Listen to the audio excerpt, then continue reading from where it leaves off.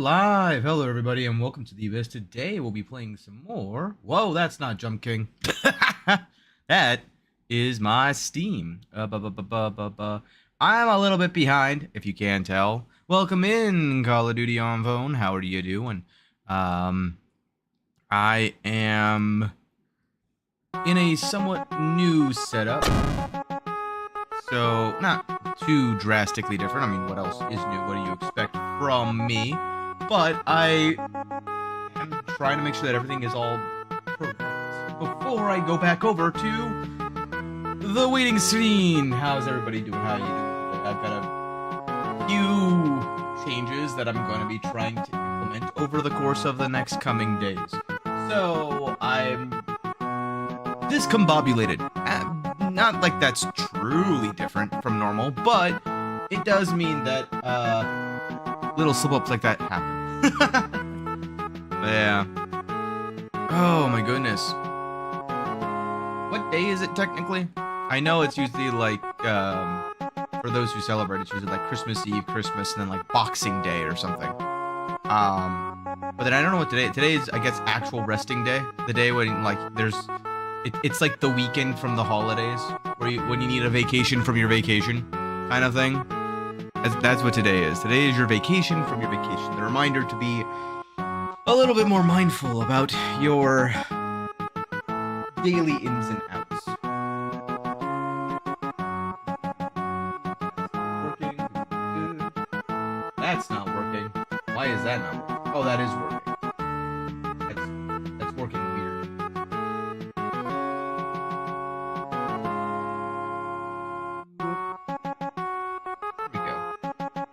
Alright, let's go ahead and just kind of jump into it now. Is it capturing it correctly? I feel like it's not capturing it correctly. There we go. Okay. I don't know why, but my thing wasn't... it wasn't capturing my, my inputs. Can you believe it's been 6 sessions already? Oh. Well, that's a problem. I am not making a new rule in my Discord. Let's see here. Okay, cool. So last time we made progress. How I will say it. I ended up in the exact same location as before, but we gained a little bit more understanding as to how to traverse this area. Very calming music.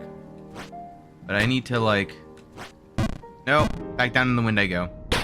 This is just the classic of all time. A tale as old as time. I've got, like, 500 freaking clips I need to get through still, too. So I've got a lot on my backlog plate that I'm excited to be able to kind of start to work on.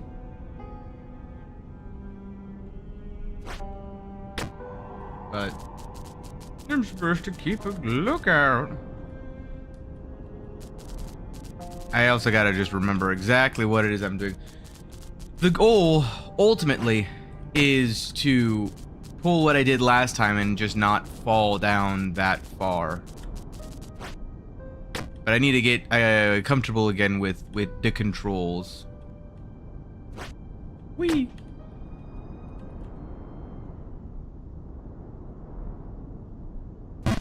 Whee! And this was a... Yeah! Oh no! Oh.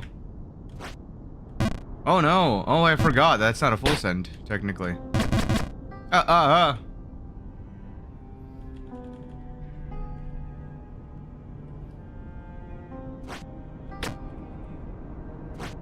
Bounce.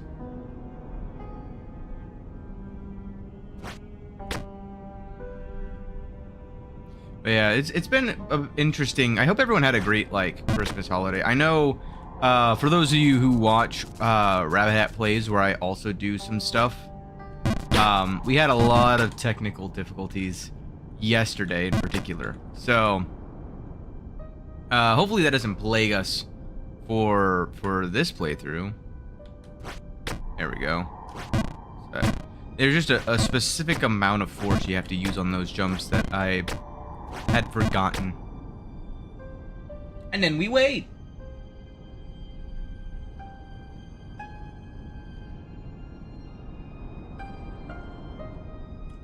No, I'm stupid. It's fine. Ooh, just barely. Oh, just barely. Wow, that was 2 just barelys in a row. I wonder if there is like a full send option here. I don't think there is. I think the goal of that entire jump is to teach you how to master the art of the small jump. The not like I single press it jump, but like the I press it for like a half second kind of jump. I also will say that I did a brutal workout like a few days ago. Oops, that was not enough of a jump. Whoa! Wow. See, this is how you know it's going to be a very long stream already, because I'm making the basic mistakes that I wouldn't have made the last time that I was doing these attempts.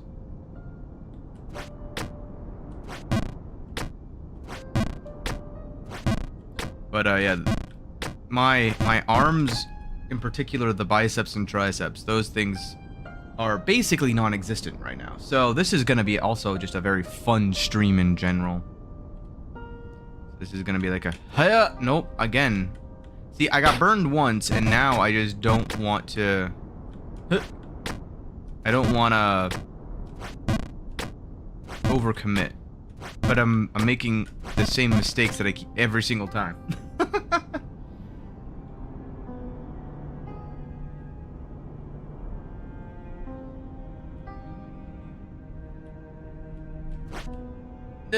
Nope.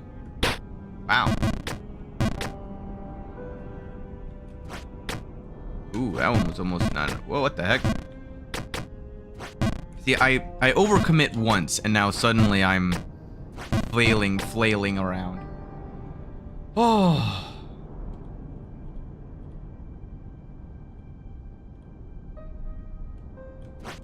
There we go.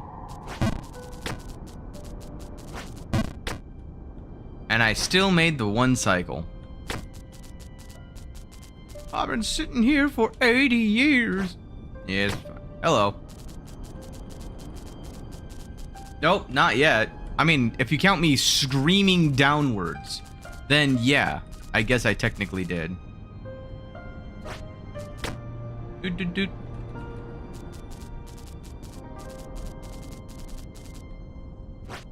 The worst part is, as I said before, I know for a fact that I'm gonna have to come back down at some point. Whee! Oh my goodness. And we're back to the start of stream. Now, with even more gusto. Ugh! I remember now I gotta like undercommit on these two. Okay. Ooh, wow. There we go. And now we're making the progress that we once were. 1, 2. And these windows are still fairly large. Woo! Too much. High.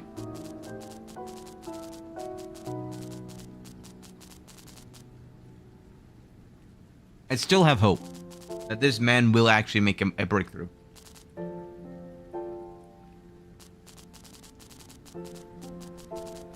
Also, I apologize. I'm trying to turn my head away from the microphone, but I had a very late night last night.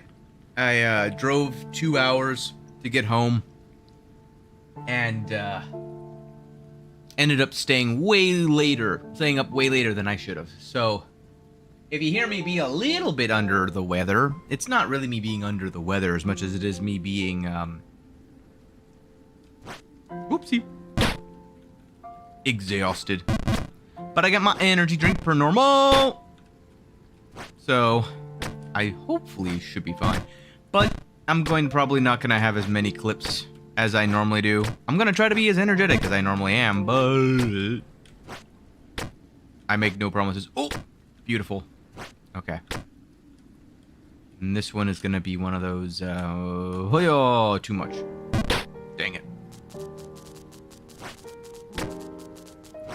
Nope, too much. Goodbye. Oh no. Oh no. No, the wind. What was that game? I saw that game. You put me like directly in the hole and you bounced me off of both edges. Oh, well, that was me being too far to the left. Oh good, I'm in here now. Ooh. Whee.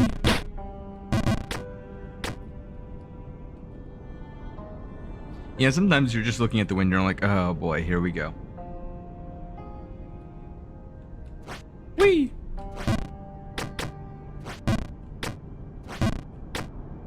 But yeah, another thing that I've been thinking about a lot is how this is gonna probably be the last stream of the year for me.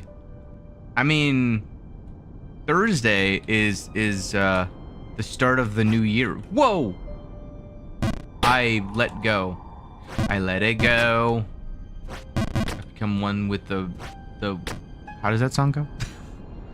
The wind and storm or something? I don't know. Oh man. I mean, yeah, but Thursday is the new year, so like it's not oh god, it's not that far away, right? Like it's just one of those weird things of like, because of the way that all of the major holidays of this year kind of felt like they fell on a Thursday. Like Halloween was on a Thursday, Christmas was on a Thursday. I don't remember when 4th of July was for Americans. That I think was on a Thursday. There was a lot of Thursday holidays this year. So it was just one of those weird coincidences that we streamed a lot of those. But now even New Year's is on a Thursday. So like I'll be streaming on the first of the year to make up for my lack of oh god, oh no, of streaming the rest of this year. Whoa, oops. Oh, I kind of figured that was actually a bit too far, but I wanted to push the boundaries just a little bit. But yeah, it's definitely an interesting thought to kind of consider. Especially when you have the notion of like, I want to stream more in the next year. I want to make some more time to stream. But I don't want to commit to anything to get your guys' hopes up just yet. So I'll be making probably a better plan over the next few days as to what's actually feasible. And I will, from there, let you guys know in the new year exactly what it is that I plan on doing. But I will say this. I am not going to stop content creation. That's the one thing that is for sure. It's just a matter of, well, what level of content can I commit to that is actually able to be maintained. Right? That's really what it boils down to. And right now, this is a great clip generator. But not every game is going to be able to generate this many clips. And I will say that's kind of one of the problems I'm also running into, though, is that this has generated so many clips for me that I, in all honesty, I've got a backlog already. And now I know how my brother feels when I gave him like 800 Elden Ring clips. Oops. Hey, buddy. I haven't talked to you in a while. He's so useless. Yeah, well, it happened. He's just sitting there menacingly. By now, we are supposed to patrol the area. What about you? Me? I'm taking my break. Okay, yep, sure. Goodbye. Right, break. My 3 eon long break. I'm afforded a 3 eon break every 5 minutes, okay? It's not my turn. I took the patrol out last time.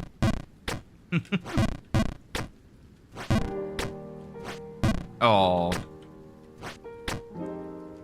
Yeah, it's just, there's still the, like, there's the mini pause that I've got pretty good right now, but the longer form pause is a little bit, well, this is not good.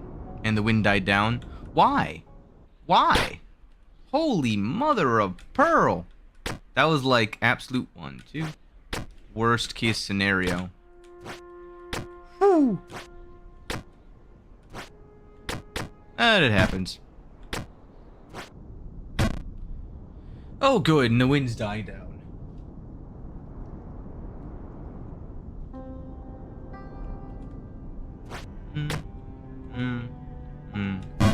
Whoops.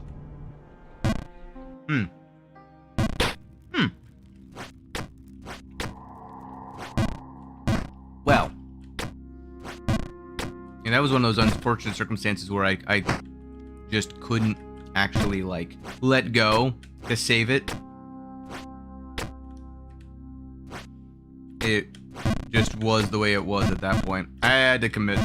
Nope. We're fine. 2. No, why? Why is my brain like this?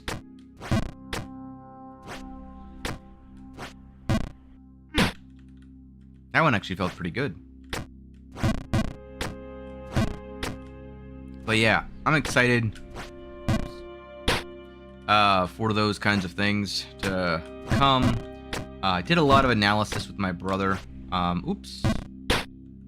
My brain conflated the 2 jumps. My brain does that every now. Did you guys' brain do that whenever you're playing Jump King? Where you're like, alright, this next jump I need to do like 60% power. And then you do 60% power on the jump that you're supposed to full send. You're like, oh, well, not what I meant. I feel like my brain does that a lot, where it skips steps because it's trying to like min-max things, and then it's like, no. The min-max has been done. Oh, this might not work. Ooh, just barely. Just follow the plan, execute the plan, and we'll be fine. I'm very glad that I've also not mastered, I won't say I mastered it, but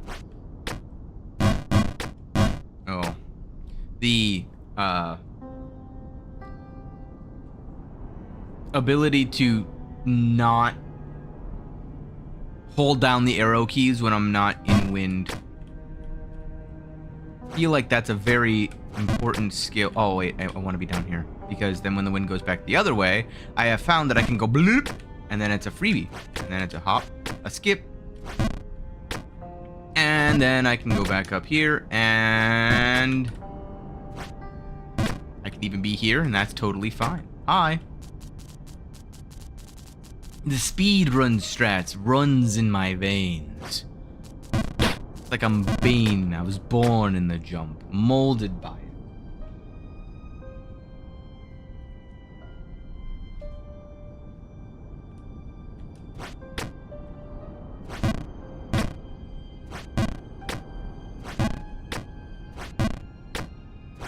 There we go.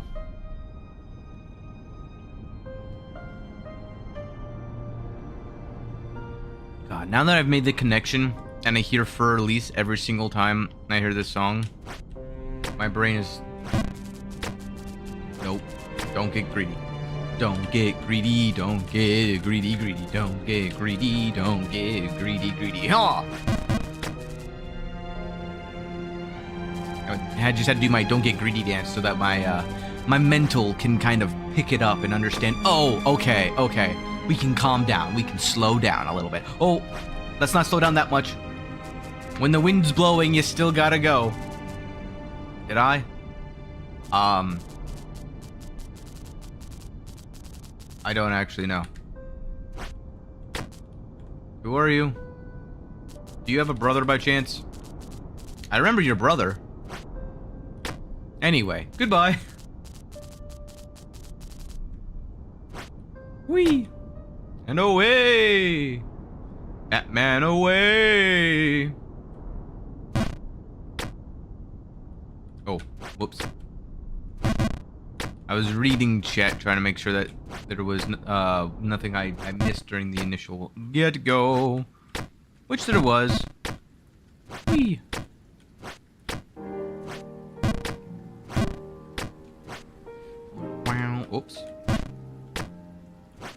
honestly, this area kind of sucks. I won't lie.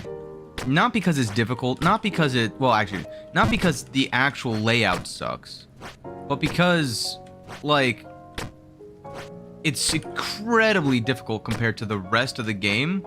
Uh-oh. This is not good. No way. Goal! Sorry, I'm contractually obligated to do this.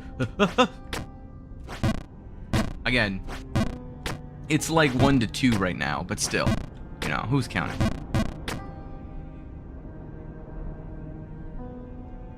Like, I've gotten incredibly unlucky with my falls in that area. And both of my main falls, like, normally it's a matter of, when you fall and you land on the middle area, you can get back up and you can do that, like, on repeat. But, like, sometimes you can just fall and you get immediately right back up into that area.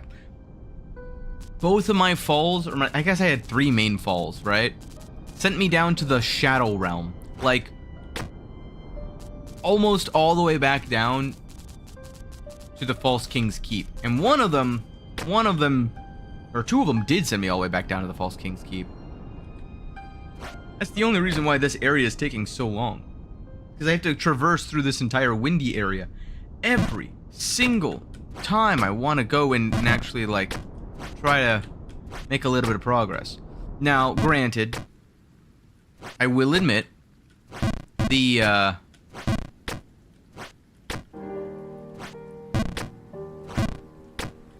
progress of this area, right, is a bit of a,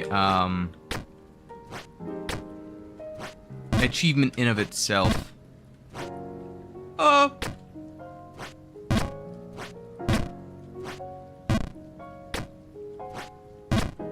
But,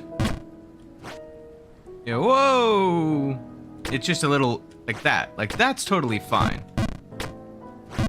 It's putting yourself at the mercy of the wind is really the bigger problem. No. Oh, thank God I failed by so much. It actually took pity on me. It's also one of the main reasons that I go all the way to the right. It gives me a much wider angle to make sure that I don't fail nearly as much.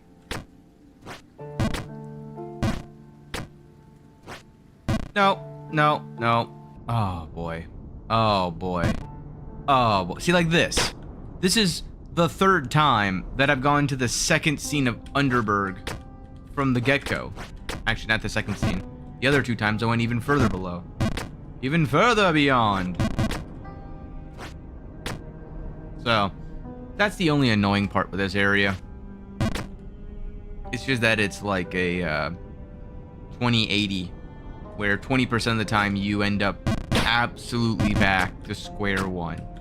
And then 80% of the time, or no, 80% of the time you end up back to square one. And 20% of the time you actually can, you know, recover. Imagine being able to recover in this game. Although, to be fair, that is a bit like the entire point of the game, right? It's you gotta do everything perfectly, and if you mess up the most critical jump, well, back to the Shadow Realm with ye. Oh.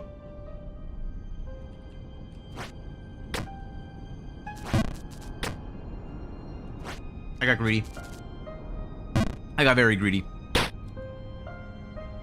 I was eating food, and I thought I had enough time to eat my food and still make it back. I did not. I, in fact, did not. As you can tell by me being down here, I have to do my greedy dance in order to make sure that I don't pull a maneuver like this ever again. Oh, my butt. Anyway, back to you.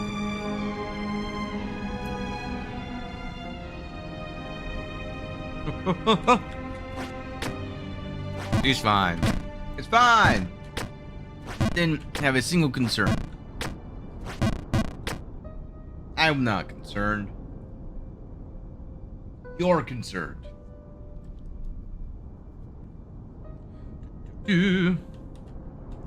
We. I will say the first like 15 minutes of Jump King is always a like, oh god, what am I doing?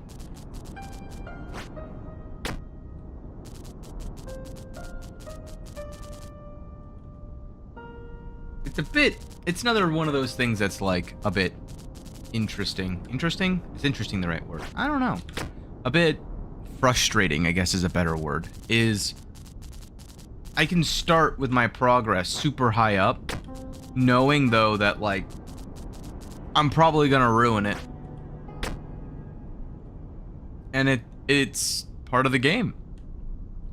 But yeah. It'll be interesting to see how long it takes for me to actually get through this entire level? Is it called a level? I've been trying to contemplate what the verbiage is. I guess it's technically a level. The new Babe Plus. I was watching a lot of other people like play the first level. Oh no! DLC. Is this DLC, technically speaking? Did I already technically beat the game? Is that something that's happened? I'm genuinely just curious. I'm still gonna beat this, obviously. E? Oh, wow. Huh. I did not realize that. Well, yes. Huh. I mean, yes, I beat the game, right? But I didn't realize that I beat, like, the base game. I thought New Game Plus... Oh, God, here we go again.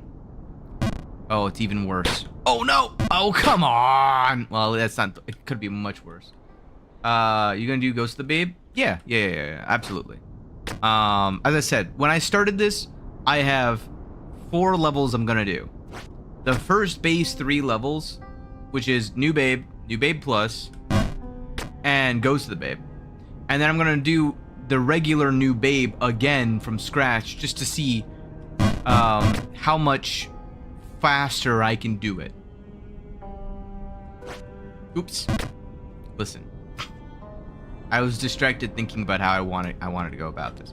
That being said, I will admit that like there is a lot of other things that I've been wanting to do, especially on my Saturday streams. Oops, wait, no, hold on. I forgot. Whee! That, oops, didn't work. Yep. Wow. Oh, wait, nope, that was it. That was the one. Okay, perfect. That I want to, like, also do, which is going to be part of my content plan, quote-unquote content plan. Yeah, like, it makes me sound professional. It's going to be a part of my goals for the coming year. So I'm excited for those, but I also am excited because, like, the problem with this game for me in particular is that there's a lot of games. I personally divide games into like 2 categories, well, 3 categories. Short streams, long streams, and either streams. So there's some games that are great as like a 3-4 hour session, but they're not that great for like an 8-hour session or a 9-hour session or a 10-hour session. I'm thinking games like, I don't know, Phasmophobia or any round-based like Buckshot Roulette. Those are good like 2-3 hour sessions, and then you switch to another game. So if you're doing like a 12-hour stream, you can do like 4 or 5 of those games in one stream, just to keep the like Jack in the Box kind of things, right? Then there is your not like long stream only games. And I classify Jump King as one of these types of games, but also any of your base building, like, what's the, like, RP, like Minecraft, or, I don't know, I'm trying to think of another, like, super long-form game. There's one that I gave my father for Christmas, called Icarus. Oh, God. Uh-oh. And we're fine. Can I actually make this? Am I getting greedy? I'm gonna get greedy. Those kinds of games that just, in order to do anything, it requires like 30 minutes of time to just do the basic things. Rug Levites? Ooh, I don't know who that is. Now I got someone to look up. But yeah, those kinds of games are the ones that are... I'm hoping that's a compliment, by the way. I don't know who this is, but he sounds awesome if he sounds like me. But as I was saying, there's like the long form. It is only I appreciate it. The long form games are the kinds of games that like it takes forever to do anything, right? I view this game as that, not because it's a game where it takes forever to do anything. I mean, look, the speedruns for this kind of game are like, maybe I would actually classify this as an either kind of game. The problem is that it's only an either kind of game if you're good at the game, right? So like the first playthroughs, you should plan them to be long streams because, again, the main problem with this game, for me at least, making it a long form stream, or making it not a long form stream, is that initial 15-minute like window that I was talking about, where it takes me a little bit just to get used to the power levels of each of the jumps, right? Uh-oh. And even then, when I do get used to it, look at how, like, again, why is it such a far drop? Why can't you just spit me out directly? Like, I must be in, like, the worst timing. I need to just get up there and wait, like, 5 seconds, or, oops. Listen, we don't talk about Bruno. But it is hard to start Jump King. It is easy to continuously play Jump King as long as you don't tilt. As long as you don't have a mental boom of like, oh god, I've fallen and I can't get up 3,711 times, and I've jumped almost 42,000 times in this one session alone, right? Like, as long as you don't let that get to you, as long as you just sort of enjoy each jump as part of the jumping experience, and you just sort of enjoy jumping for jumping, and enjoy the game for what it is a very good, like, almost cozy game in my eyes. As long as you don't tilt, right? It's very passive. You can throw this on in the background and nobody will, like, you won't be blasting out their eardrums every 6 seconds, and I mean if you're raging maybe you will be, but like you don't need to be actively focused on this game when you are listening to the streamer yap for hours. It's a good yapping game. That's another way of putting it. But if you get really good at it, it no longer becomes a long-form game because, well, you can speedrun this in, like, I mean, I don't know. Some of you guys were talking about how you were beating it in, like, 8 minutes, and I'm like, holy cow. Like, the records are in the, like, less than 10-minute range. So, you can do, I don't know how many, it wouldn't be attempts, what are they called, sessions? But you can do a bunch of, like, runs of Jump King in one stream. Main Abbey World record is 349. Is that for base game or for New Babe Plus? I believe it for either, but like, I'm just curious. But that also is my point, right? Like, it can become a very short form, a short stream kind of game at that point. But it is not a, oh, you don't know about the DLCs? Okay, so that's the main game. Cool. So, that's my point exactly. It's not like Minecraft where, regardless of how you play it, unless you're doing a Minecraft speedrun, I guess. I mean, I guess that could be, you can make a short stream out of that. But doing a short stream of Minecraft severely limits you. Doing a short stream of this only limits you if you are not good at it. Which is like 80%. Hey, back in with the unsufferable Jump King. Exactly. Yep. You know. Have you seen the MC World Record choke video? No. Judging by its name, I can kind of assume what it's about, but I haven't seen it. That's for sure. Don't worry, Funtime. I'll make progress. Surely. There's no way I don't. I've made progress every stream, right? There's no way that this is the first time where I don't make progress, right? How many flags have I raised? There's no way I go all the way back down to the bottom, right?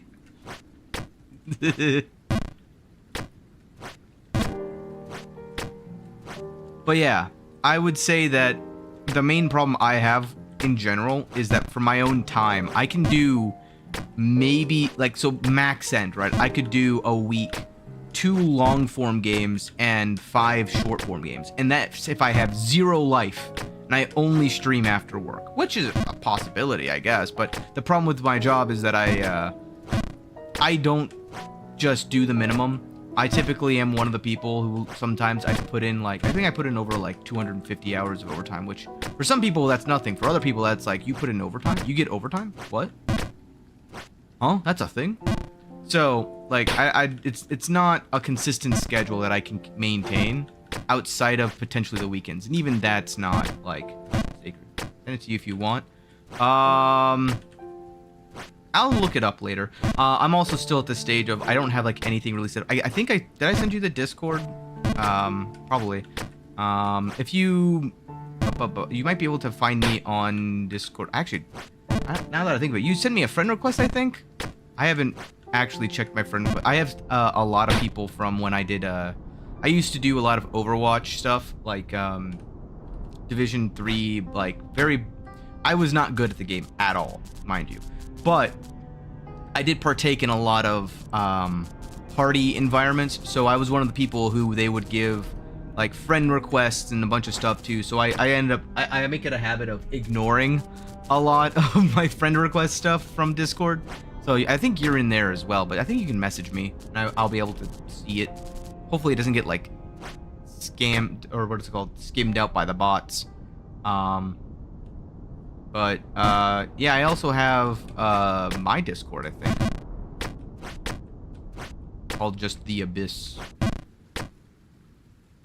So, you might be able to send it in there, and I think there's like is there a link? Hold on, let me check. I don't actually know. I haven't managed my Discord in, like, forever. Promote yourself. Random suggestions. Clips and highlights. Are you into this?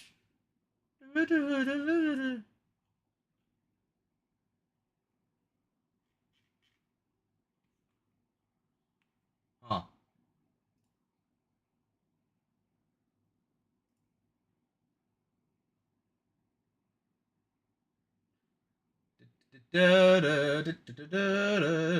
Trying to find where I can get.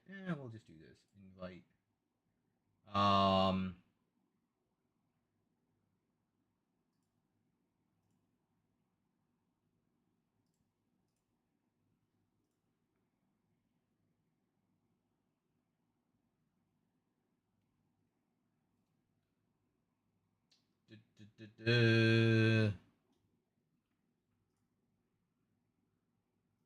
We'll do that. No.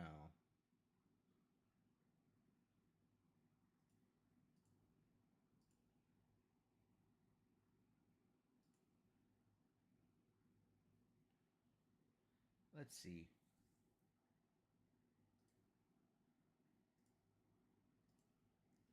Does this work?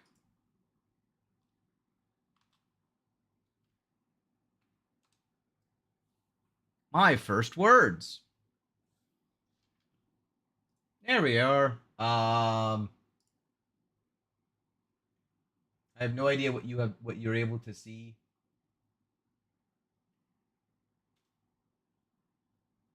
I haven't actually managed this server in a hot minute.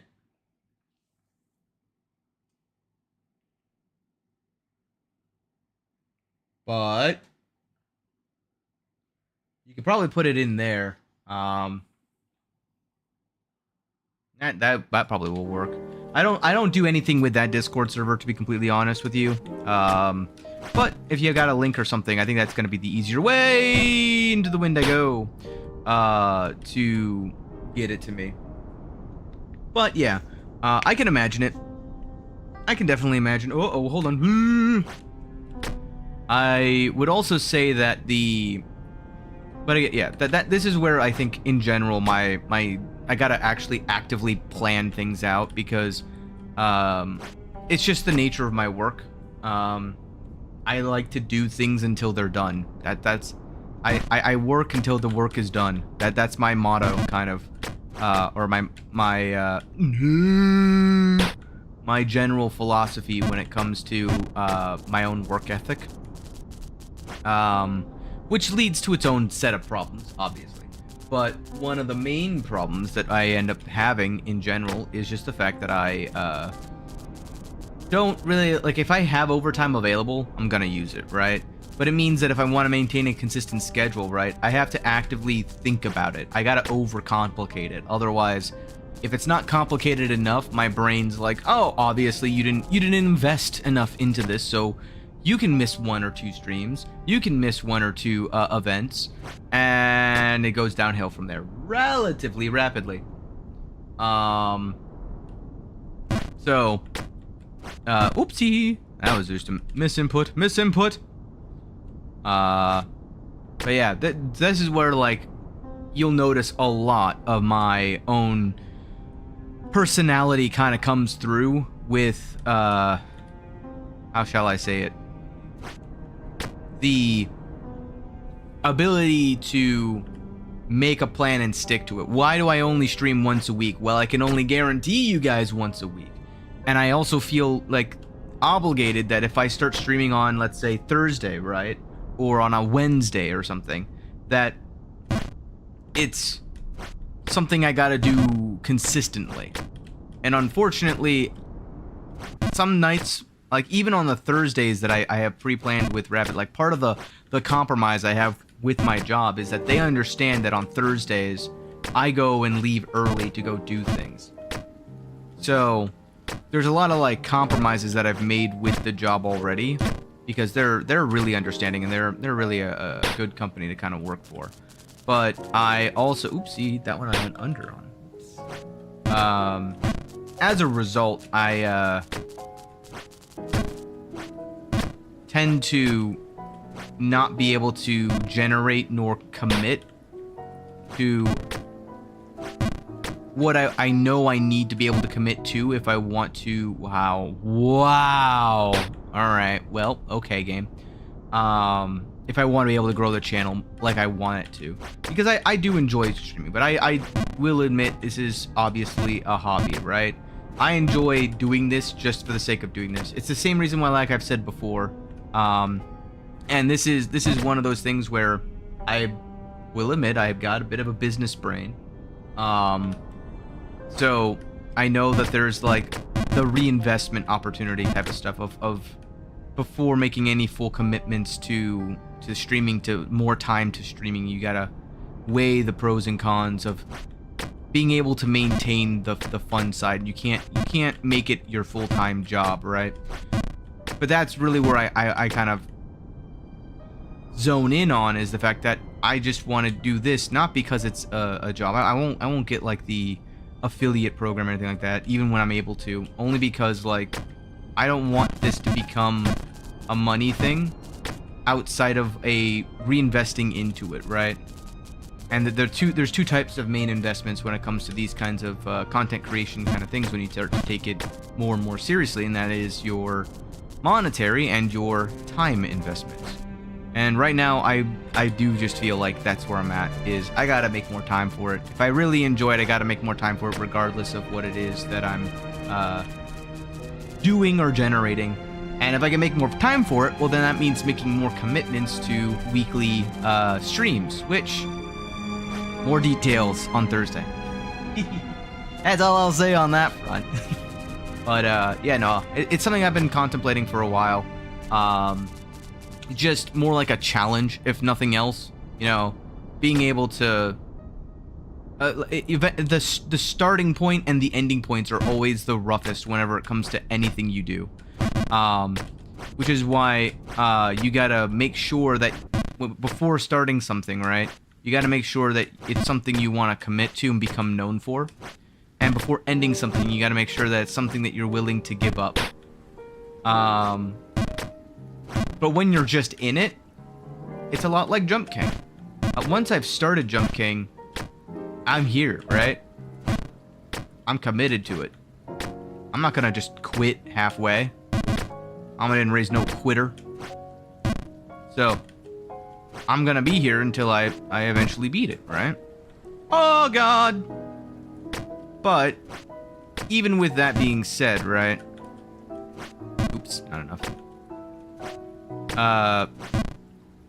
You still need to, like, plan and figure out, like, you know, plan the work the plan kind of mentality. Because if you just mindlessly progress, you never know if you're progressing or regressing. Wandering through a forest in thick fog doesn't mean you're gonna make your way through the forest. Sometimes you just end up back where you started. Oh, God. I mean, take a look at it's kind of like the parable of Jump King in some ways, you know? Sometimes you make a jump and you go one step forward. Sometimes you make a jump and it looks like you've regressed like 1 or 2 scenes, but you're actually just setting yourself up to progress 1 or 2 more scenes, you know? 2 or 3 more scenes even. And sometimes you make a jump and it's the same jump that everyone else has made 100 times and you fall 17 stories. I'm not salty. The parable of the of the greed. Parable of the greed. Parable of the wind is what I was gonna say. Jeez,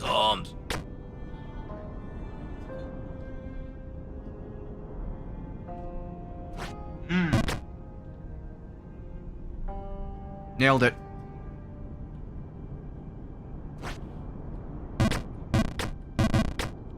Perfect.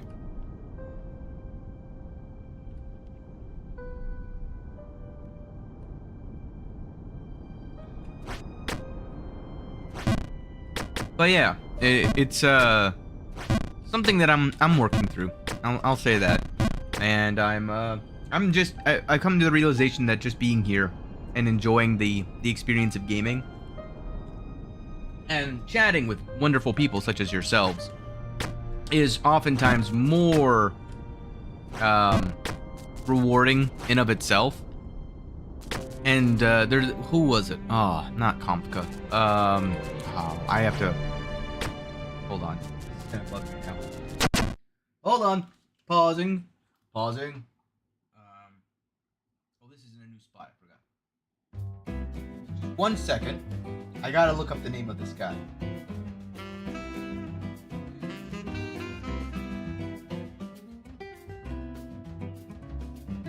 This guy's name is not Marcus Aurelius.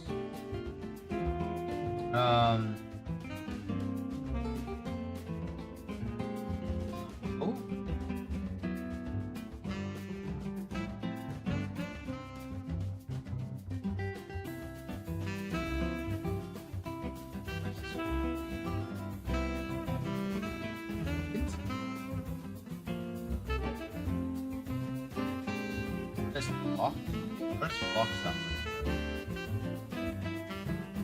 It's one of those guys.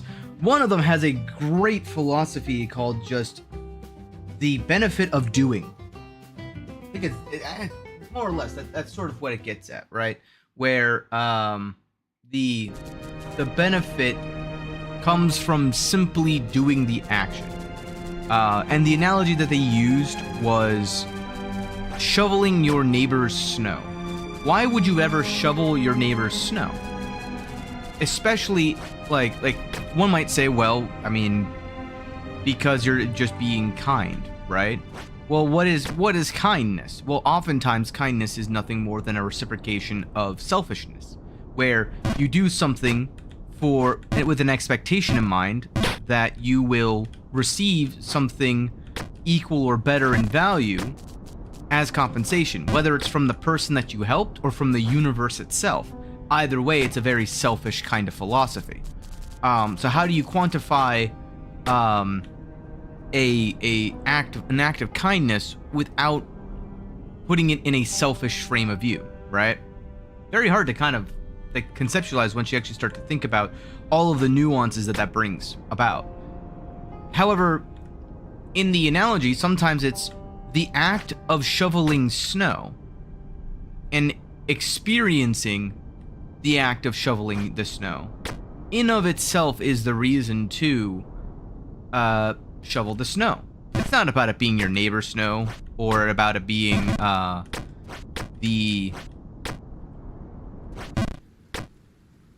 some form of reciprocation from the neighbor themselves or from the universe itself. Sometimes it's a selfish thing of just you gaining the experience of being there, of being in the moment, and shoveling the snow. And that in of itself is of value, even if it doesn't actively give you any, like, benefit that others may see. Sometimes simply editing the video and experiencing editing a video down, period. Oops, nope, not enough. Oh no, oh back, oh, I thought I was going in the wind.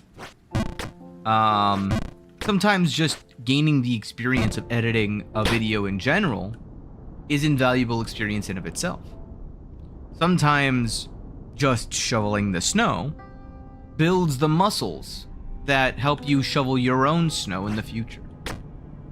And then, yes, there's additional benefits societally upon top of that. But, like, sometimes just doing things for the sake of doing is a totally valid type of philosophy. At least that's how the philosophy tends to go. And I know I've said this before.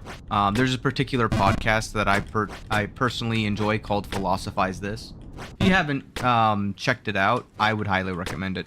I don't get, like, anything for that. That's just my own. I've listened to all 200 and, well, I'm on episode like 240 of it or something like that. But he does a fantastic job. His name is Stephen West. He does a fantastic job of reading philosophies, interpreting philosophies, without stating any of them as being ultimately correct. And I personally, as a person who likes to do the devil advocate methodology of 10th manning things, which, if you don't know what that is, let me know. I always like talking about the 10th man syndrome from, I think it was, World War Z was the movie that it kind of first explained it to me. But it's, oh god, back into the wind I go. Wait, get greedy? Ew. Oh, I'm fine. But yeah, basically, I tend to get into a lot of discussions where I sort of go back upon myself as I'm discussing a thing, and it sounds a lot like arguments. And if you're not willing to kind of go through it, I mean, look at me playing this game. You already know I'm stubborn, right? Like, that's just a part of who I am. I'm willing to admit that. But one of the things that I like to do is follow a 10th man kind of philosophy in regards to the idea of devil's advocacy, where everything that I say, my first thought is always, okay, but why not? What's the counter argument to this thing? Steelman the opposition so that I may actively see where the faults are in anything that I say. And I personally find that to be a very helpful and, what's a good verb for it? Actively engaging methodology for critical thinking and trying to maintain some form of, neutrality when it comes to my thought processes.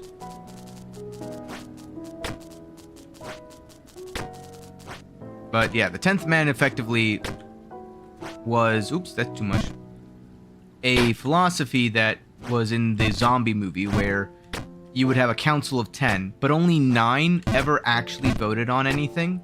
The 10th person would always have to take the position of the losing side. So if it was a 5-4 split, it would always be a 5-5 split, where the 10th person's there to advocate for the positions that are never popular, and basically they have to do their research and they have to look into both sides and find what the points of contention are in favor of the side with less people siding with it.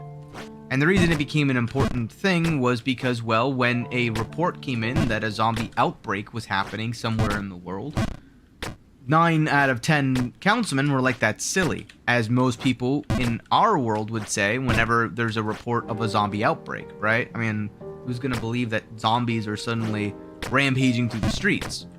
Unless we're in some sort of terribly written, or, I don't know, I'm not going to make a judgment call, I guess, on the ability of, like, the validity of a story's plot, right? But unless we're in a zombie apocalypse, why would you ever believe that zombies are real, let alone rampaging through the streets and terrorizing the world's population, right? That's just fantasy in a lot of people's eyes. Well, the 10th man has to be like, well, time to do my research, I guess.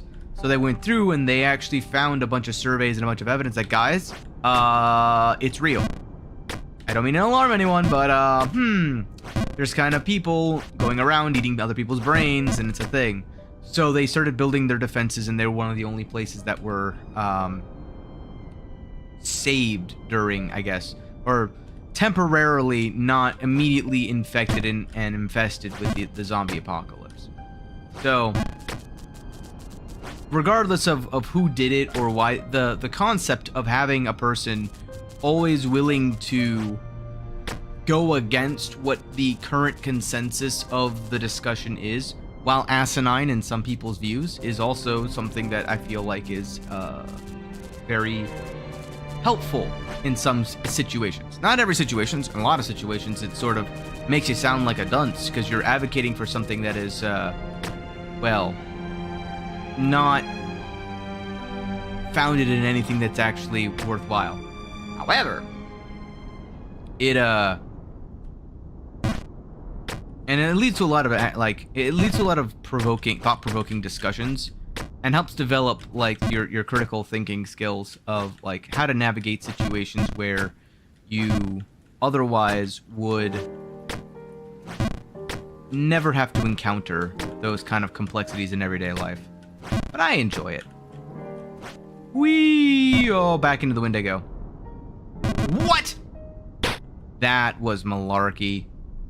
That was a goal, and you know it, game. That was a goal, and you robbed me.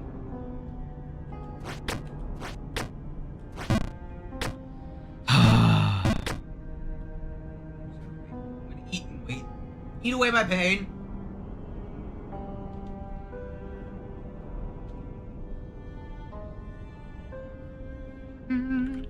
All right.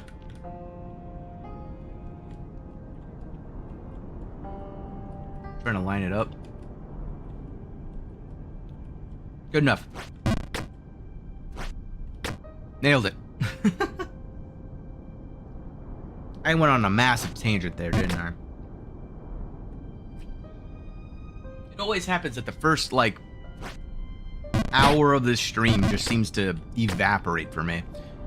It's usually around the 4 or 5 hour mark that I'm starting to, like, look over and be like, whoa! Time is not moving at all. It just sucks because basically this entire this run is gonna be me trying to get better at the fourth scene of the Colossal Tower. That's what I'm hoping to be able to do it by the end of this stream, is consistently get through that scene of the Lost Frontier.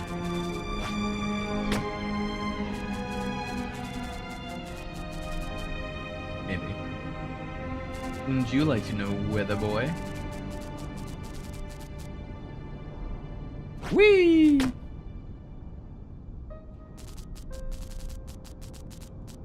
I don't know if anyone else's runs have that where he always asks, come closer so I can take a look at your face as you're able to, like, just run away. It's funny every time to me. Whee!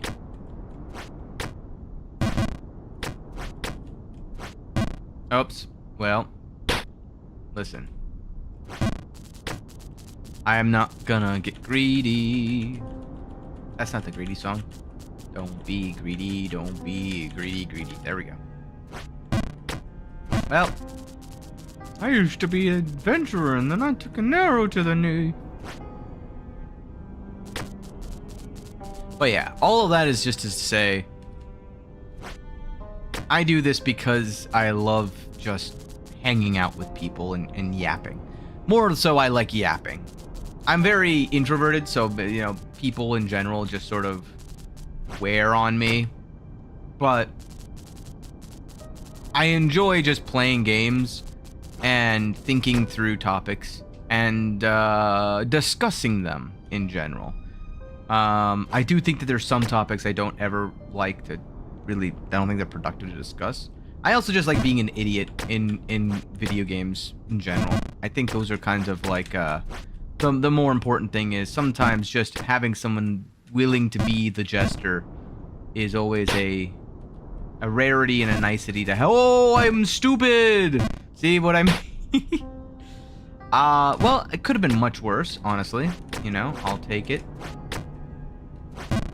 I, didn't anticipate it going that awry, but it definitely could have gone much worse than that, so I'll take what I can take. Nailed it. Wait. Stop on your right foot. Don't forget it!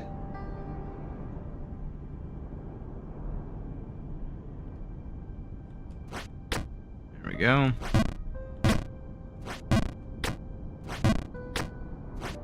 I also enjoy the progression of this game, where it does feel like an accomplishment every single time. I won't say that I accomplish it every single time. That's something else entirely.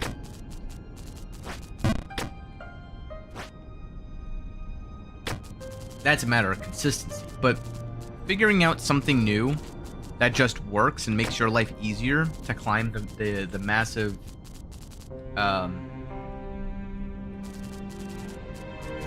Again, I always want to call it a mountain. This isn't really a mountain. I don't see a mountain here. But learning a little bit of movement tech and learning a new ability to jump, right? Like a new location, I guess you could say, that you can jump from, or a new full send spot, right? Those are always a fun mini adventure. No, every single... I need to not overcommit to that jump. Otherwise, I'm gonna go all the way back down to this place. Quite literally, the farthest I think I've fallen in one go is from that jump.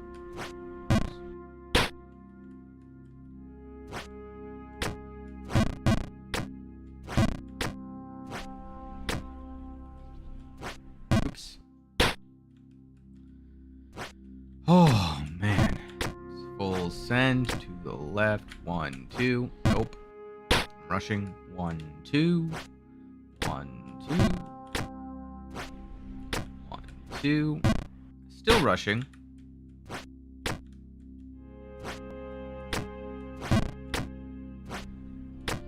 2. Ow. I'm still rushing that? Wow.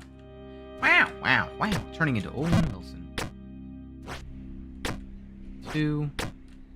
2. There we go. Always the most nerve-wracking jumps are those ones. I rush it. There we go. Almost messed that up, but it's fine. I didn't. There we go. It's like, sometimes my brain is just not used to the full send nature of some of these jumps. And it's like, I gotta... the other part of the Lost Frontier that's a bit frustrating is that you get this,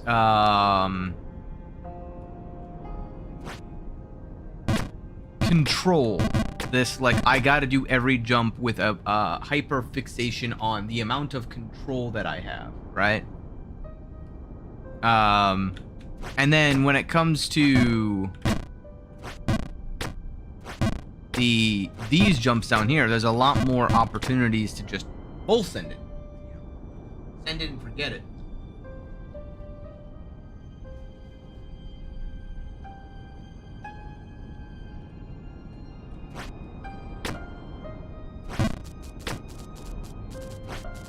Oh no, I got greedy. No way, I didn't wait that long.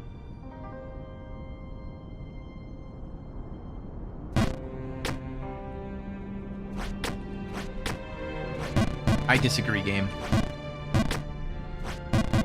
I did get greedy though. That is on me.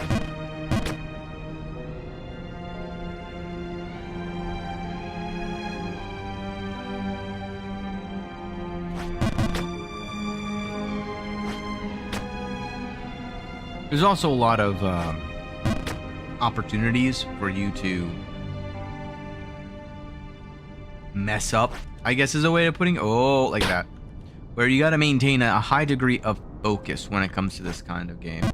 Where not only if you have to know what to do, you have to be able to do what you need to do, and then you got to be able to consistently do what it is that you need to be able to do at every given juncture. Perfect storm for a lot of people not to, well, be able to do it. Yo, Nubira, welcome in. Welcome to the Abyss. Hope you enjoy yourself. Leonex? Is that Leonox? Is that how you say your name? I'm terrible with names, so I do apologize. Whee! How are you doing?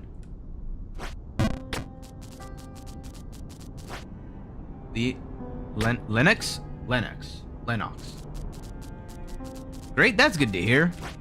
Yeah, we're on New Babe Plus right now, trying to get back up to the Lost Frontier.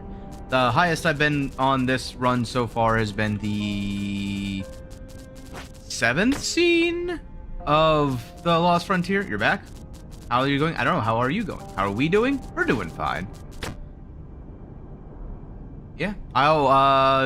You should be able to see the link I sent earlier. Not already in it? I think you are. Should be. As I said before, though, I don't really maintain that Discord. I think you are in Rabbit's Discord. He's the one who has a much more active Discord, I guess. I'm still, like, once a week Andy over here, where I stream Jump King every Saturday right now until I beat the game. So, I don't actually... Oopsie. I don't actually, like, actively do anything in those Discords. But yeah, trying to think, do I have it? I need to make a link for my bot. I've been meaning to do things with my chat bot, but I just haven't really done anything. Stream once a week? I do. And that's today. I stream on Saturdays. How come I didn't realize that? I don't know. It's just every Saturday I stream from about 2 p.m. EST till, yes, whenever I feel like getting off. Sometimes it's only like 2 hours because I'm not feeling great. Sometimes it's until like 2 a.m. So, you know, I try to stream less than 12 hours nowadays just because it is 28 hours. Oh, hey, listen. Okay, I just saw that. 29 hours, first off. Second off, I keep wanting to say Leonox. It's Linux. Is it like the operating system? Is that a play on the operating system at all? Or is that just like your name? I don't know. My brain immediately went, because I have a minor computer science. I was like, that sounds like the operating system I have to work on with work. Great operating system, by the way. But, oh, your real name's Lee? Ah, okay. I just wanted to, I didn't know if that was like a plan. Linux experience like? Okay, so if Apple and Macintosh does everything for you, and Windows gives you the ability to work well with a bunch of other objects because it's, able to have things interchange, Linux is like building with, you have to build the stone bricks yourself, is the way I'll describe it. Like, if Windows gives you the bricks and Macintosh gives you the walls to build a house, Linux gives you the raw materials, the iron and the copper to go and, like, go forage for yourself, kind of. Nano 11, you love it? Oh, nice. I actually haven't worked with Nano 11. Oh, God, back to the wind I go. But yeah, I've been kind of doing this for several hours a day. I mean, not a day. Every Saturday, I go for like 8 or so hours. And then I kind of call it till the next week. So the last run where I got this crown was a 26-something hour run. That's just how long it takes. I'm not nothing if I'm not persistent. I don't tend to like give up when it comes to these kinds of games, which is part of the reason that I usually don't. I'm gonna platinum the game or just beat all the DLCs. I'm just gonna beat all the DLCs. I don't really feel like this is a great game for me to like try to go 100%. I'm gonna do 4 runs of this game for sure. And then I'll kind of take it from there, where I'm going to beat the new Babe, which I've already done. Beat New Babe Plus, which is what I'm doing right now. Beat Ghost in the Babe, which is what I'll do next. Ghost of Jump King Past, Present, and Future for you. And then I will go back and do New Babe again.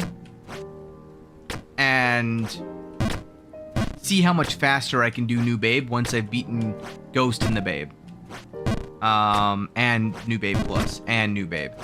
So, but there is one other thing that I do plan on doing, which is I do plan on getting the Giant's Boots. So everything you see me doing here, I'm also doing it keeping in mind that dang it. I'm going to have to be back. I'm going to have to be able to do it again. He hasn't found something. Spoiler alert, he hasn't found something new. Sorry to burst anyone's bubble. Oh, too much. Ignore that he just said, yes, this is definitely something new. Okay, that's a lie, and he's just making things up, okay? Beating New Babe in 7 minutes? Wow! That's impressive. That's what I was kind of talking about. Oh, here we go again. I was talking about it earlier. Holy mother of wind unluckiness. No. Yeah. This is my life. I also made the first few chords of this area sound like the trumpet. That's like the bwah, bwah, bwah. Every single time that the trumpet starts up, I just hear the like failed trumpet noises. Oops. Listen. Don't talk about Bruno. But what was I saying? I do want to get like the cosmetics, as you can tell from the fact that I have the special boots on. I also have the cap. I don't know if there's another thing in the base area that I just didn't get, but I already have 6 of the silver coins I need, which from my understanding that's all there is in up until my PB. So I have all of them. But it's oops.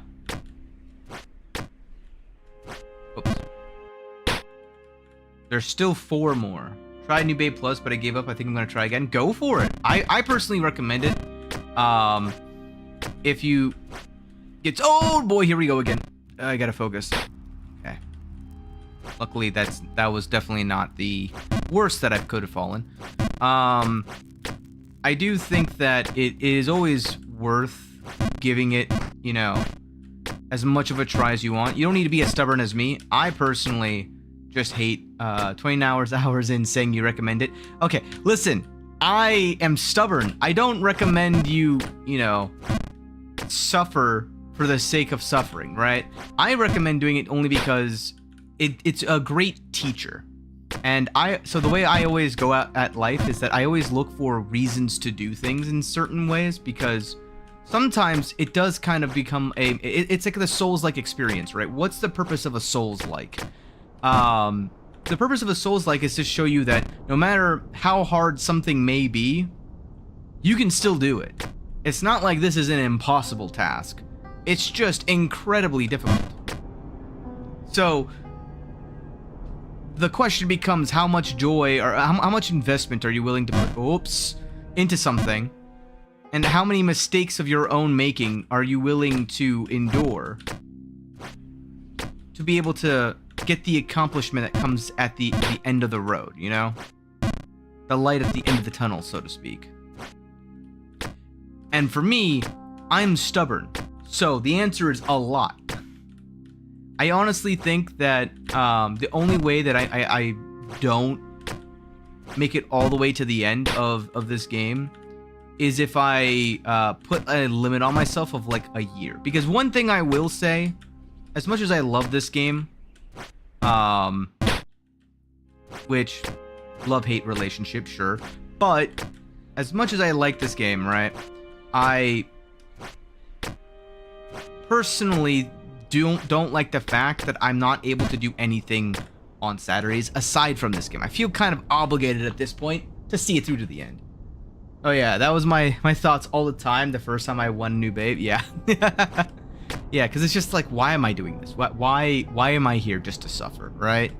Which, it's a valid question, right? It's a very, very valid question whenever you're playing something for 29 hours and you go, why am I here suffering at the most basic jump? Hold on. Like, I've done this jump God knows how many times at this point. So why am I here failing this jump yet again?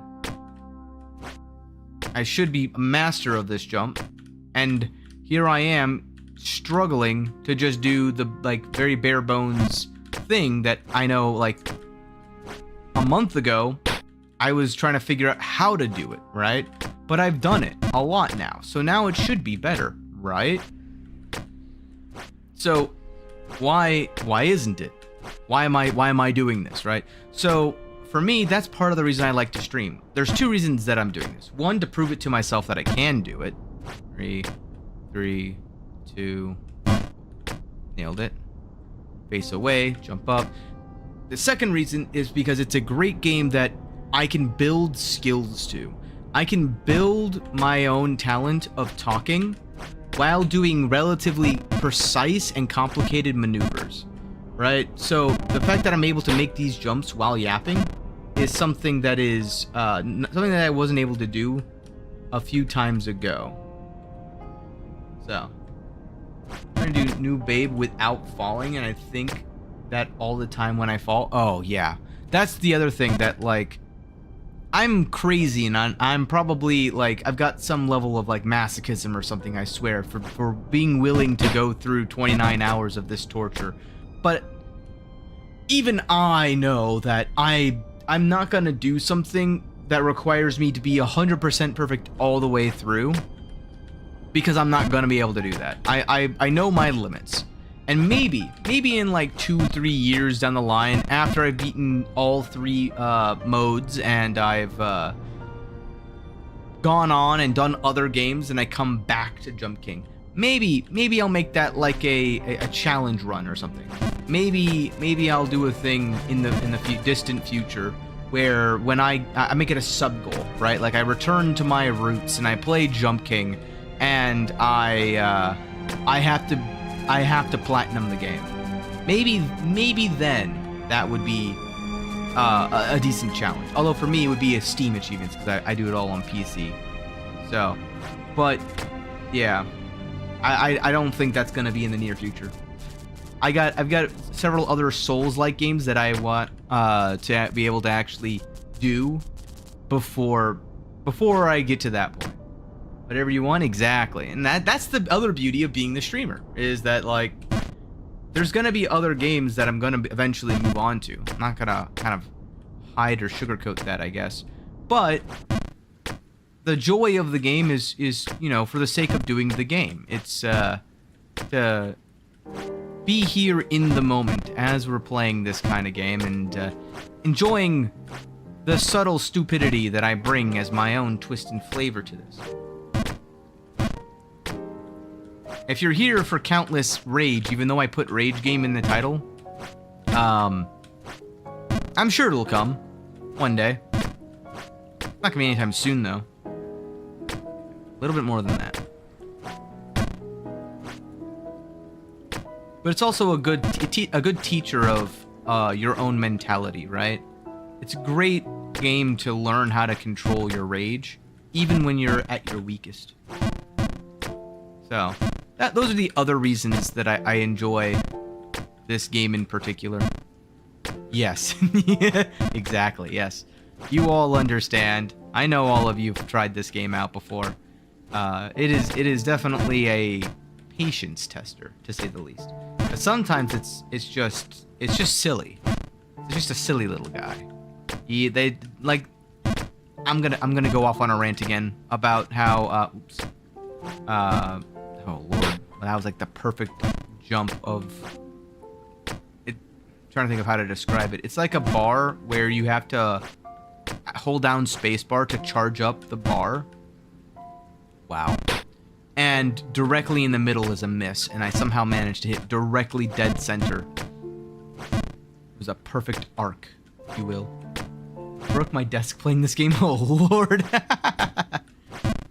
You know, I've definitely been tempted once or twice to, like, just take a breather. I mean, there's been actually even a couple times on this stream, or not in this one in particular, but you know what I mean.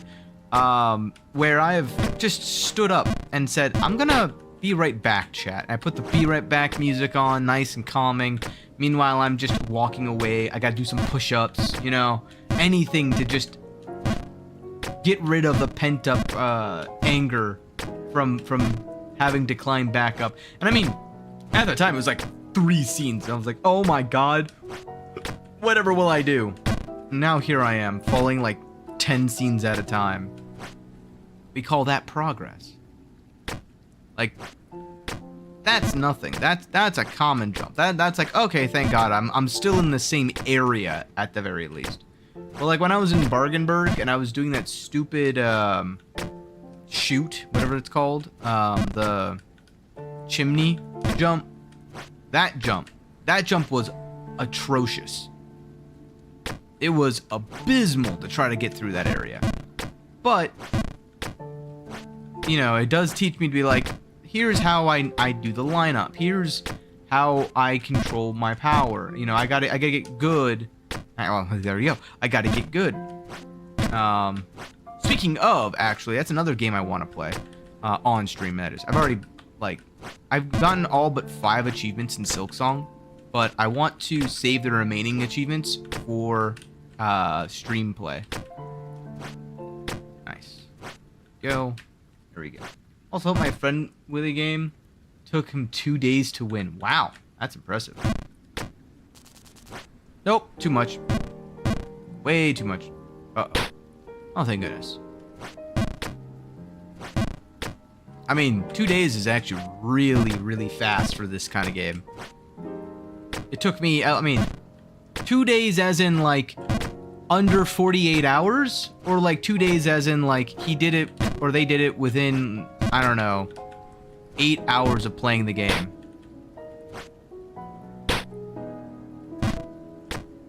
Those are two very different things. Like, I did it within 2 days total of you know, time. Took me 4 8-hour sessions, but yeah, detailed, detalles. It's first time playing it too. Wow, that's impressive. That's some like person who has a lot of muscle control and the ability to do intense geometry in their head. Those are the two skill sets that I've realized have really helped me, is being able to visualize where I'm gonna end up and then know, like, okay, I need to do this amount of power to get this kind of jump to make me land up in this area. I mean, I was gonna call and told them every jump. Oh, well. I mean, that's also, I think, half the fun. Like, the reason that it does take people a lot longer is you gotta make a guess as to, like, okay, I have 3 paths before me, and if I choose the wrong path, I have to climb back up from the bottom. So, I can't choose the wrong path here, otherwise, I gotta spend another 30 minutes just getting back up to choose another option. So, whoa, too much. I did not mean to do that. Did let him learn himself too. There you go. I mean, again, it's not right or wrong. I'm just, you know, objectively, that's what, in some essences, makes it a little bit longer to play the game. Sort of as like a defensive, like, my time wasn't that bad. Not do everything. True. Then, I mean, even if you tell them every single jump, it's something like I've also said in this. There's half the battle is learning where to go. The other half is being consistently able to do the thing. So you not only need to know what to do, you not only need to be able to do it, but you need to be able to consistently do it. Now, objectively, the reason that you need to be able to consistently do it is because if you fall, you've got to be able to do those other jumps to get back up. It's not like falling respawns you at the last most successful location, right? You don't get infinite amount of attempts at every single jump. You have to, like, earn your way back up to be able to do that other jump. So, just knowing and being able to do something oftentimes isn't enough. So, it's definitely no takeaway necessarily from them as well. Not like a full do. Getting back up and doing it over and over. Exactly. Having the patience to be willing to be like, all right, I'm gonna have to do this jump about 150 times before I'm able to consistently do it, and I gotta be not upset at myself when on the 200th time I still mess it up, because, you know, even pro players make mistakes, and that's the way that I would kind of like frame it, especially when you add a bunch of like pressure or anything like that to it. And that's where skill really kind of shines through, is being able to be in those nerve-wracking kind of situations and not mess it up. But also having the nerves of steel to be able to, like, actively do these kinds of jumps and know that you're just gonna nail it every single time. That, you know, under part of the viewership boon, I guess you could say, is the fact that, like, I got all you guys keeping me company. Whoa! So when I do something stupid, it's still worth it. Got me as a pro speedrunner on Jump King. I'm top 1,000 on New Babe. There you go. I mean, you have a rank. I think most people consider top 100 to be, like, pro. I don't know. Top 10. I don't know what speedrunners classify as, like, professional. I should know. I have a speed. What's it called? Speedrunner.com. Not gamesonquick.com. Is it GDQ? I don't remember. I have an account on one of those speedrunning sites, and I used to do speedrunning of Hollow Knight. So, yeah, I'm somewhat of a professional myself. But no, I don't know. I would call anybody who is able to do a challenge and have a rank in general. If you're not a pro, at the very least, you're a ranker, you know? Somebody who has a rank and a title, which is also very impressive. Like, if I'm rank 695 in the world at New Babe Plus, like, you know how many people are in the world? Granted, not many of them play the game, but, like, regardless, like, there's a lot of people who, like, that's just a part of the details, right? Like, there's not that many people who play the game, sure, in comparison to everybody in the world, but that just means that their record is 0 and null and NA. So, like, in reality, I'm still a very high rank compared to everyone in the world. Doesn't matter. Ugh.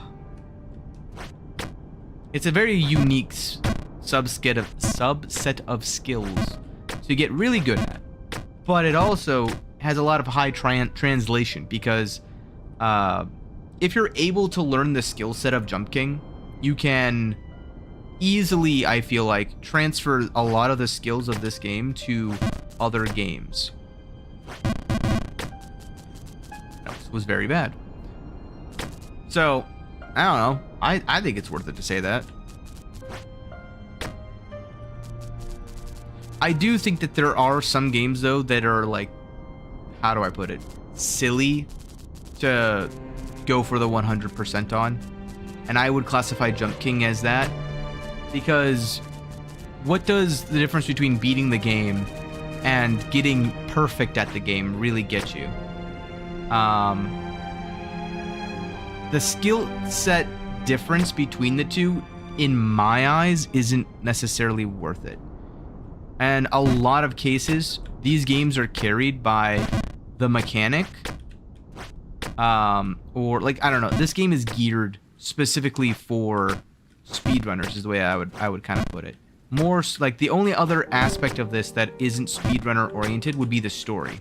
Which, what is the story? Well, there's a new babe at the very top of the mountain. I keep calling it a mountain. I don't know what else to call it, though. That, how you get there, and the environment, you know, that it tells you, all you need to know about the actual story. Like, there's so much environmental storytelling in this, which is what I really, really love. I've come to find that I like games that deal more in environmental storytelling than I do games that rely on the game to just handhold you through. Best way to kind of put it. Oops, too much. So I do enjoy that aspect of this game, where it kind of just lets you get directly into the game itself with a very tiny amount of exposition.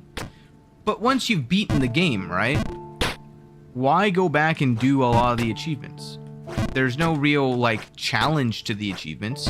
The achievements are just do more of the same, do it better, right? Like, the only thing you get is much better at precisely jumping. I guess you can say it gives you even finer movement control, which definitely is a boon, but it's not as great of a boon as the initial boon of being able to get through the area. And you don't even have the numbing agent of, you know, pondering what the ruins are, the fish, you know, creatures that these people of whatever civilization were worshipping. Like, what's the point, right? What's the point of, like, all of these people, and why is it eternally raining here, right? Like, that's another big question that was popping up. Like, there's a lot of questions about the story here, but once you're going back through this area and you're actively on a challenge to be even more precise than normal, well, you're no longer even worrying about that. You're just worrying about not falling. And that's a very, very different worry. I still never got my questions answered as to what counts as falling, right? Like, does me falling on my face count as falling? Does me going down a scene count as falling? I don't think me going down as a scene counts as fall. Oops. Like, there's a couple of points in this run where I've purposefully fallen on my face because it's much safer. Like, this jump here. Does me falling on my face here count as a fall? Like, I don't know. I don't think so. But I don't know. So, like, what, you know, why? I'm stubborn, but I'm also, you know, realistic. I'm only stubborn about the things that I've deemed as worthy of being stubborn about. You know, I'm A picky stubborn. Person who is stubborn. The one who is stubborner. Like stupider, I guess. Must come from Jupiter. Hold on. Eating breakfast. Oh, what? Huh? Auto mod.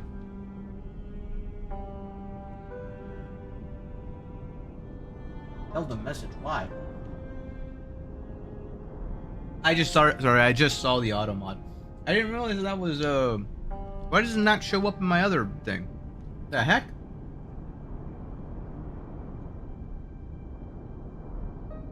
Sorry about that. I have auto mod on just because I quite literally cannot focus on the moderation stuff. I also haven't. I've just been too lazy to turn it off. Too lazy. But yeah. All that to say, yes, eventually I'll be doing, I think, Silk Song. I think that's gonna be one of the. I mean, I don't know. I've got a couple of games lined up that I do want to eventually get to, which is also the main reason why I don't plan to do anything more than the base 3 levels. I mean, it's already been what, 2 months since I started playing Jump King. Once a week. I've got so many other games that I want to be able to get to. So, and not only that, you got to keep in mind that for me, this is also like 8 hours, like, or minimum. So like,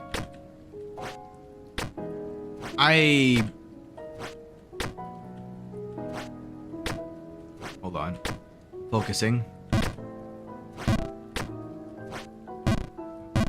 Oh, wow, I missed that. That's unfortunate. Focus. Focus. No! Oh, back into the wind I go. Ow. But, what was I gonna say? Yeah, I don't really have a chance to edit videos down on my Saturdays, and then Sundays I've got to split my editing time with my preparing my lunches and everything for actual work. Oops, this was stupid. Hey, I'm back here. I didn't hold down the right or left button. I didn't hold the button down. The button that I needed to hold down.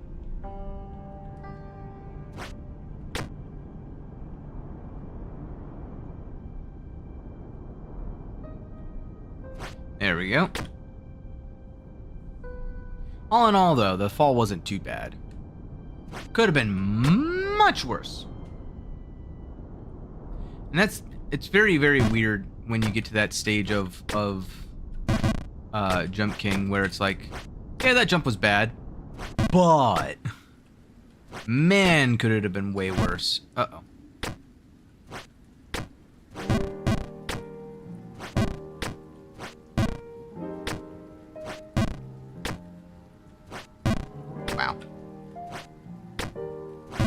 I gotta be very careful with that jump. Same with this jump. Otherwise, I'm gonna do this again. Oh, Lord, here we go. Oh, my God. See, it could have been this bad. Could be all the way back down to the... Like, I was on a jump miles and miles ahead. Whoops. All right, game. That was interesting, to say the least.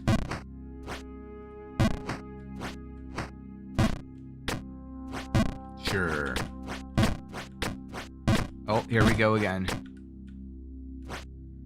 I feel like that's the other reason why I have, like, I've got a bunch of shorts I gotta generate still that I got on the backlog. Ooh. Ooh. Ooh. Okay, we're fine. And a lot of the problem with it is just the fact that it's not enough time. I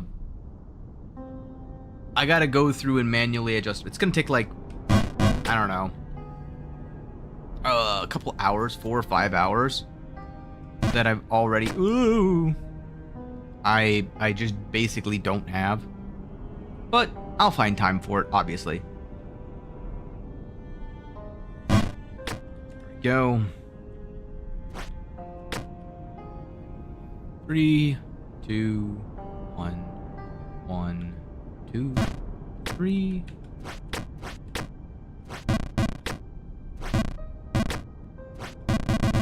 Oh, I wasn't lined up. That's unfortunate.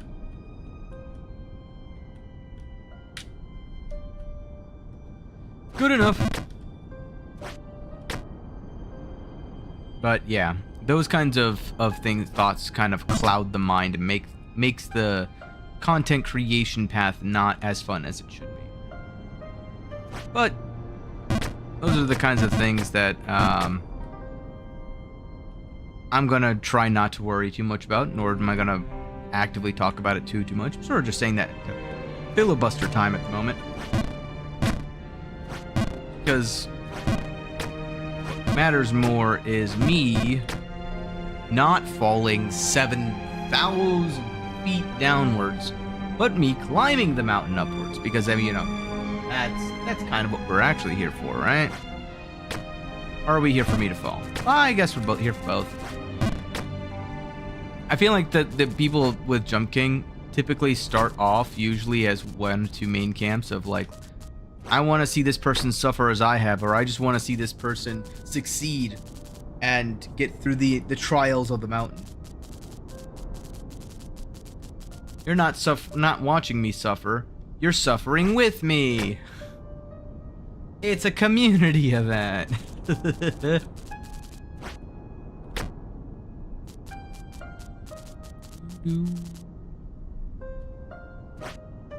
Again, for release, every single time I hear those chords.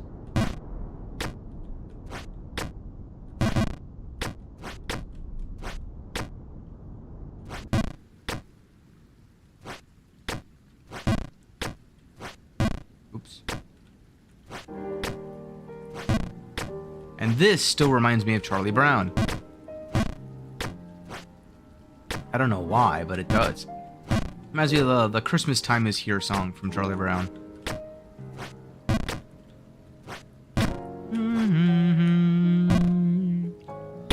At least the first chord does.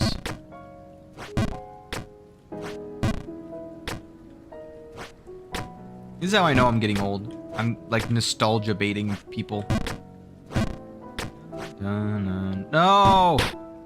Didn't hold it down long enough there. I have like literally one safe jump and I still managed to mess it up. Like that would be called a fall, I think. Uh-oh. Oh no! Oh, we're fine. Oh, we were just barely fine. That's like the first time that's happened. Ooh, I was almost too far to the right there. Gave myself a mini heart attack. This time is here.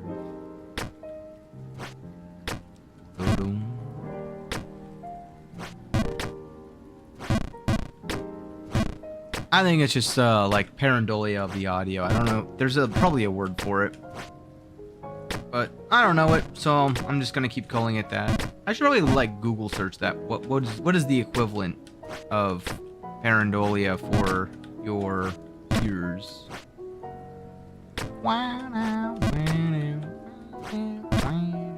Oh, too much.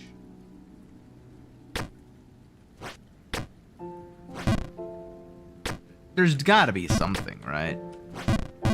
And I don't mean like auditory hallucinations or auditorial hallucinations. I mean more like, what am I doing? I gotta go further back to get it more consistent. Ah, and into the wind I go. Well.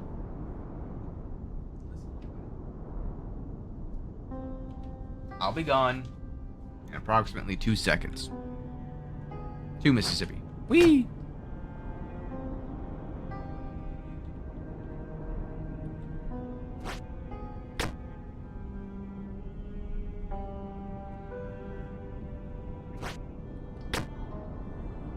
Oh boy. But yeah, another one of those games that I've been kind of considering is a game called Liza P. I've heard a lot of people give a lot of great reviews about that game. So I am pretty interested in playing that at some point.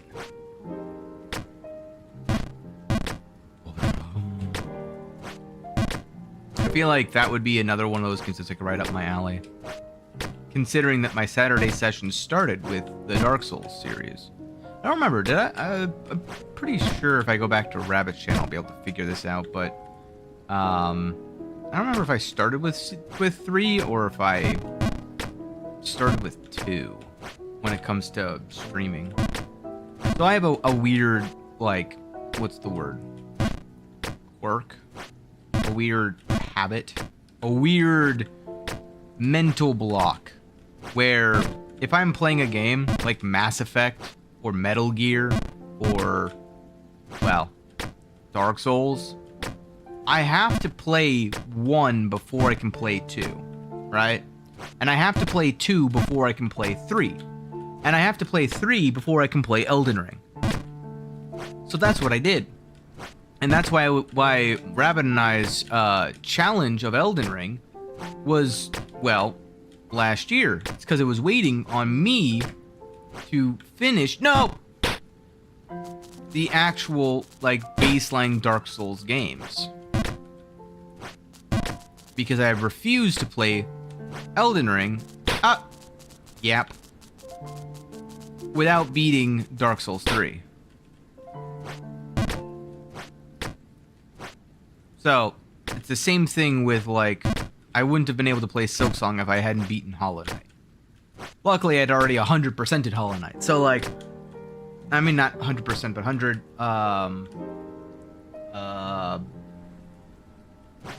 whatchamacallit? 100, not 100%ed, 100% achievement. Yeah. You know. Ooh, what's that? Hold on one second.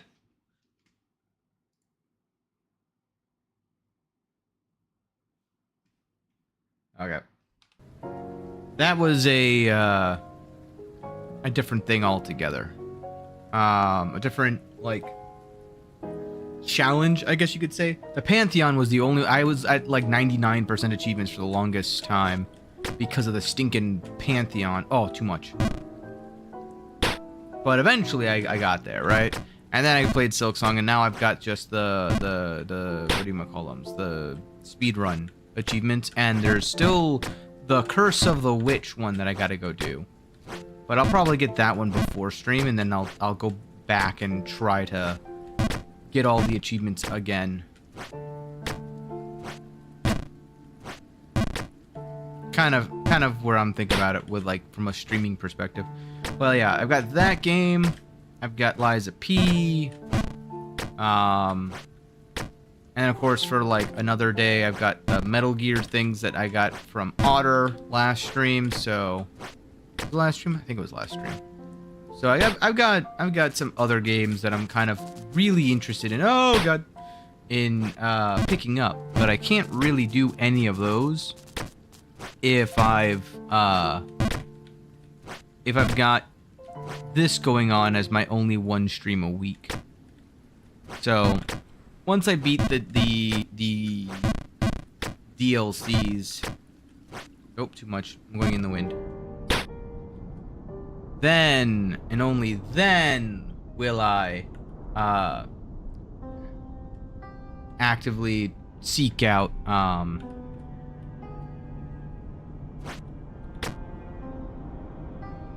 playing the other games.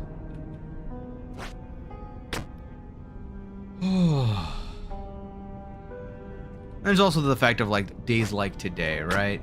Where today I woke up at like 12:30 because as I said before, went to bed at like 3 in the morning. Just exhaustion from the drive, exhaustion from getting back home from the holidays. Lots of things kind of prevented me from being able to relax yesterday. Unlike, oops, why did I do that? Oh, I think I was just too far to the left there. That happens sometimes when you're too far to the left on that jump. But yeah, those kinds of things prevent me from having as much energy as I usually do. Not to mention the fact that we've entered the stage of the game where we are just basically doing the same things over and over and over and over again. So we're not really yet discovering new territory yet. We're sort of just waiting until I can get back up to where I was. And it's all on my own skill level of being able to consistently make the jumps that need to be made so that I don't send myself back down to the Shadow Realm and have to spend 16 years. I'm also starting to lose focus, I can tell. My energy drink must be wearing off. But I'm unimpeded with my stream of consciousness as it's just continuously yapping. If you ever want to know how to yap, I can teach you the ways to yap. When I was still in college, I had a very, very bad, how do I put it? I wanted to be able to improve my own gameplay. And by that, at the time, it was Overwatch, was the game, really. It's why Overwatch has a special place in my heart when it comes to a lot of my own growth as a gamer. It was the first, like Warframe was the first game, I would say, like actual full-on game that I got into playing like over 1,000 hours of. Overwatch was the first PvP game, and I learned something from my first PvP game, which is that I'm very competitive. And I have a very weak mental, so I am very bad at games. But it gave me the desire to want to get better at gaming. And everyone that I ever talked to when it came to coaching for, oh no, this is really bad. Oh, this is even worse now. Oh wow. Holy mow. Holy. I think that's the most amount of things I've dropped in a single go ever. And there's the trumpet.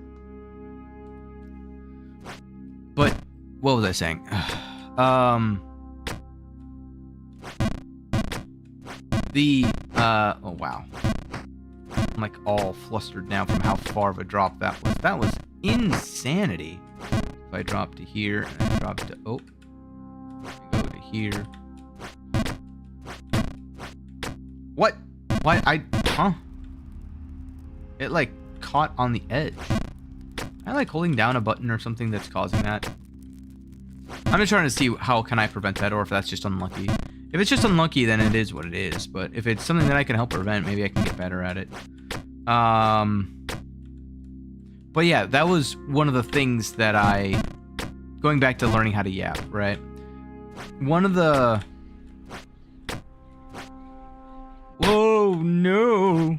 Hold on. I gotta focus on these jumps. These two jumps are the worst in the entire level, basically. Up until Lost Frontier, there's only one other jump that's as bad as this. But when I was learning how to get better at video games, and I was looking at coaches and stuff like that, obviously I couldn't afford a coach. I was poor, still am, to an extent. I was able to sort of take their advice to heart. No! I thought I timed it way too... I poorly timed that. And one of the things that they had at one point, I think his name was ML7. He was doing a support, review, kind of. And one of the things that he had mentioned was, well, if you want to get better, just record yourself, and while you're recording, speak out loud everything that you are doing. Because and then watch back the video of your own stream of consciousness. Because I guarantee that by looking back at what you were thinking in the moment that you were doing a specific action, you will be able to tell, well, wait, that's stupid. Why am I not saying anything here? You know, why are these things lining up this way? Why am I looking over there when this person's obviously going to come from over here? Like, you'll be able to tell, you know, how stupid your past self was, and you'll be able to look out for that the next time that you play the game. Basically, a rudimentary form of VOD reviewing before the replay system was really integrated into the game itself. And so from that, what I learned how to do, I did that. I did several of those, where all I would do is I would play the game, and I would just vocalize what it is that I am thinking at that exact moment. How did I miss that jump? Now that's very, very, very disheartening. Hold on.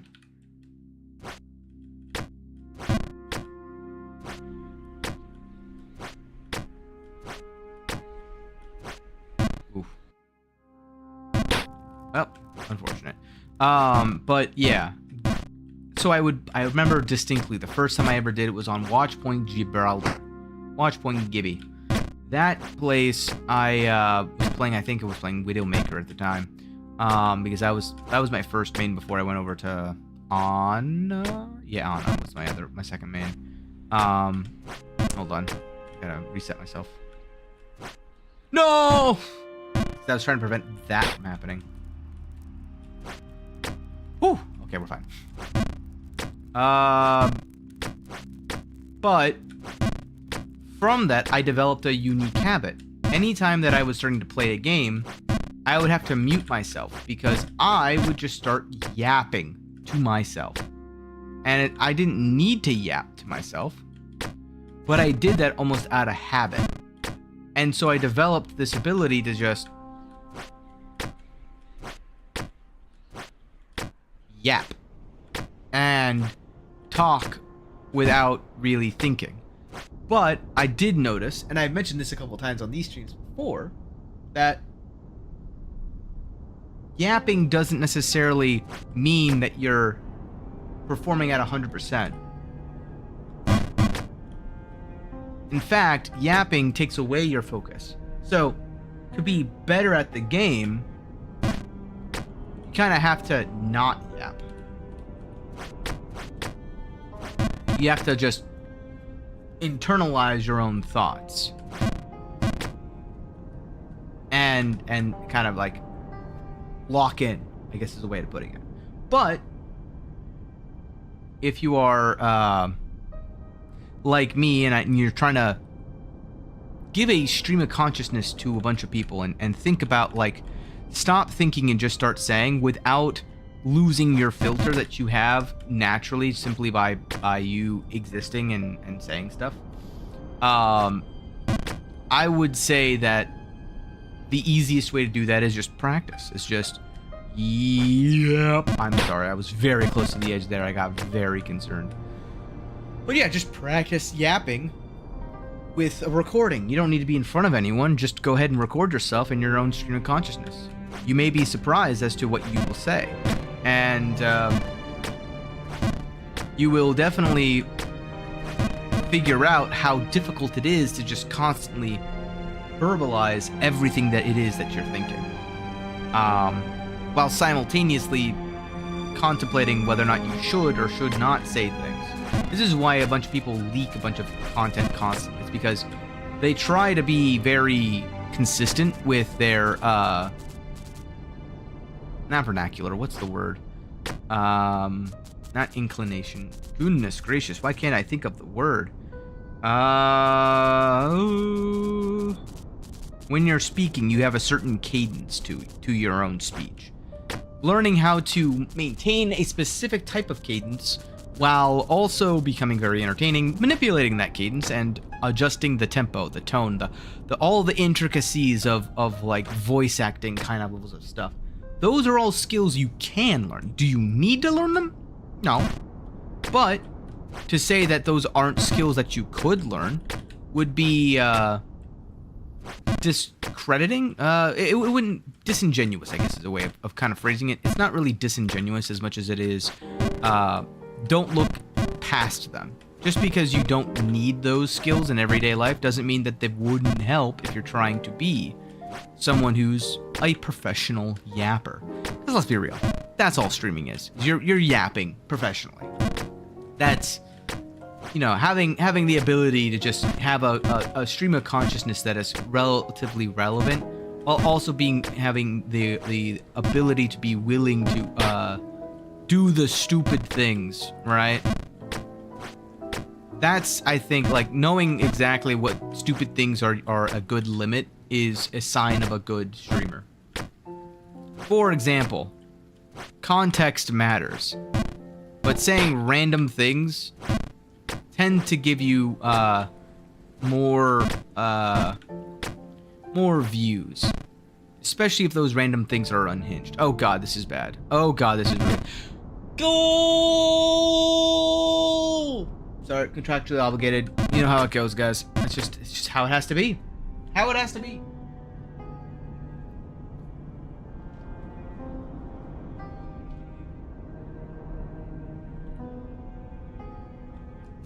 No, my head. Ow.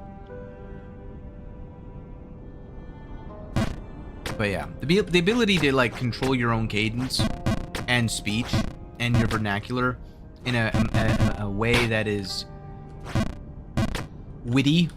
Actually, that's what I was trying to get at, was in a manner that entertains a vast majority of people and is relevant to conversations, is what we call being witty. Huh. You can learn how to be witty. Who could have thunk? Also, knowing how to play the game. Like, a lot of Twitch and even YouTube to an extent is sound clip worthy.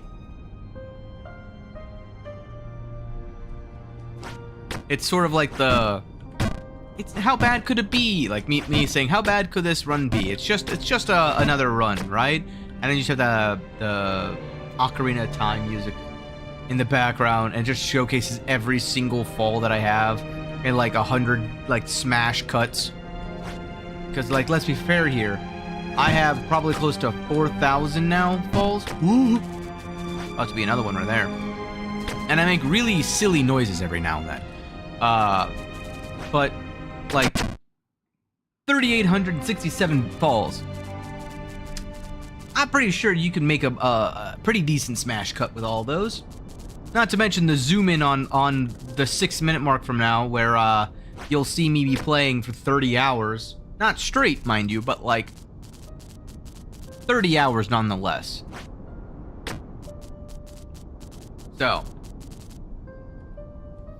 sometimes it just be that way, though, you know?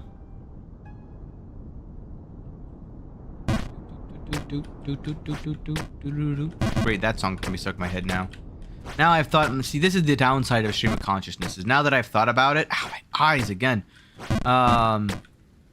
My brain's just gonna be like on overdrive thinking about that song and all of the times that I have fallen. I don't even know how many shorts out now it's well over 50 separate shorts of me just basically, for the most part, falling and having a perfectly cut off stream. That's all this. Oh god, wow. Every single time I'm doing a little bit too much. Oops. Too much sauce on that jump. Oop, too far to the left. I actually kind of figured that was gonna happen after I had hopped. Yeah. Uh-oh. That's fine. See, that's a good fall. I like that kind of fall. That kind of fall is what we like to see.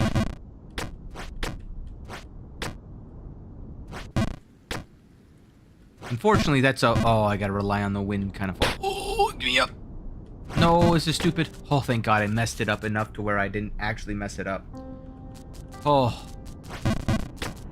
I failed so hard that I task failed successfully. That was very lucky. Wow.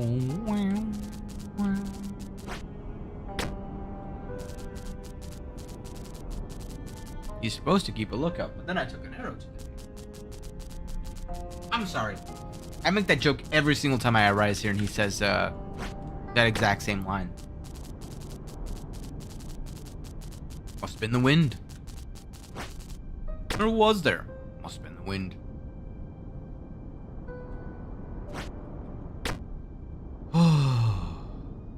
Sometimes silence is also necessary, though. That's another thing about streaming that I've gotten pretty used to. It's like when an artist makes white space to like bring the picture together. Sometimes if you're just sort of like chatting, saying nothing's also a very great option because you just exist in the moment again. Kind of makes it, you know, more jarring for when you are yapping.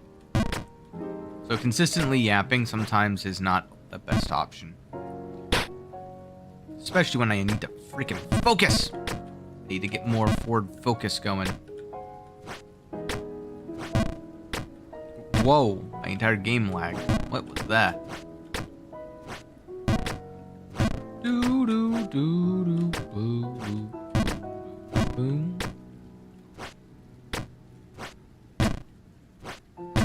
Definitely could be much worse. That's too much. Too much sauce. No. We're fine. Uh-oh. No, that's the worst that could happen. Sometimes it does that, and I don't know why. It, like, hits it, and instead of actually bouncing off of it, it slides up the thing. Get it? Don't get it?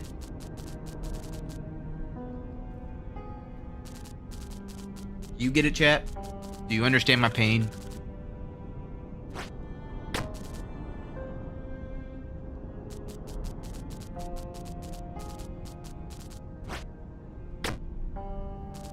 See, it was a pretty easy decision for me to go back and get the boots after I got the coin. Because honestly, getting to that stage wasn't really a big problem. The bigger problem now that I'm having is I still have to do everything here I have to do again for 100% certainty. And to me, the bigger problem is that I haven't even gotten back up to the point where I don't know what to do next. All of the things that I have failed at this stream thus far have been things that I knew and have known how to beat this entire time. It's just a matter of being able to reliably do the thing.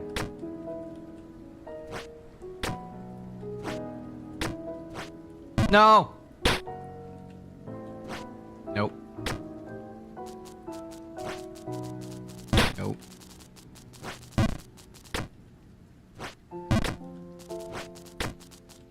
Too much. I'm consistently, like, doing a bit too much sometimes.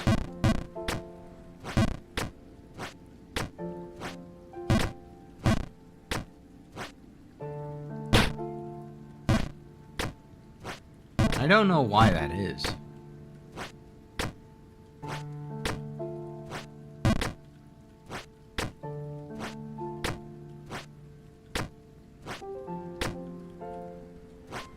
No, like that one.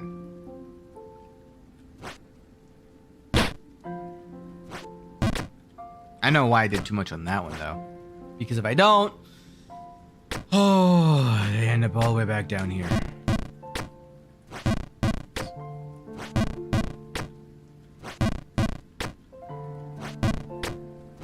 Nope.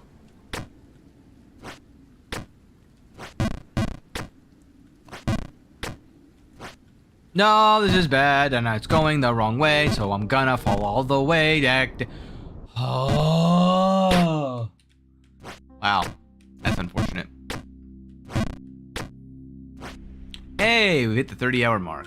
What a time to be alive.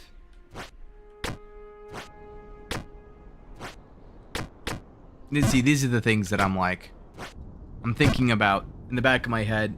I still need to get the giant boots. But 3, 2. Nope, I have to go on the 1. 3, 2, 6, 5, 4, 3, 2, 1. Oh. Too late.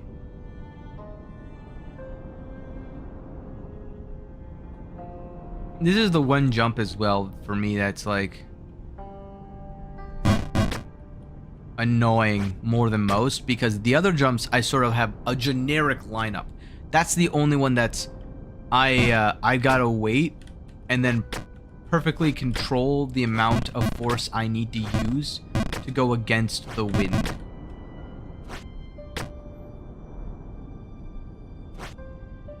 Hi. Not for long. See, now it's called not my problem.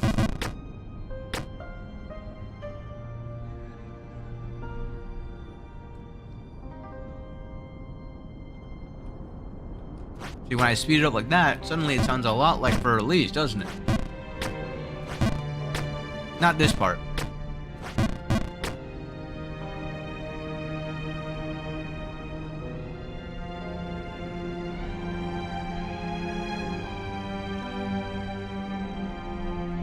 Oops, that was very, very bad. Goal! I'll take it though.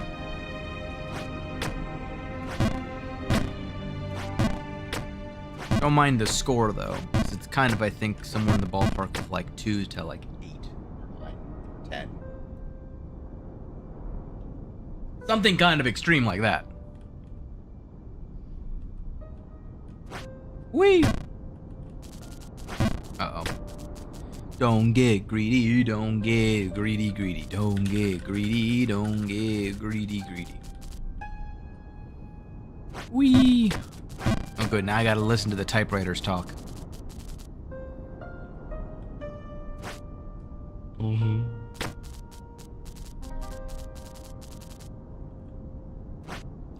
There we go.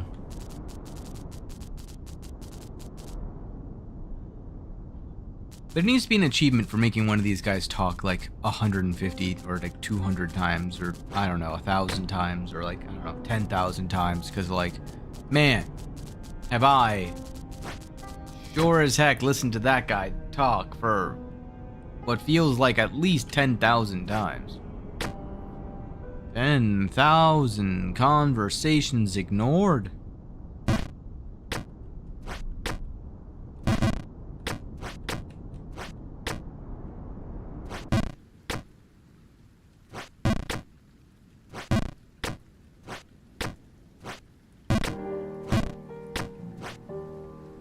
It is impressive also to think about how this game was made. Like, it's relatively simple, but even in that simplicity, there's so many like variables of like, well, do you have the giant boots? Do you have these? How does that impact dialogue? No.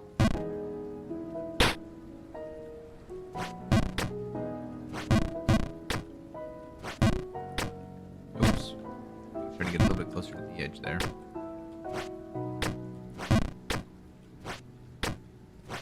That works. Not enough power. Whoa! Smack. I bet you anything. I should at some point actually like take a look and see if it counts and adds a fall or not. I could have settled that like thought process a long time ago. Wow. So here. 3,889. 3,890. So yes, that would count as a fall, which means that on a perfect speed run, like a no falling run, you have to land directly on that pillar.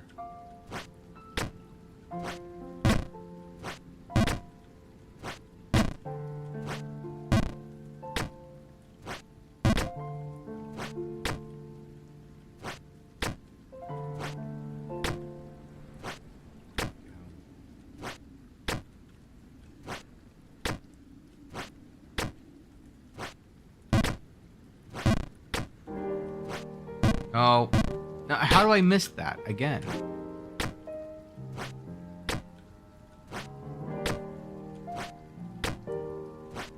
All right. There we go.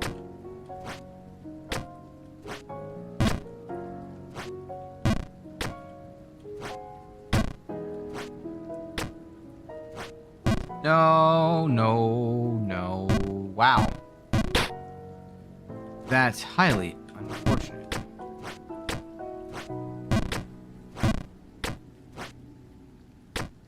I don't think that counted as a fall, though.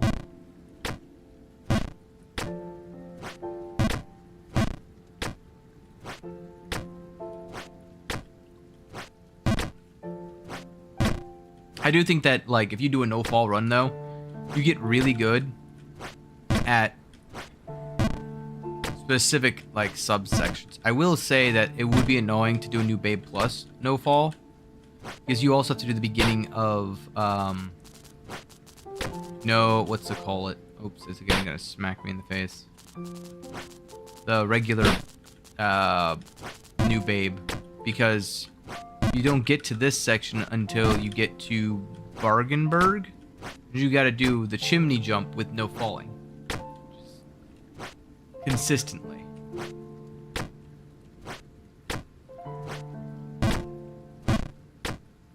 That looks so weird.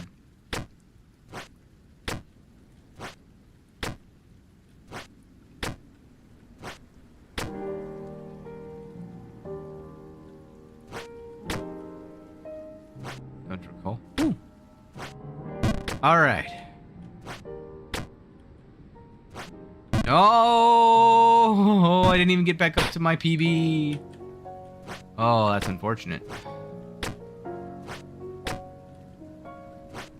much. Yep. No. Ooh. That actually made me clench a little. That was very close. No, this is going down. Oh, and it shifted direction. Well, that's not good.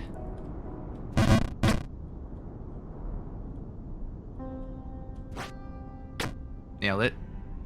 Oh, wow. I almost messed that up. That's good enough.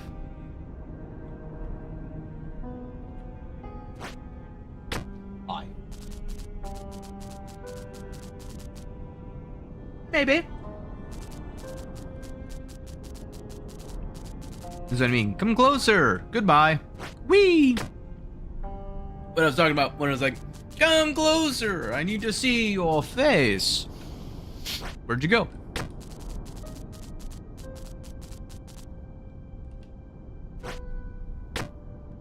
It would be interesting if they added like a proximity detection kind of thing. Where if you're not in the same quadrant of the scene, then they just say something else like, oh, goodbye, I guess. And then they just be quiet and you don't actually have to deal with them again. It begins their cooldown timer. No.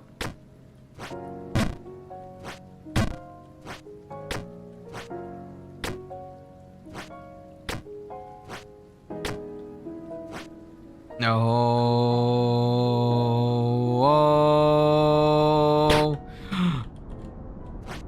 Okay, we're fine. Don't get greedy, don't get greedy.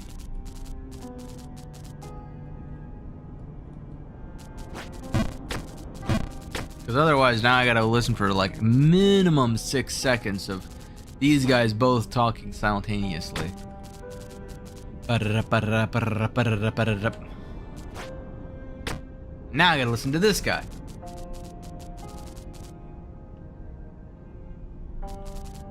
I'm a great listener. I don't know what you guys are talking about. Whee! In the wind.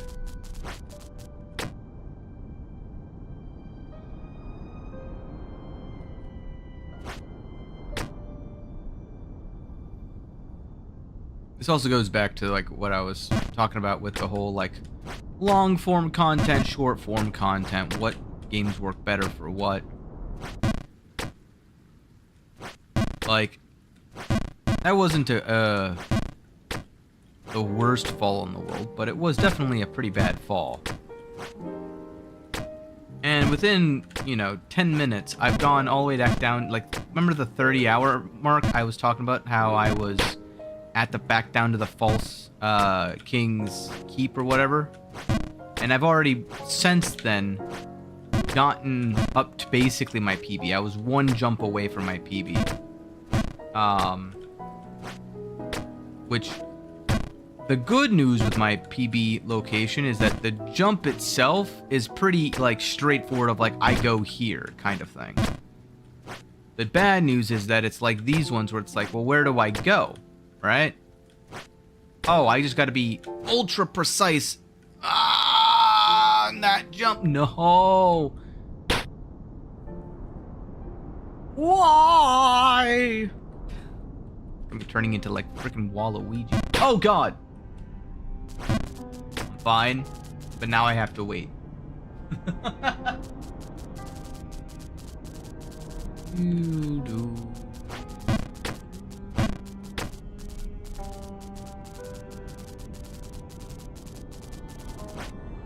Whee.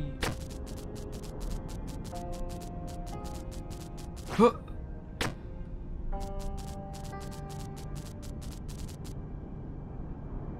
What? Nah, I'm good. Batman, no way! There we go.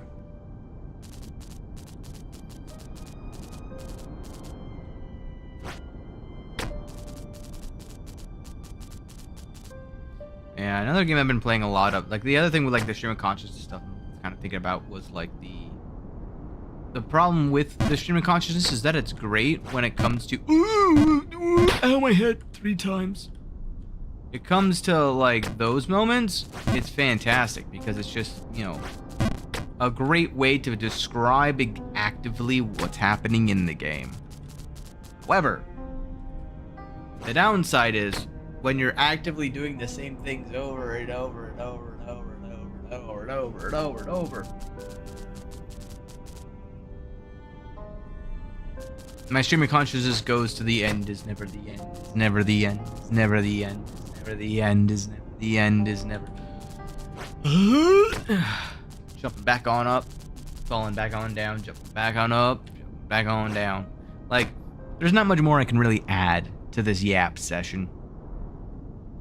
Which, to be fair though, because there's just enough to kind of keep me going, it also is somewhat better. Like, it's good practice for the longer form games in general, because a lot of the longer form games you'll find have that same problem. Because, like, eventually it's a matter of just describing what your plans are to do next, and sort of just in general life and chat enjoyment.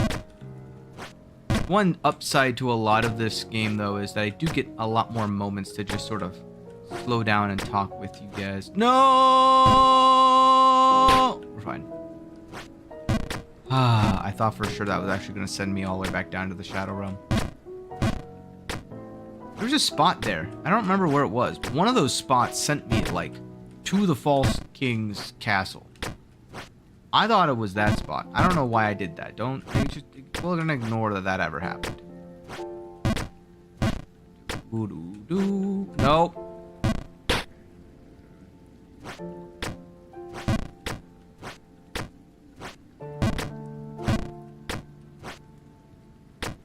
Nailed it. Really didn't fall on my face there. No! Like that.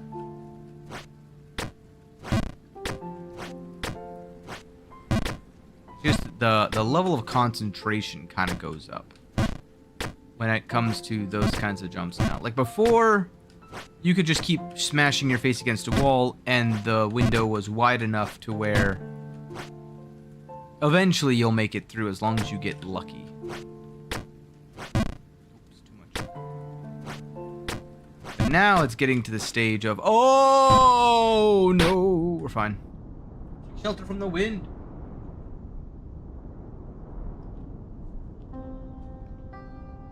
Ugh. No, that's bad.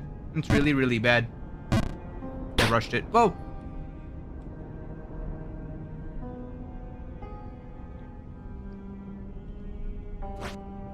That's something I haven't done in a hot minute. I decided I'm gonna go ahead and take a small bite out of my breakfast. It's still being eaten. 2.5 hours later. Yep, I know. I also gotta love my like timer stuff that I've got going, because it's like, yeah, you've been live for 1 hour 56 minutes, and then I look over and it's like, you've been live for 2 hours 27 minutes. I'm like, that's well, I know which one's accurate, but like, why are they not both accurate? Los dos.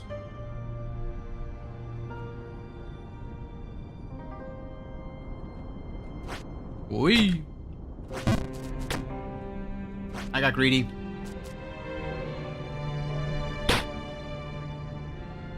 I didn't do my song and dance.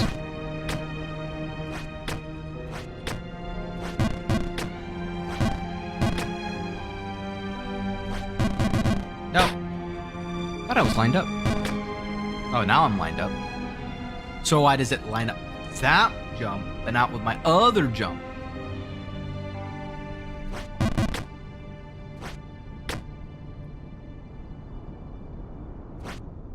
Yeah. Right now where I'm suffering from this is the second stream where I'm gonna be stuck basically the exact same location starting the stream.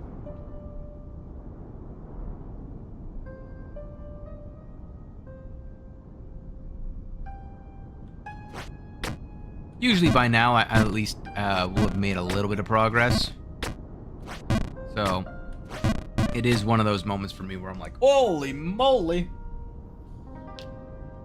There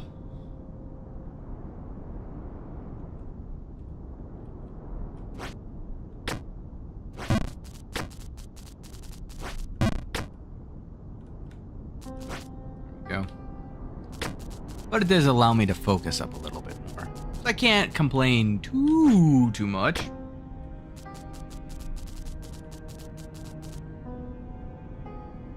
Again, I know we've said this before, but like, can you not insult me? I know the last time I was here I failed the jump, but like, come on now. Cut me a little bit of slack.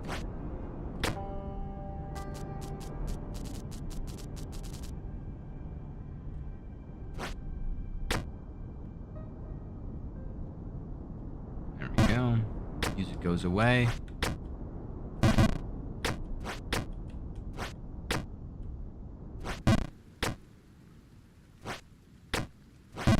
Nope, too far. Ooh. Wait.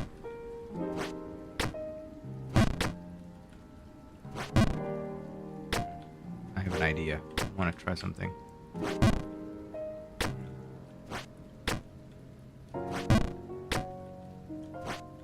Interesting. I thought for sure that would have been a full send spot, but it was not, in fact, a full send spot. It was slightly less than a full send spot. No.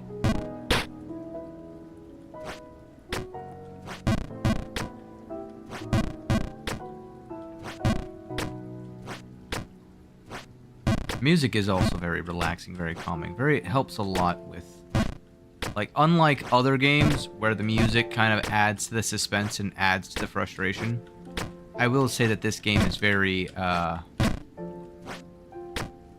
relaxing when it comes to this kind of game in general. Nope, that was way less than I needed.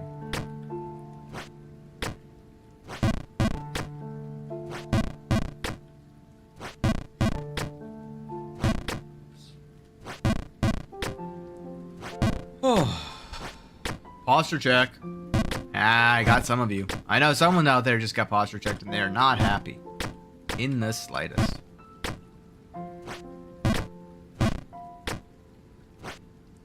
Why? No. 7, 8, 9. 9 scenes. Wow.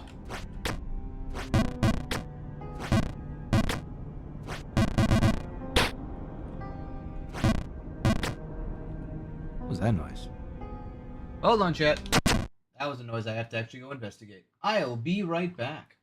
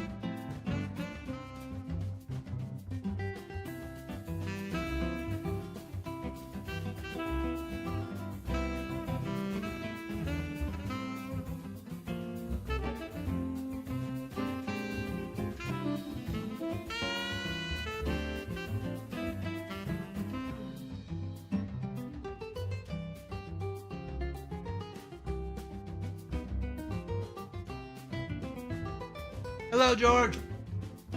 I'm a bit busy, just coming back from a little bit of a break. How's it going?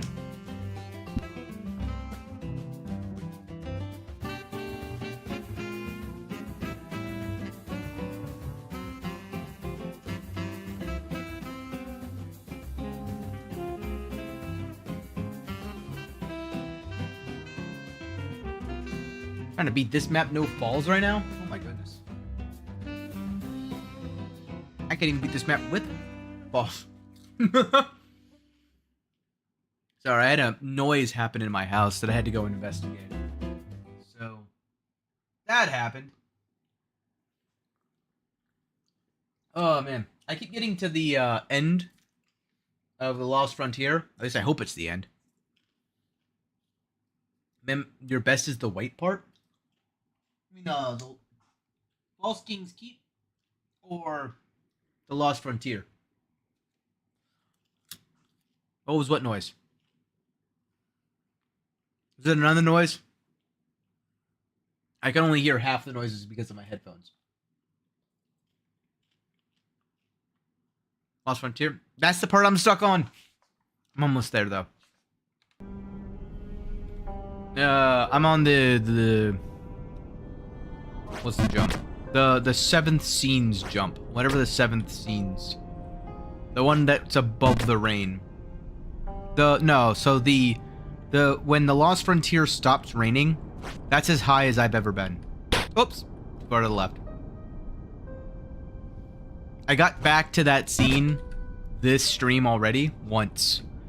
But it's only been once because those jumps are oddly particular. I don't like how specific those jumps are.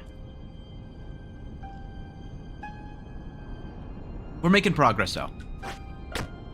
My goal is to master scene 4 of The Lost Frontier. This go about. Now, how easy that's gonna be, I don't know yet. I've already done it a couple of times though, so I don't think it's gonna be impossible. It just requires an immense amount of focus. Unfortunately, I didn't really master that yet.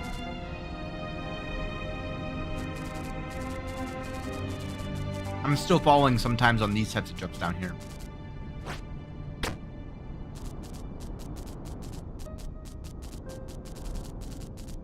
I also decided while I was up and about to go grab myself some popcorn. I feel like this was a terrible mistake. I feel like I'm gonna start choking on one of these pieces of popcorn while trying to make one of these jumps.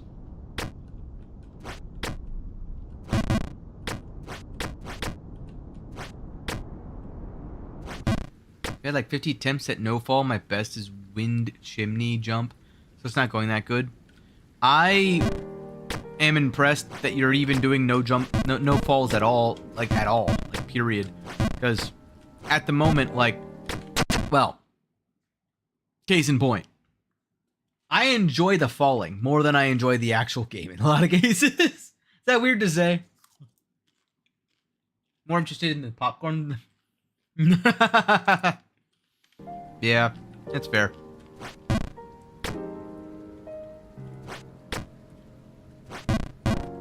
I'm at the stage where, like, I don't know. I like the challenge. I kind of, maybe it's one of those like Stockholm kind of things of like, I started to, in order to not be in pain from the challenge itself of climbing, I've begun to enjoy climbing in of itself.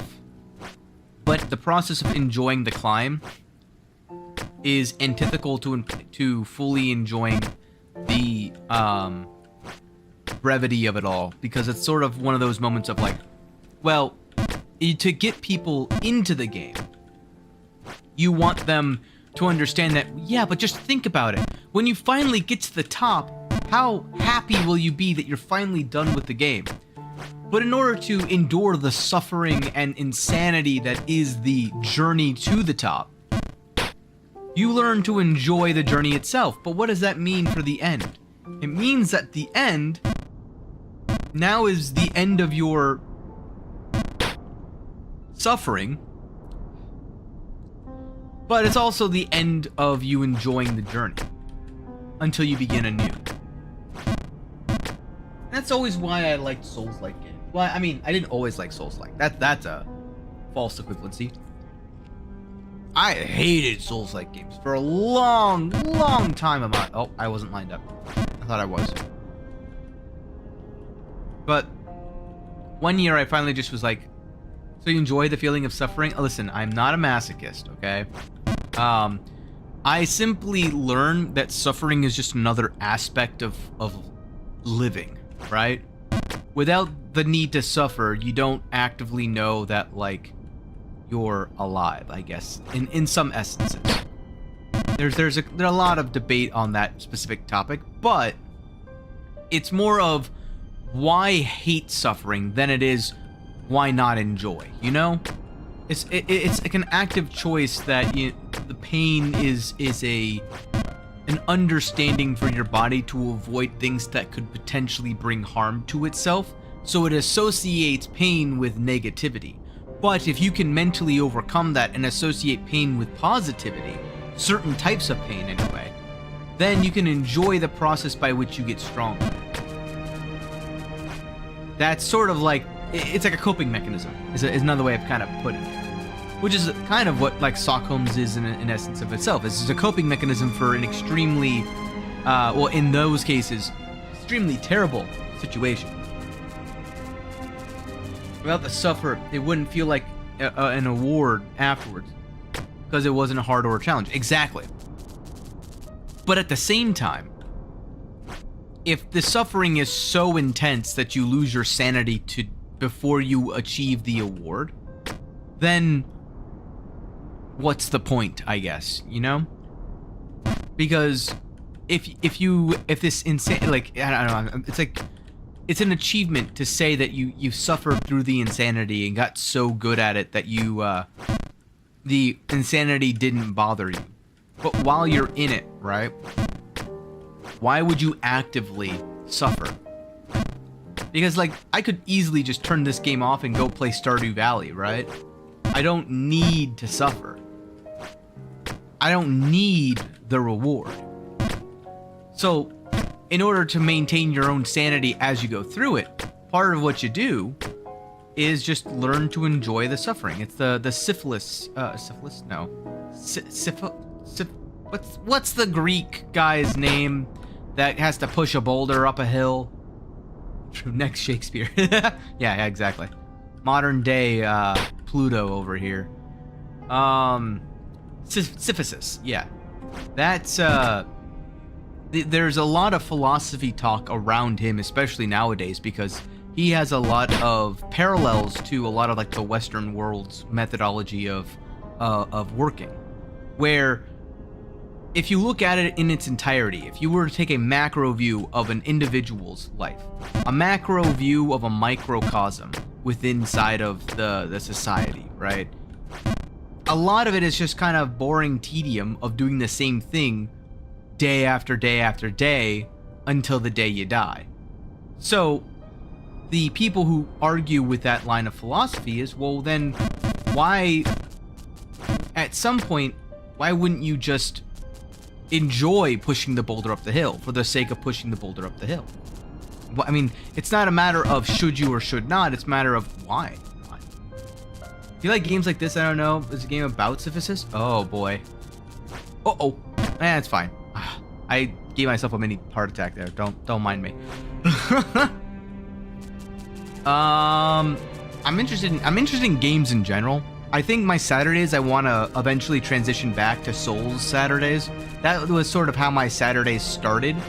But I did this game because when I went to TwitchCon, I met somebody who's also like a top 100 speedrunner of the base Jump King, named Princess something. I forget what her name. Everyone just called her Princess, so I kept calling her that too. But I'm now realizing slowly but surely that they were just trying to pass the suffering on to everybody else so that they can all suffer like they did. But it's now turned into it's activated my stubbornness. So I'm going to, you know, go through with what I was gonna do initially, which is I'm gonna beat this. I'm gonna beat base game, which I already did, and beat Ghost of the Babe. And then from there, I'm gonna do one final, like, effectively speed run of the base game and see what kind of time I can get in comparison to the 26 hours it took me the first time through, right? Oh god. And then oops, too much. That's going in the wind. Yep. No, not the worst. But then after that, I'm gonna transition back to games like Silk Song, Lies of P, Lords of the Fallen. Best main babe is 6 minutes. Grind too much. I mean, that's fair. I do think that, like, there is also like an any percent versus an 100%. I'm sure if you were to do like a run where it's like, what's the world record for getting the cap, getting the boots, and getting the babe, right? Like, I'm sure that's a different level of time than anything else as well. Mindset is the grind set exec. And not everyone's got the grind set mindset. A lot of people just play games to enjoy games and to yap and to enjoy the story. Because, like, that's the other thing with these kinds of games. Like I was saying before, there are certain games I will 100% and certain games I won't. And oftentimes the determining factor between the two is, do I feel like the challenge of the achievements is worth the time it's going to take to do the achievement, or are those achievements just achievements for the sake of achievements? You know what I mean? Like, for example, this game has achievements that are just achievements for the sake of achievements. It's nothing new. It's nothing, no unique specific challenge outside of do the thing but better. Like, the entire game is get to the top.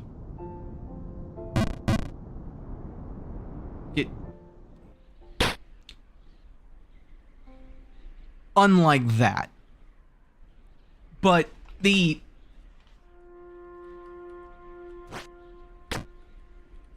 point of the game is get to the top. The achievements are to get to the top without falling. Like, it's the same thing. It's not really a whole new challenge outside of the do it better aspect. It's not like another challenge from, like, just for example, like, I don't know, Soldier 76 from Overwatch's achievements, right? Where you gotta eliminate 4 people with your attack visor. It's kind of a dumb achievement. But his other achievement is eliminate 2 people with 1 rocket. Like, that's a challenge, right? That's like a specific subset of his abilities that you have to actively go and do.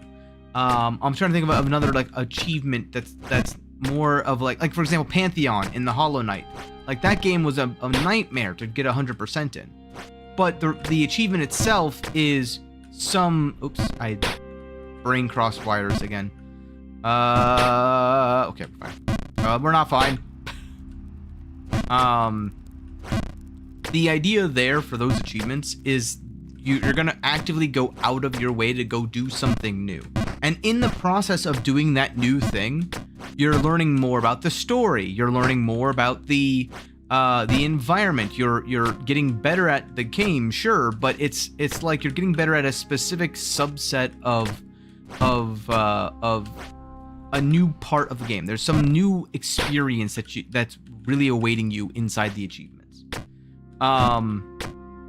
But in this game, it's just like, do it, but do it better. Like, what new thing am I gonna see by speedrunning it? Is there some specific, like, I don't know, day-night cycle thing where there's a guy who disappears after the first... No! After the first, like, 15 minutes of gameplay? Like, if that's the case, okay, fine. Then now it's worth it. Now I feel like I should go back and go see who this additional, piece of the plot is, kind of.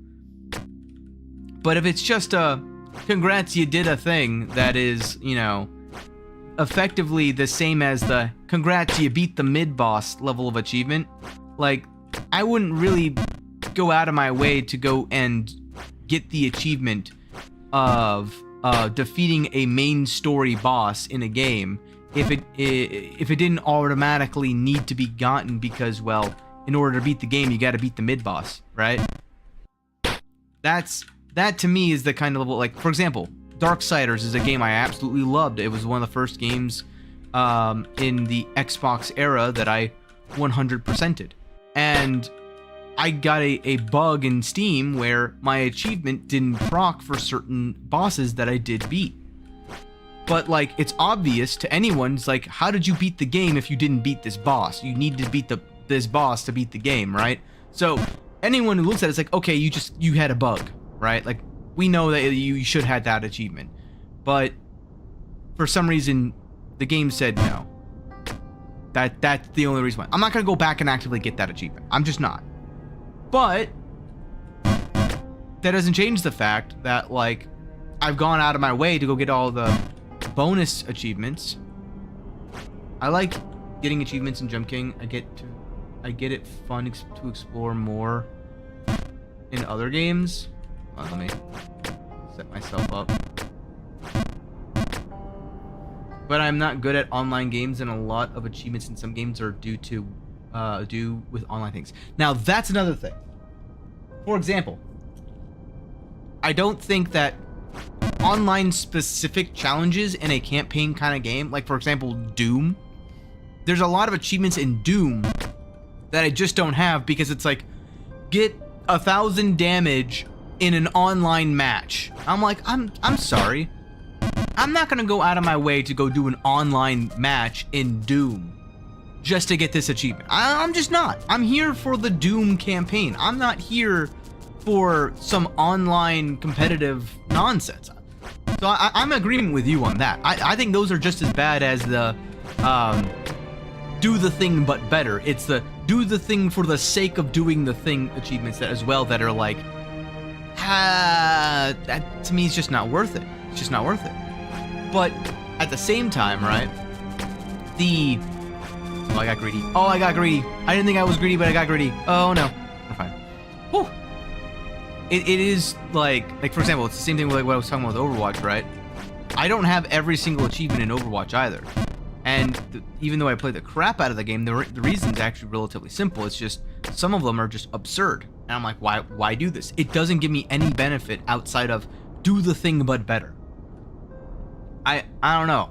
It's not a go do this active challenge and it'll unlock some sort of secret storyline quest, or go and do this thing so you can see the true ending of this story. Those are the kinds of achievements that I personally enjoy. Even with Hollow Knight, I get a whole new ending when I beat the Pantheon, the P5.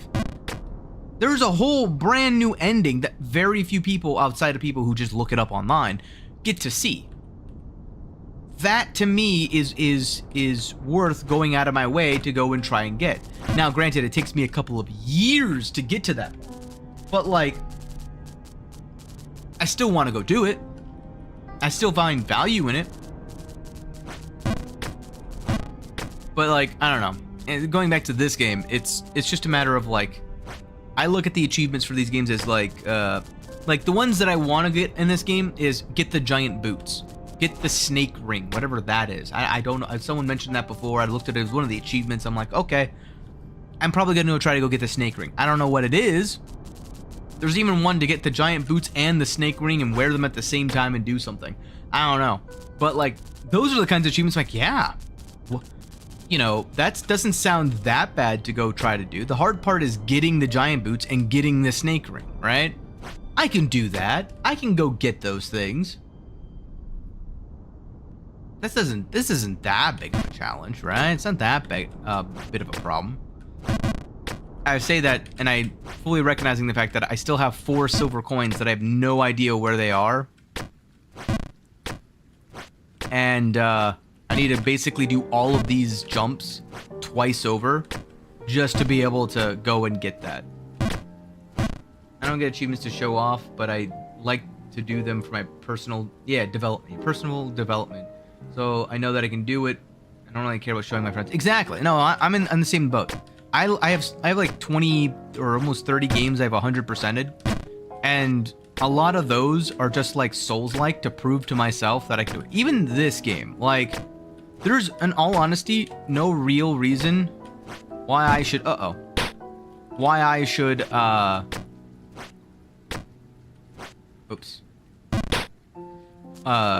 go through the new Babe Plus. There's no reason to do that.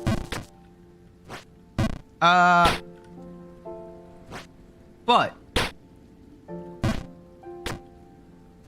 I want to prove to myself that I can do it. It's really what it boils down to. Also, as I said before, it's developing my ability to multitask, because this is one of those games that has a really simple control scheme. So unlike a lot of the other games that I tend to like to play, that requires a lot of simultaneous thinking and planning ahead, this game requires minimal preparation for a jump, which means that I should be able to communicate with you guys while also actively not falling down the mountain. So developing that, like, separation in my brain of chatting and performing with my movement is, I think it's very key to my own development as a player of games. It's so simple yet so hard. Yeah, exactly. Like, I can't even enunciate words properly sometimes as I'm just climbing. It is that bad sometimes. It's like, what? Why is I got greedy? It's fine though. So I mean, it doesn't help the fact that, like, I only use my left hand. So this is sort of like how when they teach you how to juggle, the first thing they teach you isn't how to juggle all 3 balls together. The first thing is they say, all right, juggle 2 balls. Now use only one hand and juggle 2 balls. Now use the other hand and only juggle 2 balls. Sounds very weird out of context, I know, but stay with me now. If you're able to have the hand-eye coordination for each hand to handle, pause, to, how do I phrase this? If you're able to juggle 2 spherical objects in each hand independently of each other, you can juggle 3 spherical objects in both, oh fudge,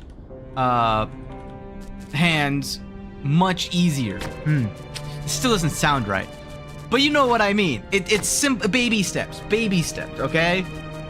First you learn to crawl, then you learn to walk, then you learn to run. You can't run if you haven't learned to crawl yet.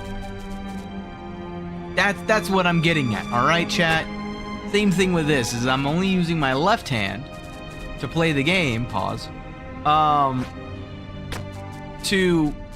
eventually be able to speak at the same time as you know, climbing the mountain. Yeah, you get it. You have to go eat, you'll be back in like 20-30 minutes. Yeah, no problem, man. Thanks for coming by. Thanks for lurking. I will need that luck. Thank you very much. Go and enjoy your food. Trust me, I have to do the same at some point myself. Speaking of, I have a new drink here.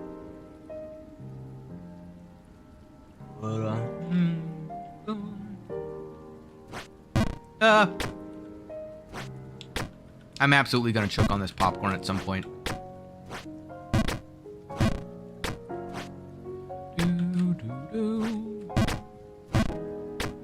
But yeah,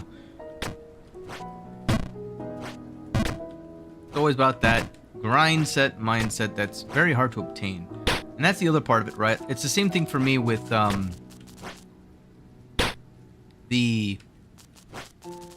oh, I auto ran there. That was weird.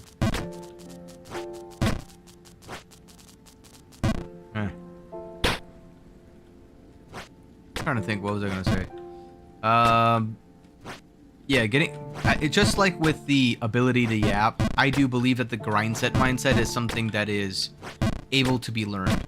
I think that some people have a boon of being able to inherently have that kind of mindset. But I don't think it's the end of the world if you don't have that mindset. I think that you can learn to, you know, for whatever reasoning or rationale you may have. Oh, fudge! To have the mindset, it is still able to be obtained.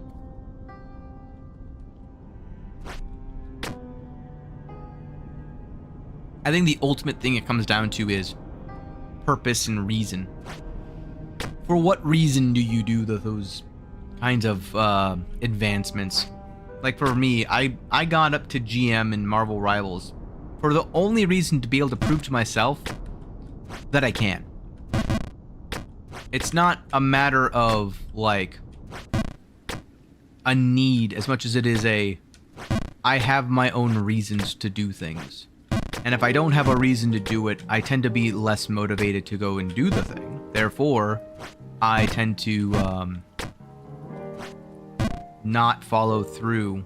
Oh my god. Oh my goodness. Hi. Did you know there is a secret jumping technique? Nope. Goodbye. I don't know. Nor do I want to know. Whee!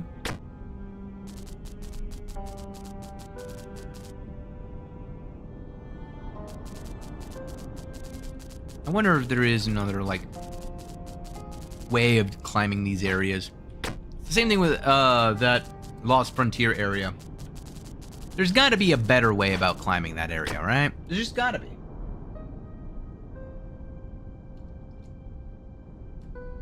Ugh.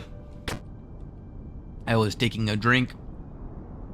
This is the other thing about this area that I also don't really like, is that there's no real area or room to like it's just enough time where you want to take a break, but not enough time to actually take a break.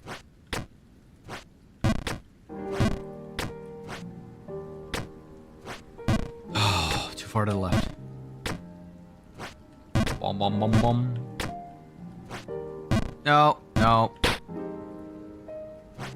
I feel like if I had to do this area with no falling, I think I would actually I just fail. I just say no. I think the other part of it is just my own mindset, right? Is that the way that I've coped with falling is I've learned to enjoy the falling.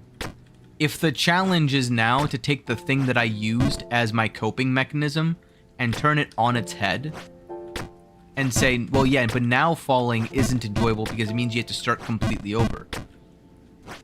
Now I'm like, I don't know, even more upset. Unless there was a way where you could like turn on a thing where every single time you have a fall or something that's counted as a fall, it like resets you immediately back. So it's not that there's a counter for falls, but rather it's just you just fell.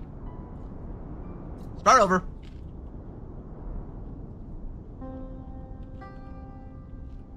You lose your kinetic absorption abilities, and you actually suffer the consequences of death.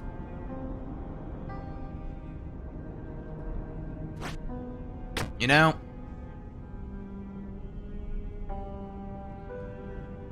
It would make it better. Because then because I mean, at the end of the day, right? I would find another coping mechanism. I don't know what the mechanism would be. It would honestly just depend, though, upon the frequency of the failure, I guess is the way to put it. Which, given me and how bad I suck at these games, because, like, that's the thing with falling and being able to fall. The reason why I enjoy the falling process is because it shows progress. Constant progress. Uh-oh. Every single time he says, please wait a minute, I always think he's asking me to stay around and listen. But he's not. he's doing the exact opposite. He's telling me to get away from him as fast as possible.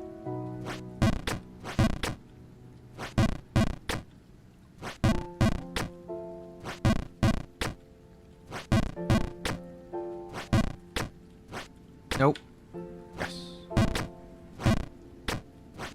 I kind of also want to see a Taz of this. Like, especially in the new Babe Plus. Because what it seems like with the new Babe Plus stuff is it's a lot of high precision stuff, which a Taz is really, really good at high precision.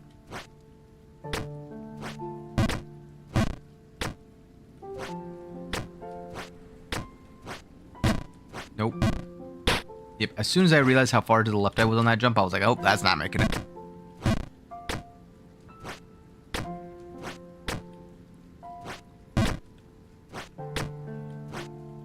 Oh. Oh.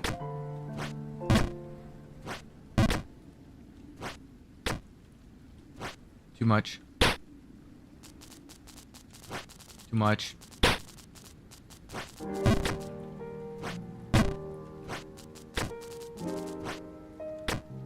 Held it. 60. Nope, too much. Wow. Not the end of the world, but definitely not the best.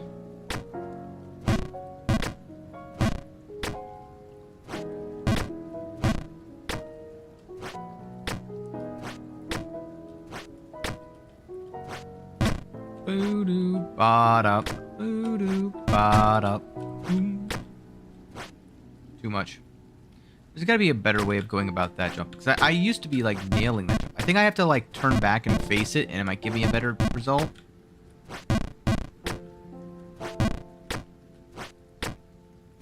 A lot of these jumps are just about setting them up correctly. That's what I've found. Bye. Oh my god. Why am I still falling? Oh, good. Could have been worse.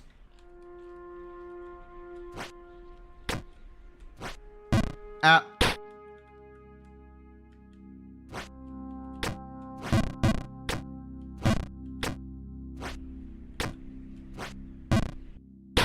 Ow. Like, imagine nailing these jumps. First try.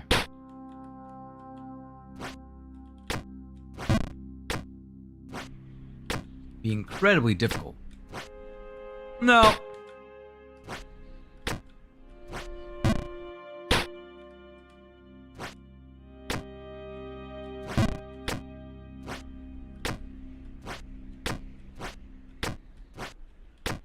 We're fine.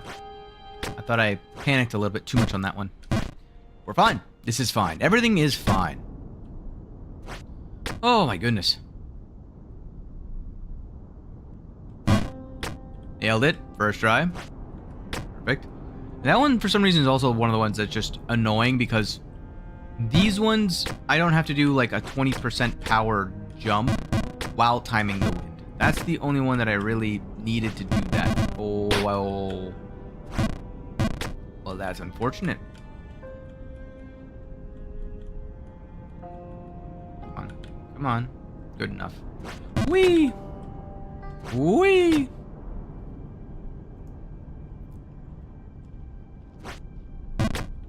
I remember like 3 streams ago when this area was like, I have no idea what it is that I'm doing, and I have no idea where I need to go or how much power or anything. Now it's just like, oh god, this area again.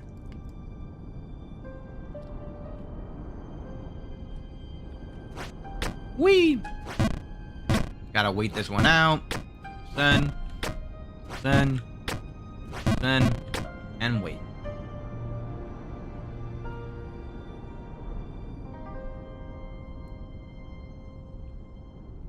As mentioned before, very, very simple mechanics. Yet at the same time, very hard to be able to master down to the level of consistency needed and required to be able to progress in this game.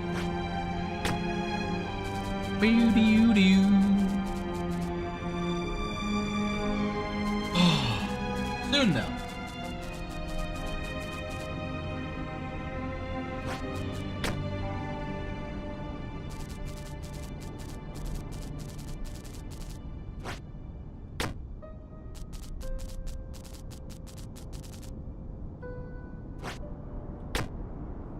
Soon I'll be able to master all of these jumps.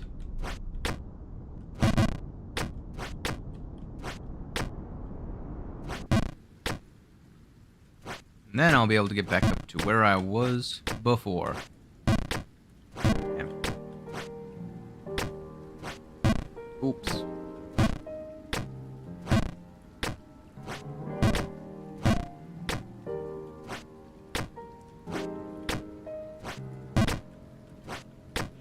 Comes down to being able to actively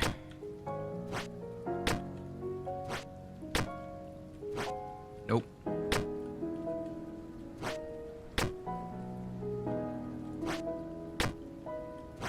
Ooh. Too much.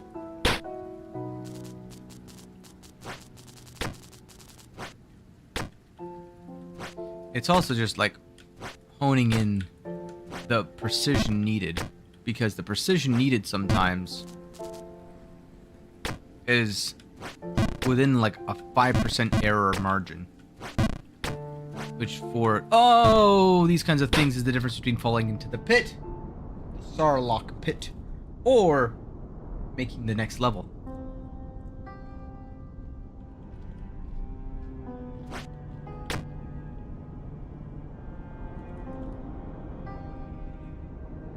Which sometimes is very beneficial. Like, these are the kinds of traits that I do like taking over to other more competitive games. But surprising how the patience, when develops in this game, tends not to correlate over to more competitive games. A lot of times, for me at least, I develop this sense of like, oh good, here I go again. Oh good. You can stop any time, please. Thank you. It's a sense of like, while I'm here, I'm the one who caused all of my own pain and suffering. All of this is because I decided to undertake this challenge, and I messed up when it comes to whatever's happening, right? Very rarely is there an instance where it's, oh, I got something else to blame. Someone else is the problem, not me. A lot of competitive games tend to have that problem, where you have the option to blame someone other than yourself. So why would you not?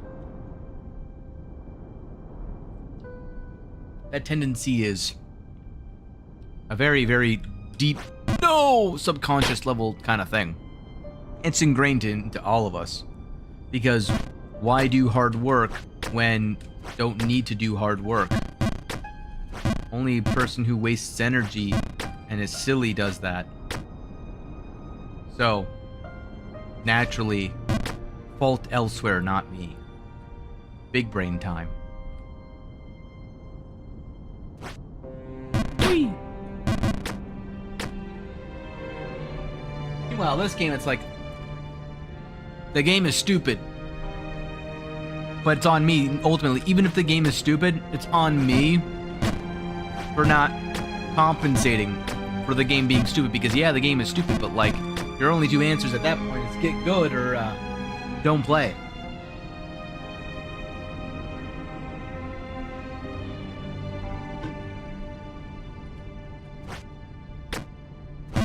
Oopsie. Hell. Whee! Slide to the right. Crisscross.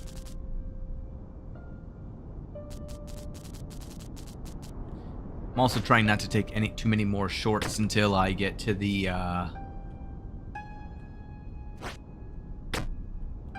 new area. Boom, bum, bum, bum.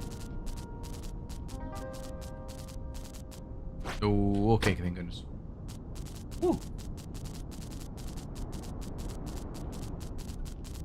Thought I jumped a little bit too soon there.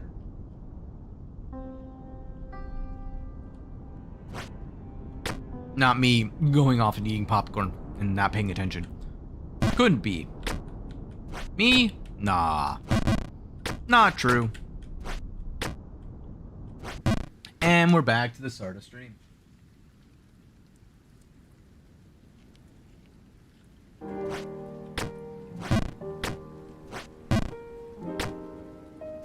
I've got to say, this area is quite painful. But eventually, as time goes on, I'll get as good as I am in the windy section in this area. At least that's the goal. Dude, oh no.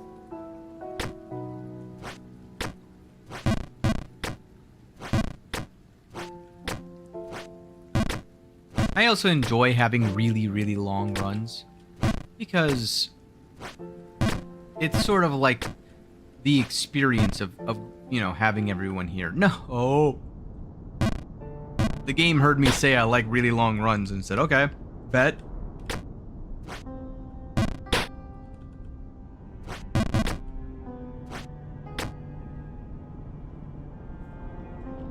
It's impressive how I can fall. Like, hold on. Popcorn's trying to kill me. It's amazing how I can go from the very, very top of the Lost Frontier and end up almost down in the False King's Keep. It's honestly like the geometry involved in all that, the physics involved in all of that. I know it's just a bunch of simulated pixels on a screen, but like, man, that's some like clean falling.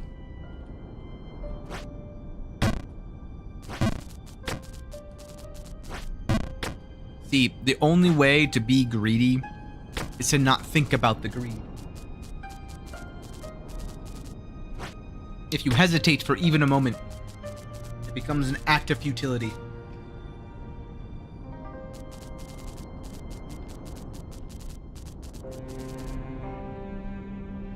Whee!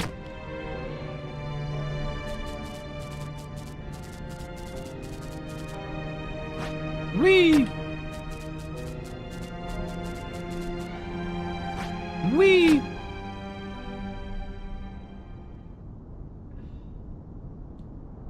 Whee!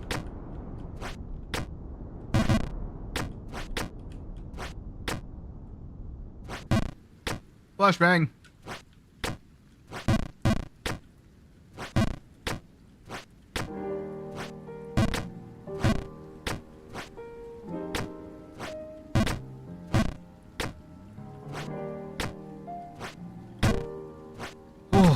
It does become kind of like rhythmic as well. Wait. Oh, I never noticed, but there's like a subtle rain sound also being played because of the rain. Oh, come on. Well, here I go. Ba-da, ba-da, ba-da, ba-da, ba. Oh.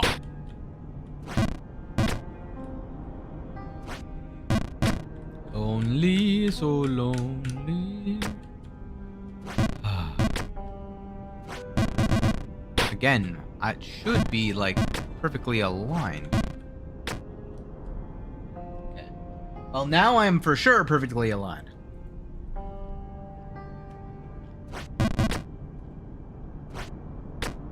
See? Ant.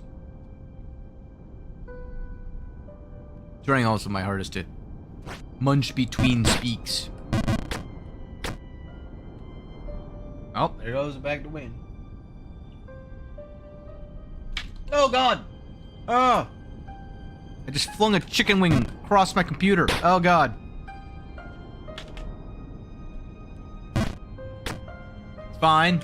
Nothing was damaged in the process of flinging my chicken wing.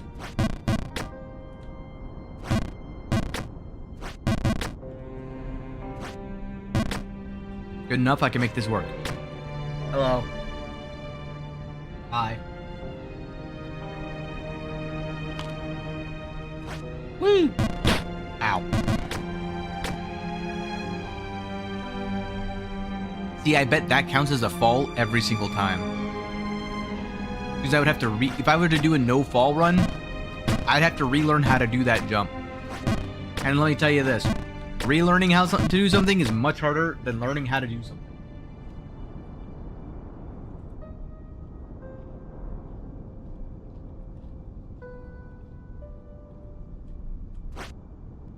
Like, try learning how to ride a bike and then learn it the wrong way. Now try to unlearn how to riding a bike and relearning it at the same time.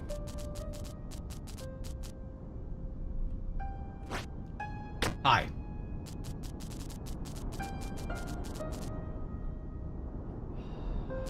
Are you now? Good luck with that. Wee.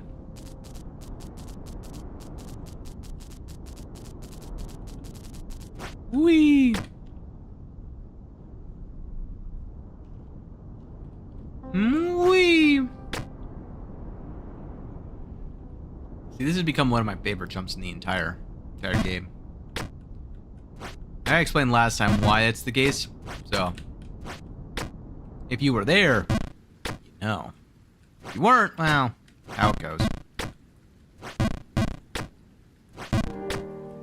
Ah!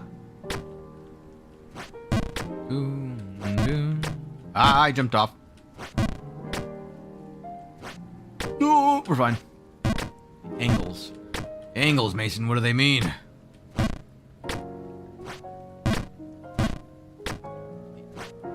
Acknowledge.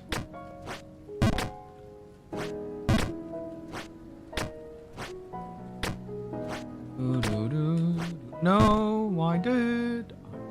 At 60%, I can. Oh my god. I drank too much soda. It's starting to catch up to me. These are the moments where I was talking about stream of consciousness. My consciousness is currently just the music. There is no thoughts, head empty, smooth brain.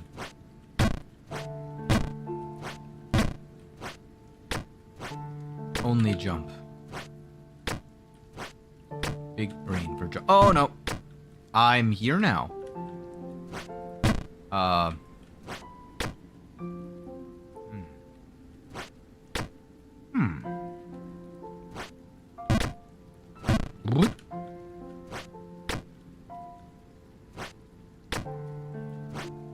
No! No! Oh, well.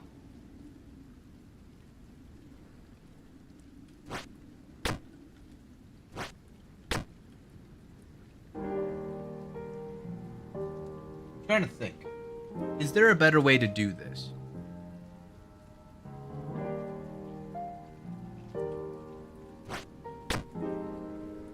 I'm gonna do something stupid here, chat.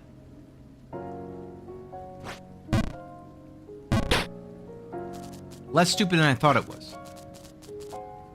Uh-oh, no! That was very much more stupid!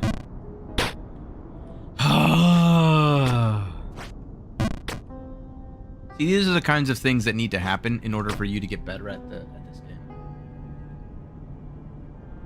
You have to explore multiple options and find what's the most consistent option that you can choose. And unfortunately, that requires trial and error. And unless you got like cheat codes and just launch you back up magically at the point where you fell, No, I had... I overthought it. My brain wasn't empty enough. Then you're not going to be able to,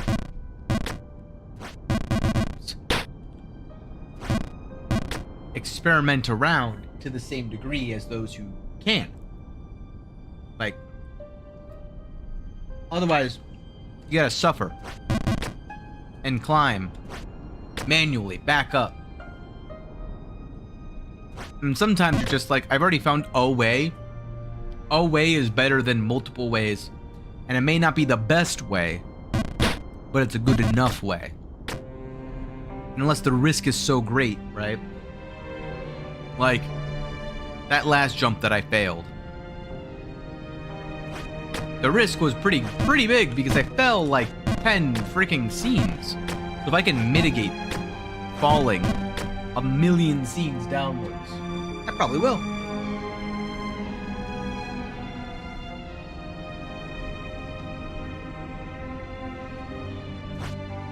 One of the lessons I actually learned from competitive gaming.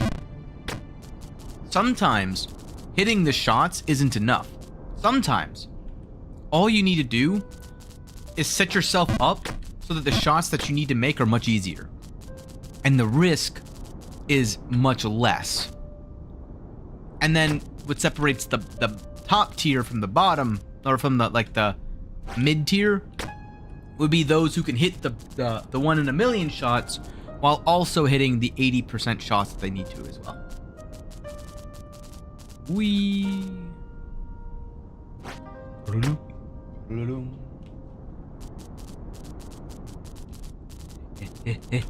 Now. Wee. Wee.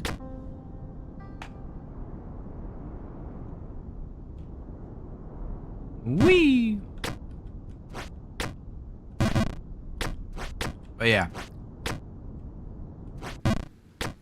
Those are some of the other things, though. Like, I can't wait to bring some of these skills of like precision. Like, the other part of the precision, though, is that the precision really ties closely to this game. So, like, it's a matter of more... Like, the only real skill I can bring into other games from this is the patience that comes and the bragging rights that comes from beating this game. No.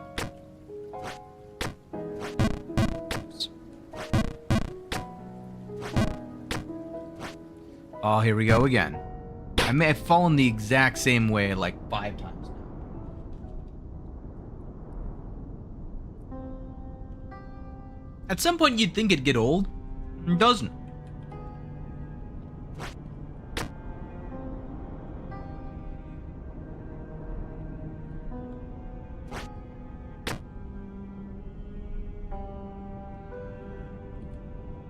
Especially in the wind area. The wind area is, to me, still like the worst because solely the reason that it's such a high variable that in some cases I have to like do one jump. Like the same fall could set me back 5 minutes or 5 seconds or 25 minutes depending upon, well, no, I guess one failure, right? Could set me back like 10 minutes with no chance of redemption. Whereas in a lot of cases like this sets me back, sure, but it's like a minute or two, and it's entirely within my control. Now, if I make another mistake, that's also within my control. So it's simply a matter of giving me the opportunity to recover myself at a lower point. I have a lot less issue with.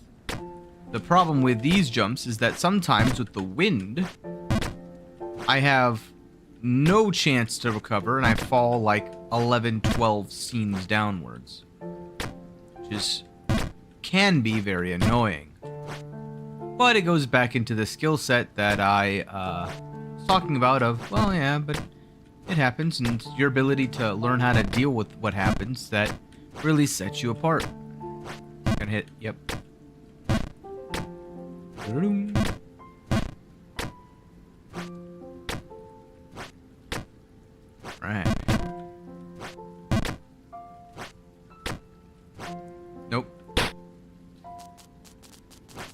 Too much.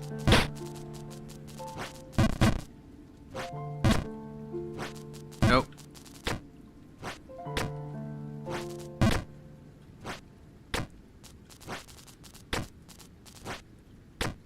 Okay. Awesome. All right. So now let me line it up where my crown is on line 1 pixel off of the column. Wow. That's me right down here. Okay. Interesting.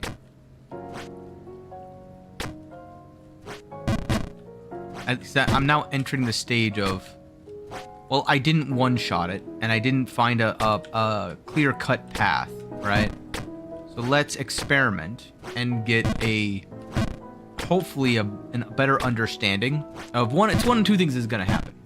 The first thing that's going to happen is I'm going to find out that the way that I've been doing it is actually the best way to do it all along. The second thing that we'll find out is if it's not the first thing, there's a better way about going about it, and I should just do that instead. Because that other way is going to be more consistent, less risky, or both. So why not go down that route?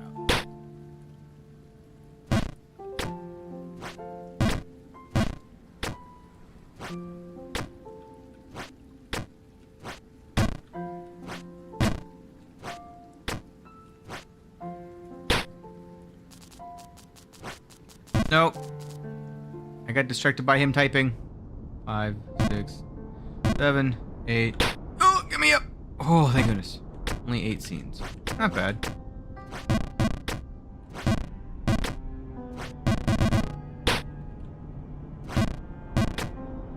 Of course I perfectly lined this one.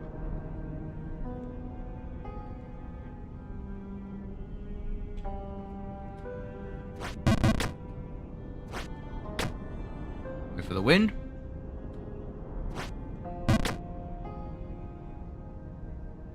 Oh, hi, Mark. Goodbye. Whee! He was a fairy.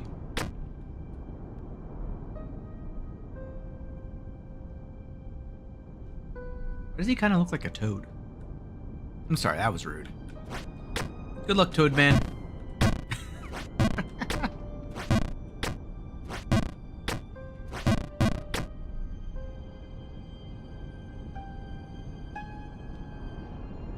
Doo-doo.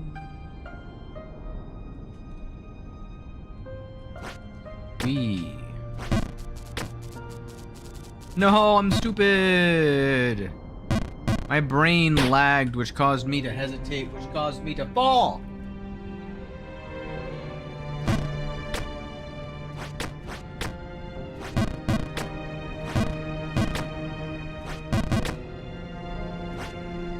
Nailed it.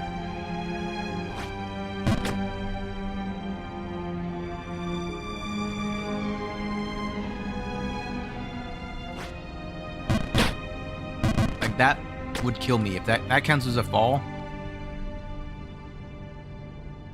That would single-handedly prevent me from doing a no falls challenge.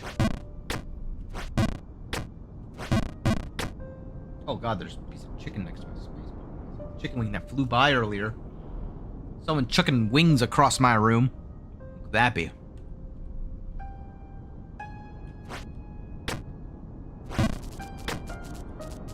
I'm greedy again. Whoa! Oh my goodness. I was just thinking to myself, I need to be doing that Don't Be Greedy song. But you know, like, it pays off eventually, I think, hopefully. If it doesn't pay off, well, I'm kind of screwed.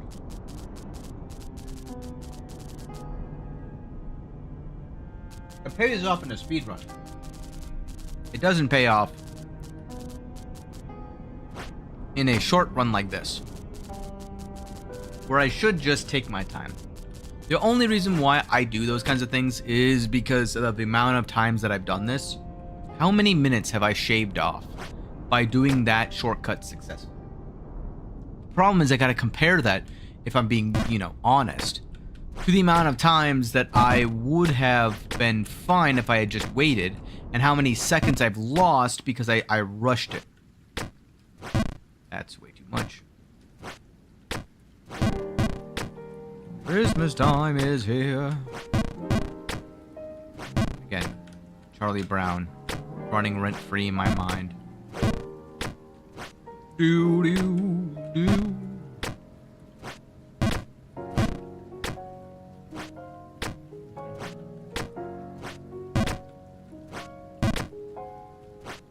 Oh, see, that jump is always a bit of a doozy. Oh god. Whew, I failed it so bad. It didn't actually fail. I was seeing my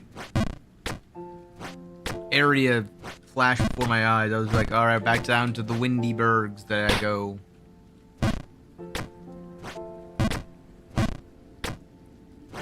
Like, I could try to go to the left here, but hitting that window is not a full send. So, this is not a guaranteed jump.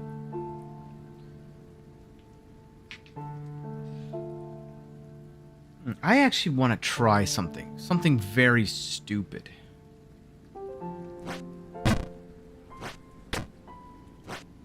Oops. Well, I have a feeling that it's almost too stupid to try. Uh-oh. Oh, let's see. Let's just see if I fail it. Let's just see. Because it does save me like 3 jumps if I successfully nail it, right? It's not going to be a free jump, but it does save me a decent amount of time. Oh, okay. That's not too bad. But I wanted to try this jump. Okay. That doesn't send me where I thought it would. Oops.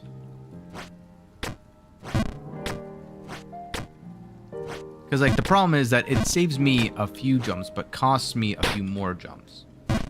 So I gotta, like, determine the pros and the cons. So, like, from here, right? I go left, and then I can go right, or I can go right, left, right, left. So it saves me 2 total jumps. But if I fail this jump, I can go into the wind. And that's why it's so much worse. Holy mother of pearl, it failed me so far.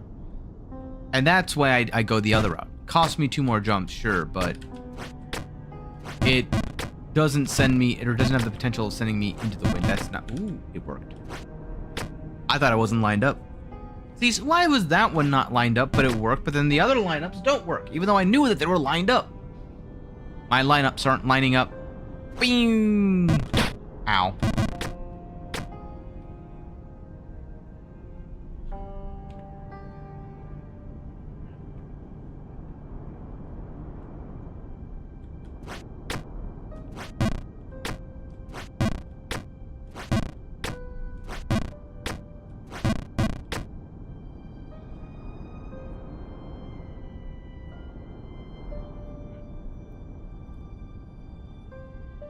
Noticing my OBS looks a little bit choppy when it comes to the wind.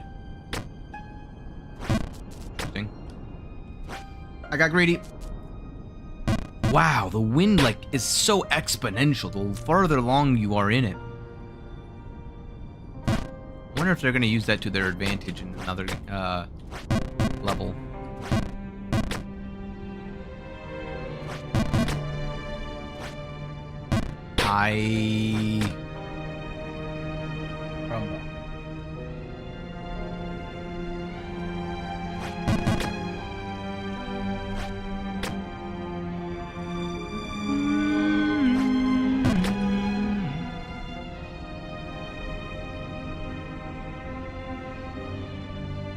Uh-oh.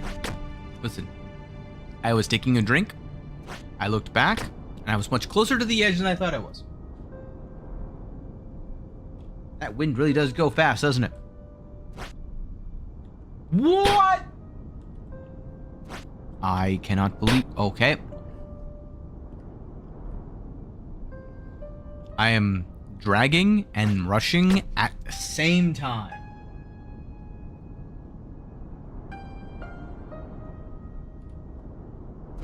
Whee!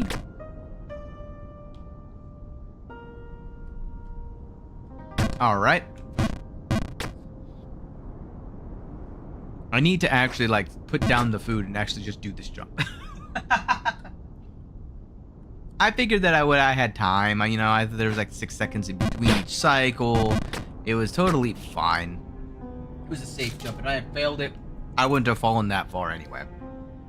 And that's the reason that I went about doing that, you know?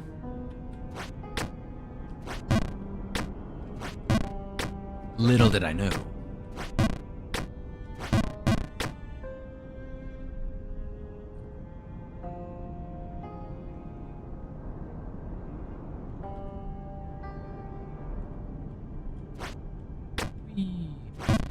Don't be greedy, don't be greedy, don't be greedy, don't be greedy. You've tried twice already trying to be greedy. Okay. Sorry, I had to sing a song to remind myself about why I shouldn't be greedy. Enjoy these typewriter noises as my compensation. Whee! Hi.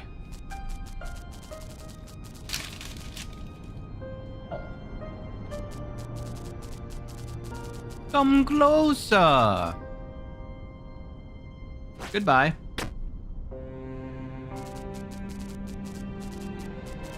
This is why I need luck for.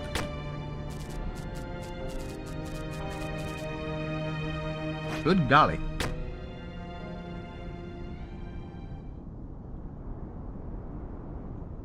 Bounce. No. I'm fine. I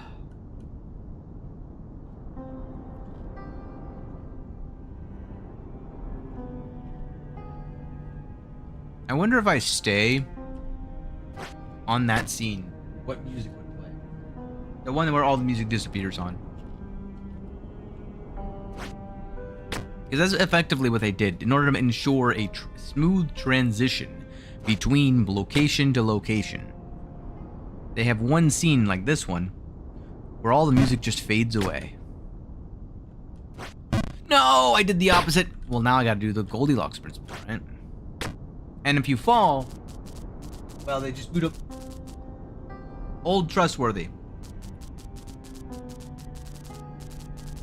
The ones that were the music that was in the area that you were just were at.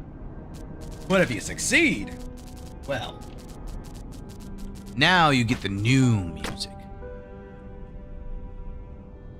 That newfangled technology. Boop. Boop. Goldilocks principle engaged. And flashbang out. Ow. My eyes. Oh god. I think what I need to do is retrain my dynamic vision. Feels like my dynamic vision's starting to go.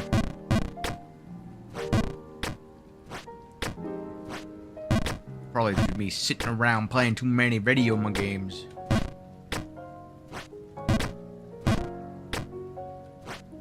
Uh-oh. Uh-oh. Uh-oh. No! Back into the wind I go. Goal! Oh, well. Maybe? Nailed it! Perfect. Now we wait.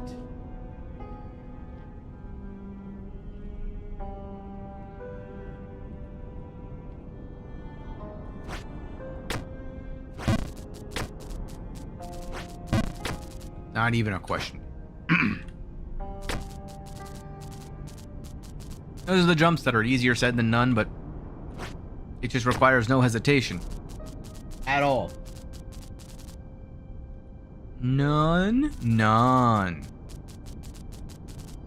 Nope, I'm good. Goodbye. Whee!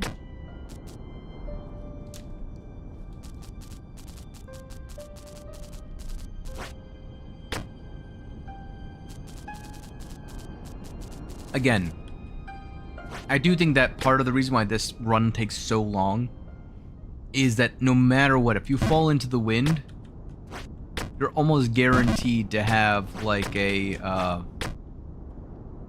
minute plus of waiting, and it sucks.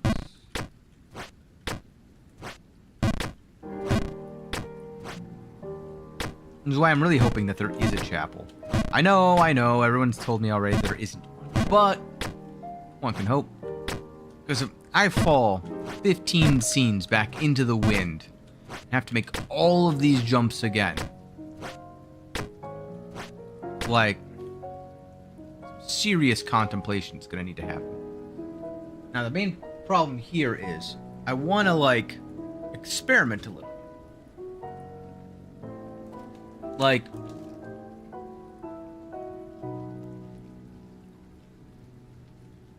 the safer option would be to do this, this, that, that.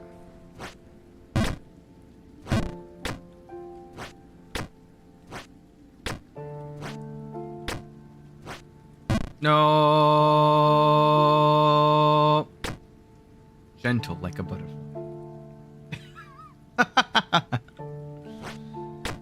Oh, man.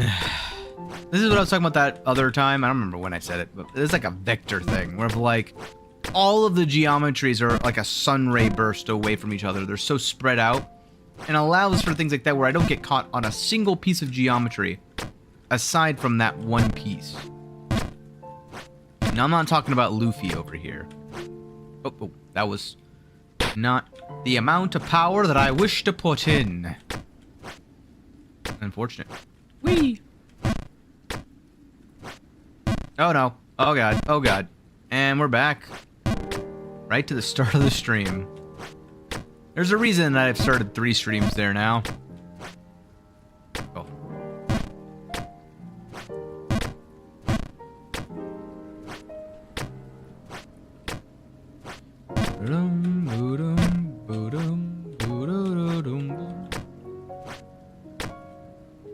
So then I go here, and then nope, not enough.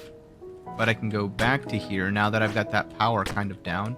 This is a much safer jump, and then this is a much safer. Oh lord! Oh god! Oh no! Well, that's unfortunate. Bum boom. Nail it. First try.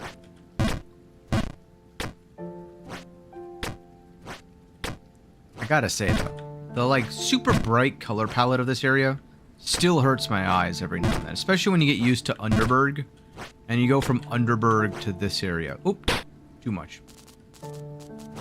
Too much.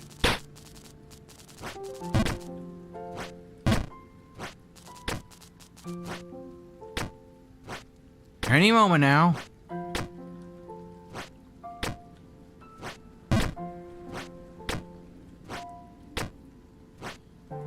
There we go.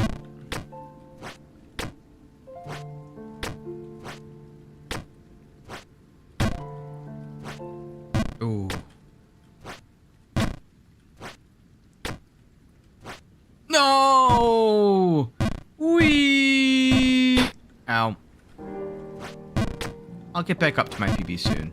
I hope. Soon, trademark. Uh-oh.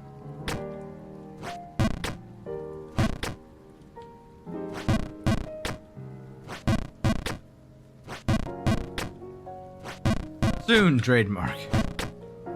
Soon, TM. There we go. Oh! We're fine. Woo. I honestly thought I was about to send myself sailing. Nope, too much power. Into the wind I go. Oh, look at that nice curveball. Ow. Dang gum. I was hoping I would fall a little bit faster than that, but apparently I have enough. I have way more wiggle room down there.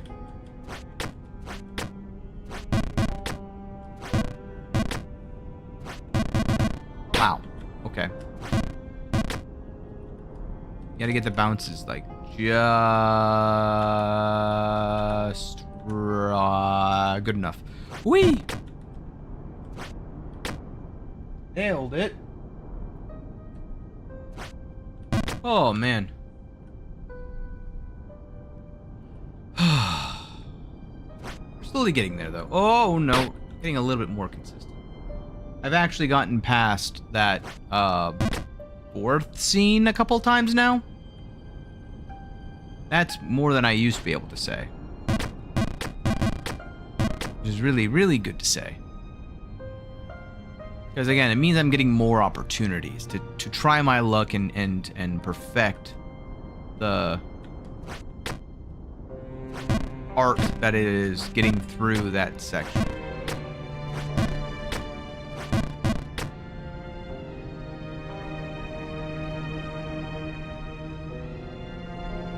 Gotta wait a wind cycle.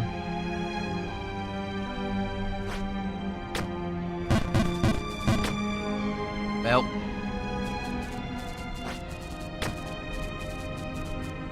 Wait another wind cycle. Listen to the typewriters go off. Run away. Nice peace and quiet. For all but a moment.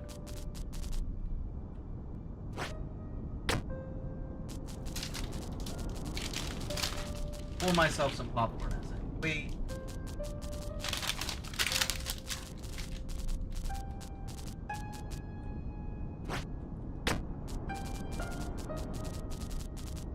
There we go. Just that simple. The other problem is that all my, like, food stuff is on my left side. And since I'm only using my left hand, I have to, like, take my hands off the controls as I go and do those other things.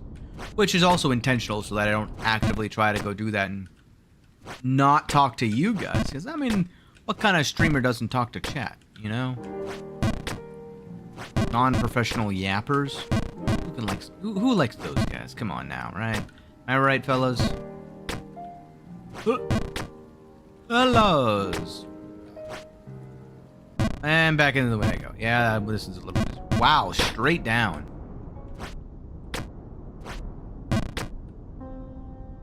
Wait for the wind. Jump back into the way. And wait it out.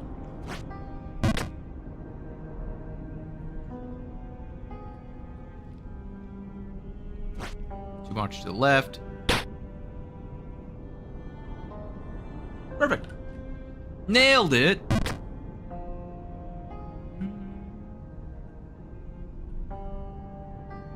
And away I go. Whoa.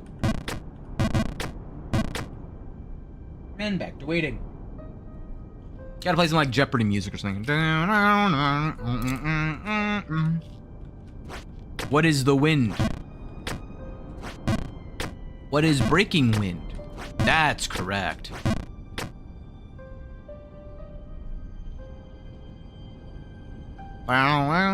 The daily double. Wee! Whoa! Don't get greedy, don't get greedy, don't get greedy, don't get greedy. Hi. I know this town inside and out. That's a good movie. Whee! Hi.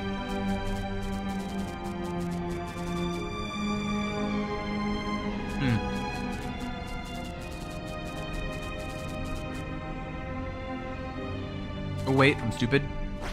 We're fine. I recovered from my stupidity in time.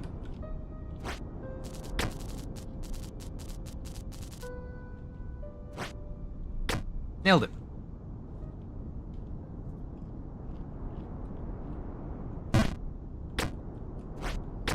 There we go.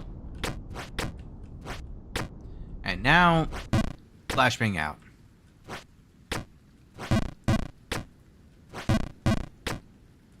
See, some people, when they are warning uh-oh. Hi. Don't mind me, I'll only be a minute.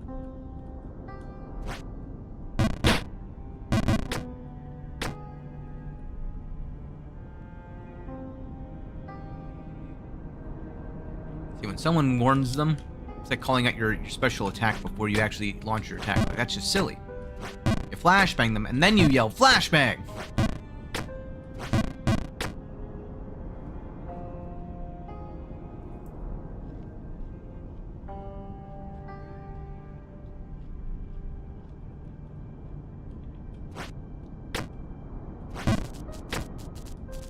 No hesitation.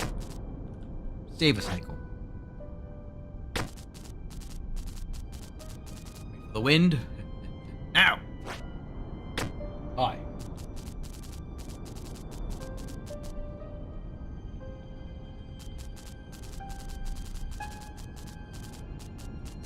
This is definitely one of the more or less energetic streams I think I've ever done. It's very frustrating, I think, for me at this point. But what are you gonna do? Get more energy? What? I'm gonna go grab my. You know what I should do? Grab some cocoa beans. I got some dark chocolate covered espresso beans. Oh, those things are so good. Do you guys like espresso? Oh God, why? In my big fat mouth. Every time. But yeah, what do you guys like espresso beans? I have apparently a high tolerance for caffeine. As far as I'm aware, at least. It appears to be that way, at least. I don't know if it's true or not, but, like, I mean, evidence would suggest that that's true. So, I enjoy it immensely.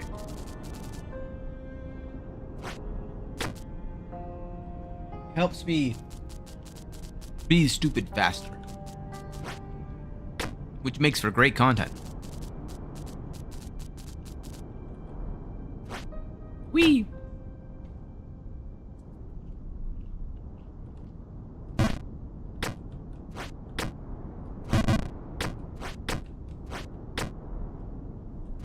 Flashbang. I tried warning you guys, sorry. It didn't quite work that time. Oh, in some ways it's almost like calling my shots as well, though, because getting up here. Why am I sucking at these jumps now? What is going on? There we go. There we go. There we go. Sometimes I just nail every single jump back to back to back to back to back, and then my brain is just firing on all cylinders, and then suddenly I mess one thing up, and it's like, why is it, what happened? I was well timed with the music.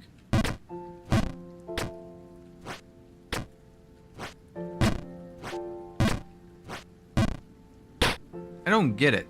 Why do I sometimes just absolutely wing some of these jumps?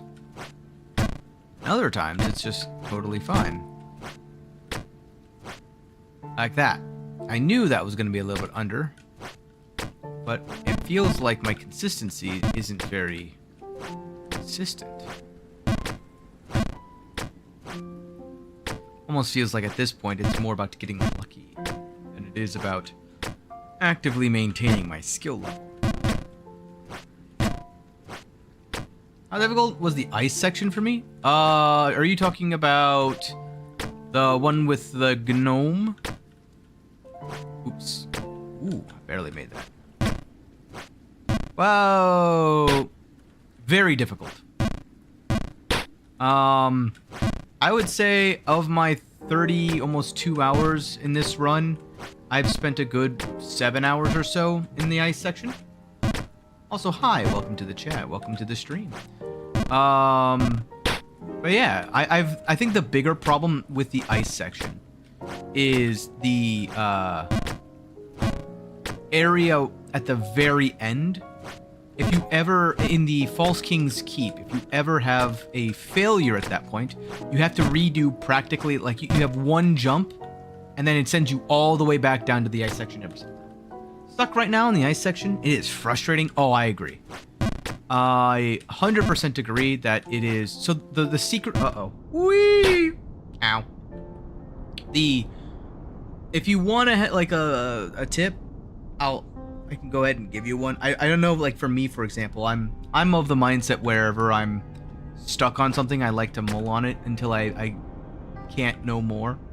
But I think maybe just a useful tip in general is you probably already know this, but counteracting the ice when you jump, just after you jump, hold down the opposite direction, and as you land, let go. Simply by, as you're landing, having the opposite direction being pressed, it kills a lot of the momentum you gain from the ice section, from the ice itself. And I found that between that and then learning the angles of like certain jumps, trying to think of how to describe it. There are certain areas where you can full send that are very, very nice to be able to kind of do. But what it does is the first area that teaches you the like short hop, which will be very useful in the entirety of New Babe Plus. Which is like, instead of doing just a small like tap of the spacebar, instead you have to hold it down for like half a second. Stuck on the 3 baby jumps almost near the top. Ah, yes. So have you gotten to the second baby jump and you have trouble with the third baby jump?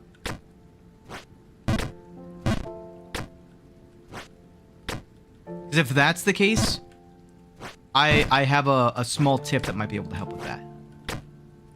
Oops, hold on.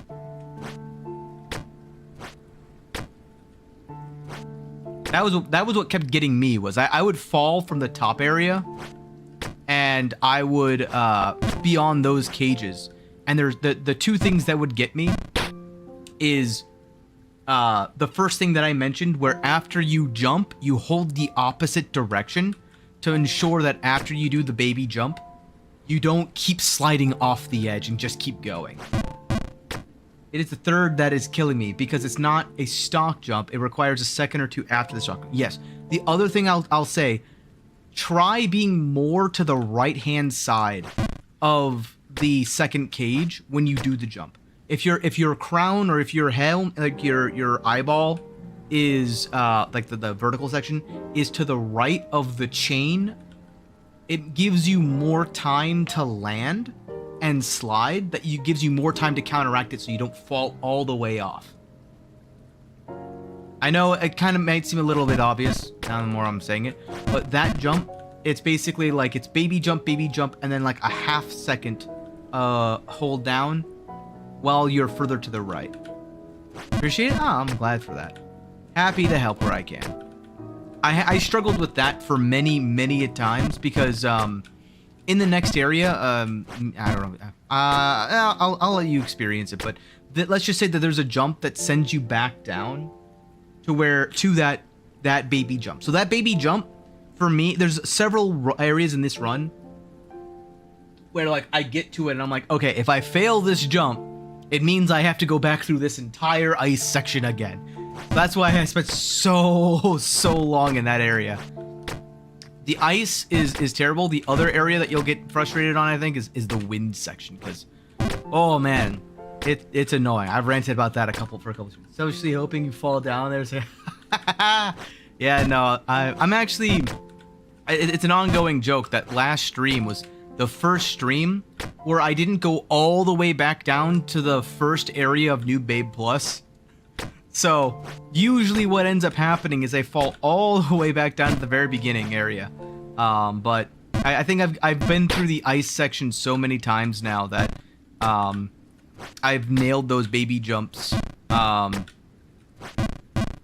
So it never becomes a problem. The most that I have is the scene right above that. There's a couple of jumps that are the same way, where if you fail them, you kind of fall back down to the baby jumps. So you just you don't want to fail them. But yeah, I'm 2 areas, which is about 14 scenes higher than that area. So well, I'm closer to it now.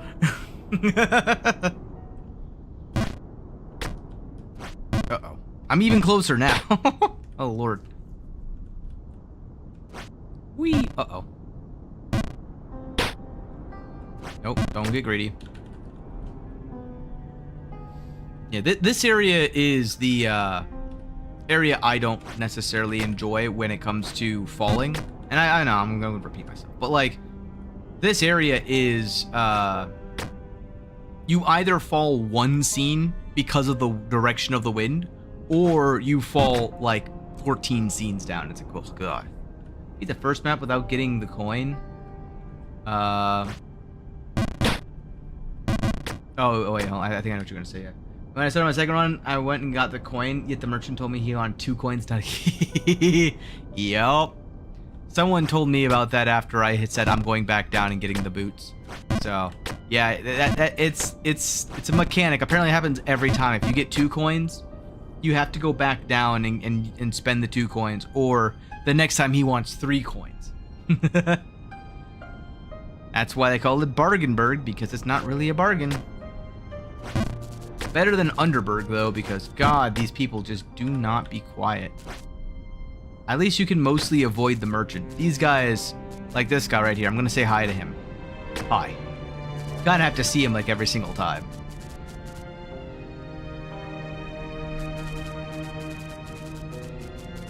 Sounds like a typewriter going off. Whee!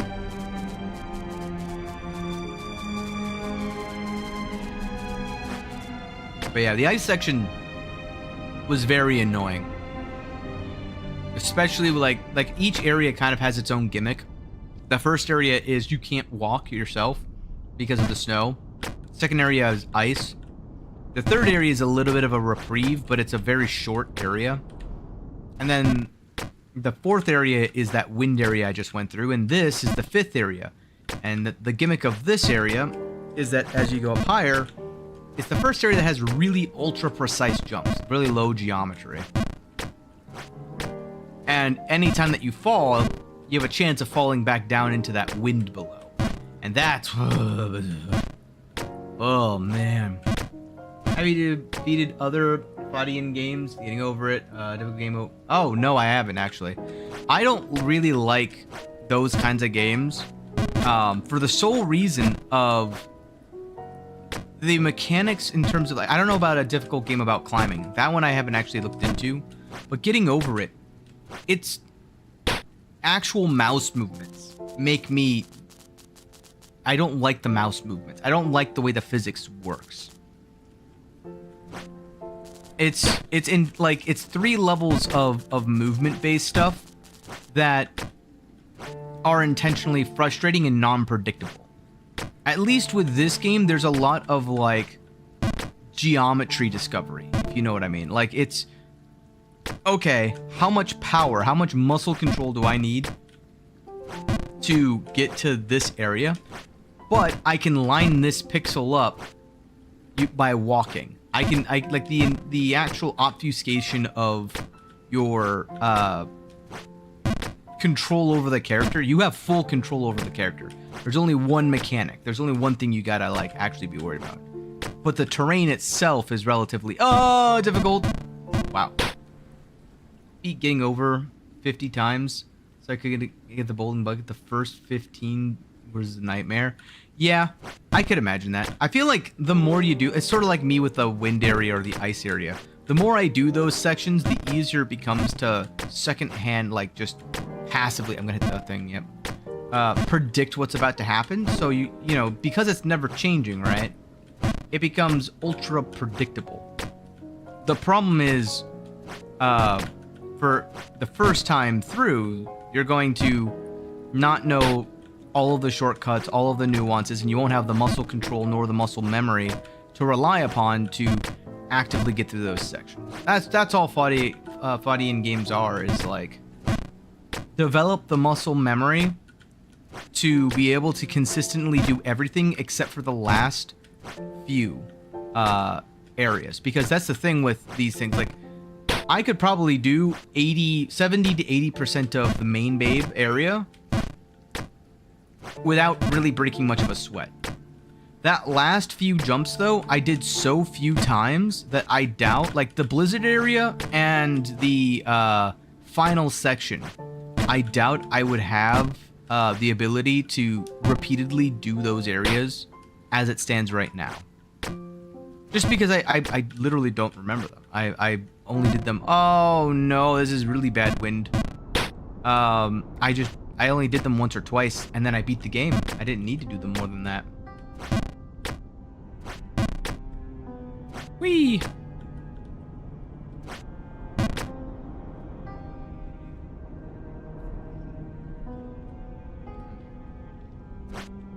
Oh, ooh, just barely.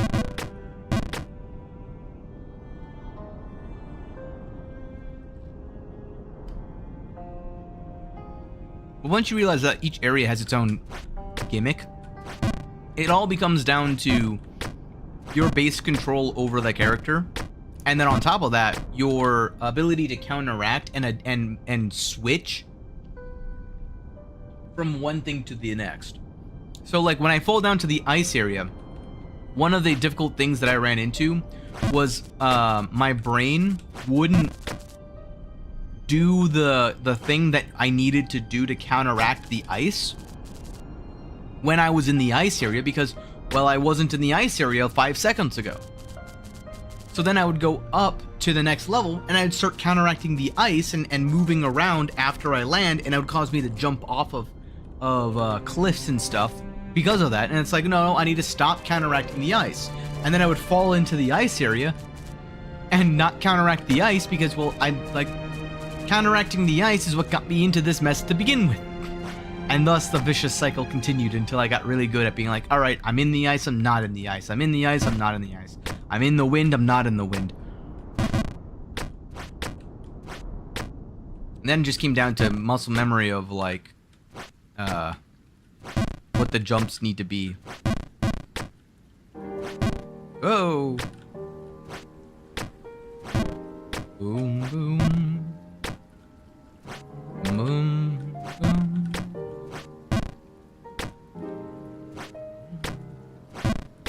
Uh-oh. Like that. I would just do that constantly, where I jump off and I'm like, I need to practice this one again. Nope.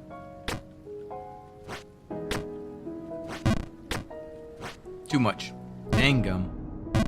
Oh good, the wind's facing the wrong direction, which means I'm gonna fall. Ooh, a good chunk of the way down, but not all the way. That's the good news. Honestly, automated? Hold on. Thank you for letting me know. My thing doesn't show this. Why does it that auto-modded? That's silly. I gotta change my auto-mod. You cleared. Thank you. Yeah, no problem. No, yeah, the problem for me was that it's on a different area. Let me just pull this over so that you're the second person who got auto-modded, and the last person, I don't know what happened. Like, I guess, I don't know. I didn't catch it in time, so that's on my bad. I gotta just pull it over so that I can actually quickly get back over to it and actually see when it happens. Thank you for letting me know, by the way. Am I gonna attempt to goes to the babe after this? Yes. Sorry. Eating popcorn. Yeah, so my plan is main babe, this new babe plus, and then goes to the babe. Then main babe again, and see what kind of new time I get. And then after that, I'll probably go back to like other Souls-likes. Because usually these are my Soul Saturdays, but I went back with a TwitchCon, and I met somebody, and they're like, "Have you tried this game called Jump King?" And I'm like, "No." You know, I bet I can. I don't see why I can't. Sure, it sounds like an interesting game. Yeah, why not? Oh, I don't think Souls games on. Did you play Sekiro? Oh, no, not yet. That's one of the ones that's on my list. I've got Dark Souls 1, 2, and 3 under my belt. I've beaten Elden Ring and Shadow of the Erdtree. I haven't beaten Lies of P was the next one I was gonna do. Demon Souls, Sekiro's on the list, Bloodborne, and Lords of the Fallen. Those are the 5 that I currently have like in queue. Oh, there's another one. Another Crab's Treasure, I think, was one of them. There's another one that I can't remember. Stellar Blade or something? I don't remember. One of those ones. There's a lot of Souls games is my point. So I was gonna do one of those games next. Liza P was sort of like my top of my list. But yeah, I got Sekiro on there along with like Bloodborne. Those are like my top 3 that I kind of want to do. I also want to do Demon Souls for no other reason than because it's the like original Souls-like game. I have it on which one? PlayStation, I think. Which is also strange because after a bug in Dark Souls 3, I got really good at the mouse and keyboard. Hey, thank you. Welcome to the Abyss. Welcome to the Seekers. Oh, thank you for the follow. I appreciate it. We're actually almost to my 100. Wow, I did not expect to be this close. It's only been like 2 months since I've started back up streaming, and I'm already at like 85 followers. That's insane to me. I was not expecting that many people, especially since all I've been doing is Jump King. But yeah, I do plan to try. I'm gonna also try. I don't know. Again, as I said before, I'm not gonna commit to anything just yet. I've got to make a plan because I like to overcomplicate absolutely everything. Ow. I want to do some more other games. I usually go on Thursdays with my brother. I may actually start streaming. Ooh, wow, that wasn't enough. Keep that in mind. I might stream my own perspective. I was talking to him. We may be playing some games where having both of our perspectives will be better than just one of our perspectives. So, I might be having more days of streaming than just my normal 1 day a week in the coming year.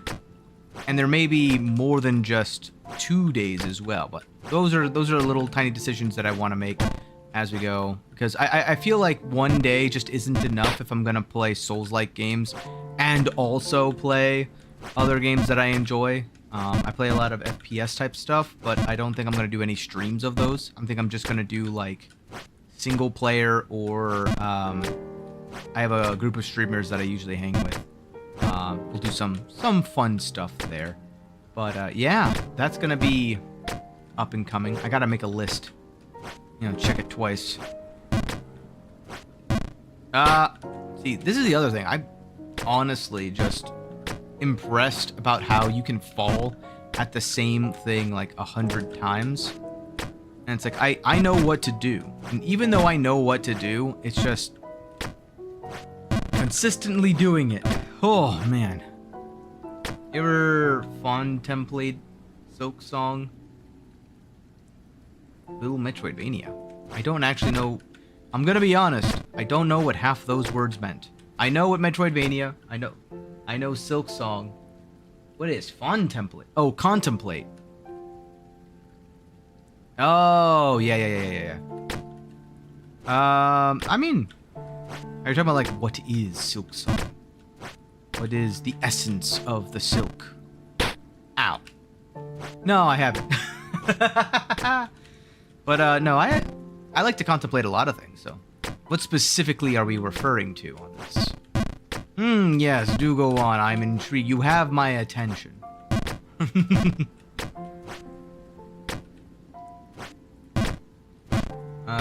Think about playing it. Oh, yeah. That you're right. I don't know why I didn't mention that. That's 100%. I've already 100%ed the game, but now I've got like 5 achievements I need to go back and do. So 100%, yes, I would. I do plan on playing Silk Song. That is a Saturday stream for sure. Actually, you know what? I probably should do Silk Song first before Liza P, if I'm being honest. Only because, oh god, I've already beaten it, so I feel like I could potentially do it fast. I played it on Rabbit's channel. I've also done it on my own. I've gotten through all 3 acts. I just need to go back and actually do some challenges. Like, I used the Hollow Knight crest, if you know which one I'm talking about. So, I never actually had to deal with like a diagonal dash at all, even if you, not even a Reaper's crest level of diagonal dash.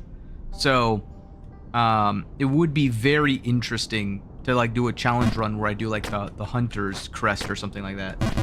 Fast swinging, yes, fast swinging crest. The direct, like for me, even the fast swinging is not really what I cared about it, even though that is, you know, by and large, the best level of DPS, especially if you've, you know, like me, I have beaten P5 on Hollow Knight. So, like, I'm very used to the Hollow Knight mechanic. But I feel like the point with Silksong was to be fundamentally different, which is why I think the other crests have some hidden, like... Oh god, here we go again. 6. Okay, that wasn't that bad. I do want to fall down, though. Just so that way I get the same jumps that I've been doing 100 times. Get that muscle memory activated. But I'm going to be using Reaper Crest, Solo, Shuriken, and Flint Slate with the parry skiller.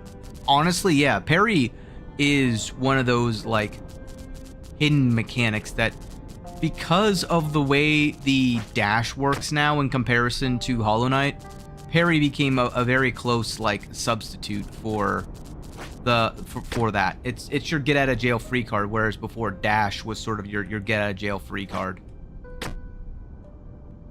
And I think that's what honestly, like, throws me off the most whenever I'm playing against a boss with the fast swing crest, because uh-oh, that was a terrible jump. Listen, we don't talk about it. When you get that close, in order to keep the DPS up,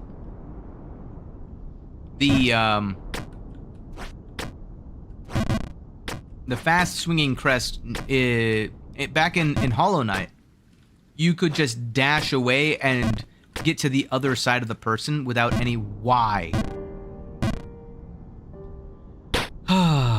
Here we go again. But you can get to the others. Oh, that's not gonna. Oh, that was terrible. Well, not the worst. Not distracting. Appreciate the dialogue. Oh, no, not at all. So I've said this before as well. 3, 2, 1.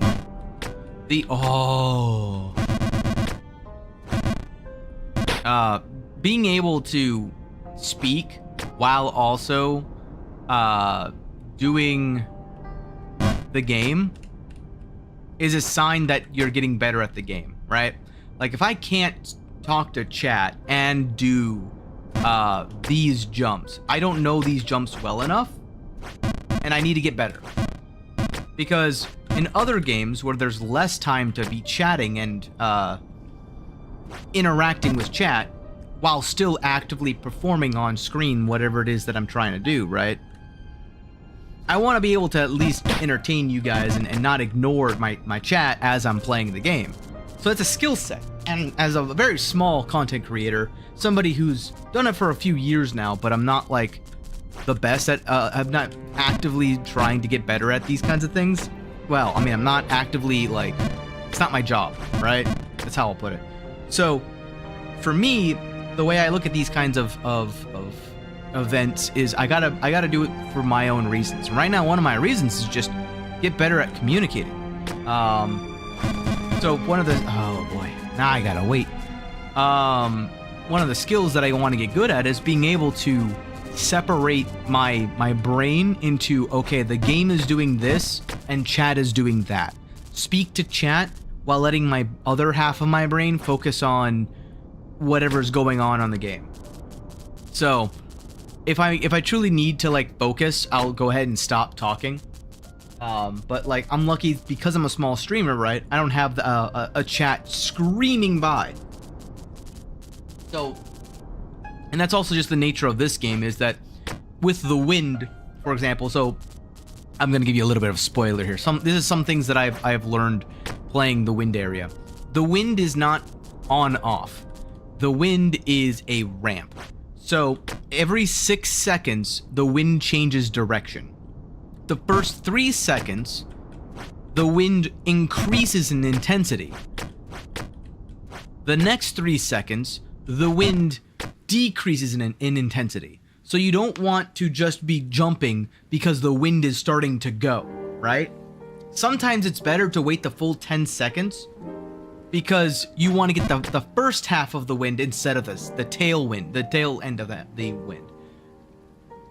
I didn't know that when I was first going through that area, so I would be doing the same things over and over. I'm like, why am I failing at this? Why is this not working, right? Then I realized that, and suddenly it made a lot more sense in terms of like, oh, it's not because I'm being distracted by chat. It's because I literally just don't know the mechanics of the game. Oh god, back into the wind I go. I always hit every single corner. Every single one. And now I'm back to the second lowest scene. I'm like 4 scenes above that ice thing that we were talking about initially.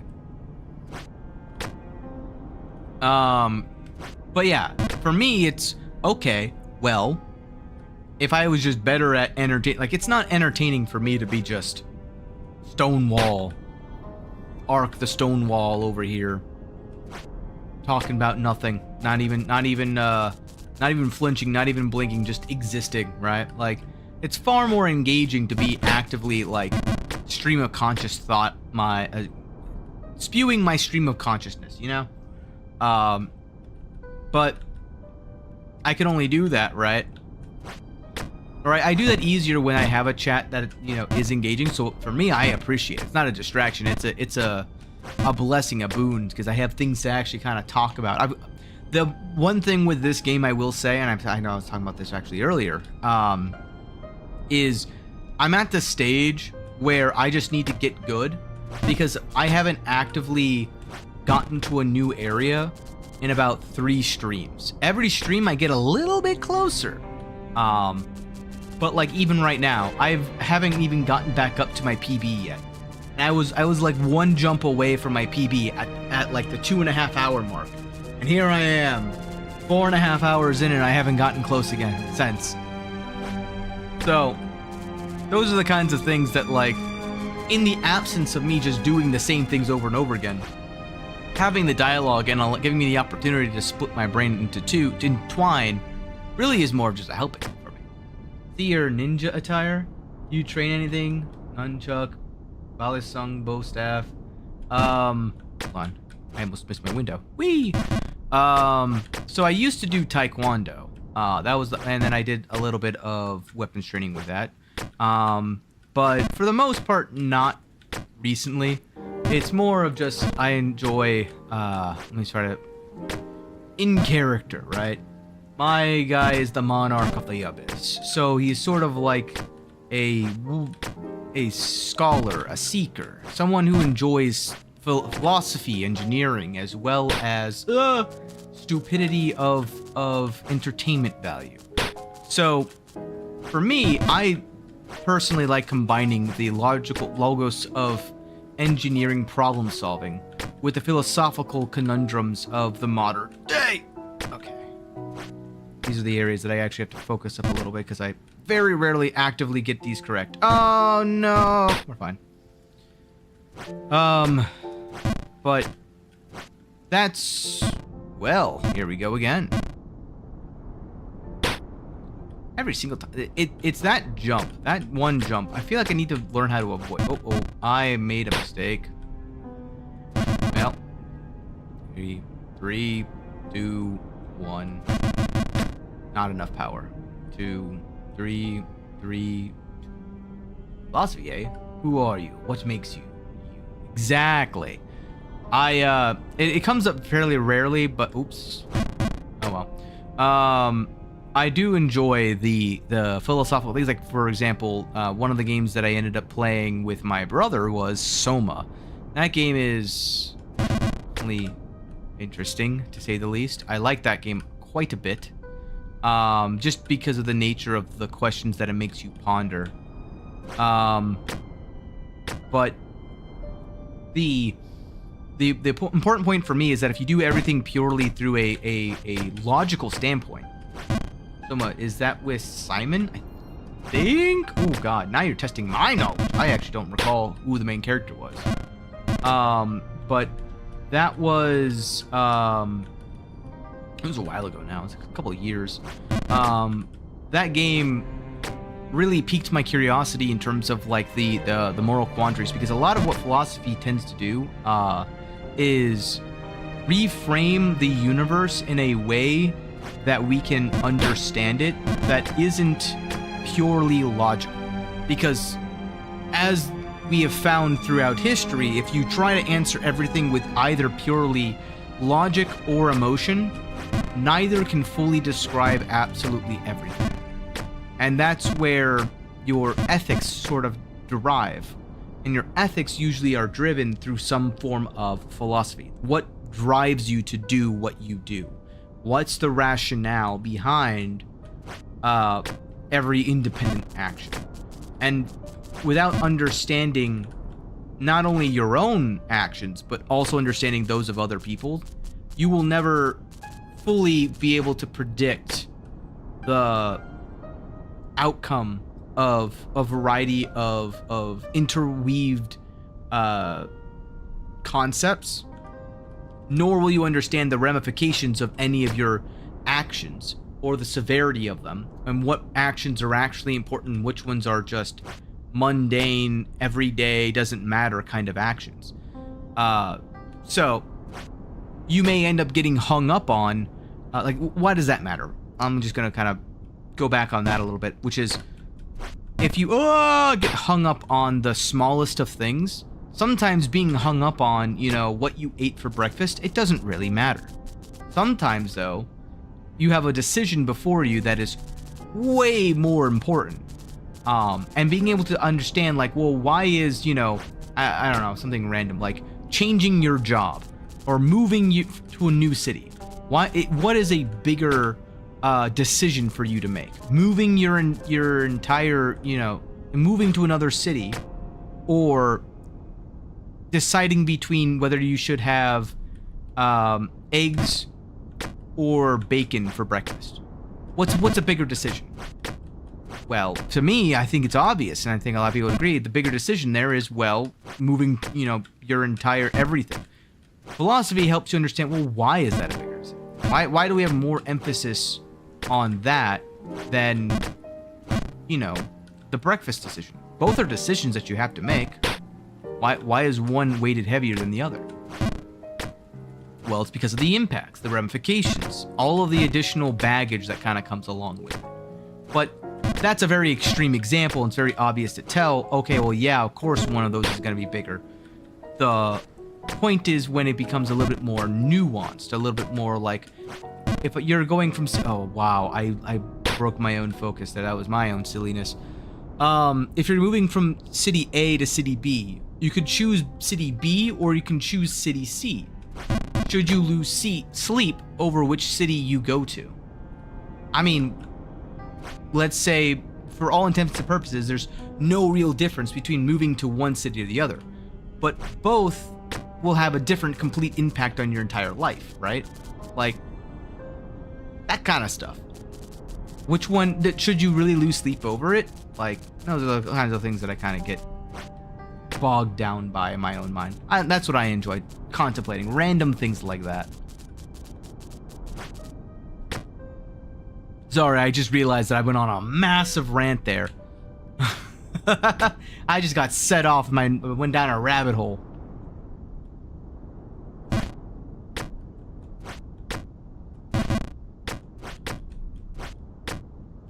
But yeah,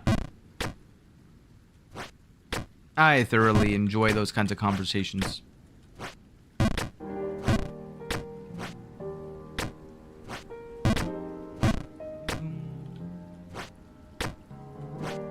My gift to Yap is like no other. Whoa!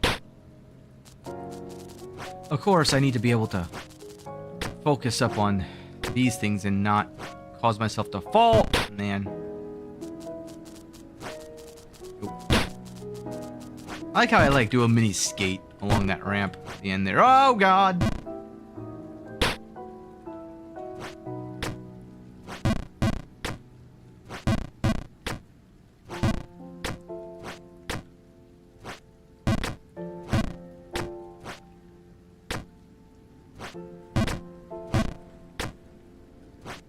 No. Oh, no. No, again. It's like I touch this a little corner. Every single time, there's a little tiny corner that I touch, and it sends me like 17 screens downward.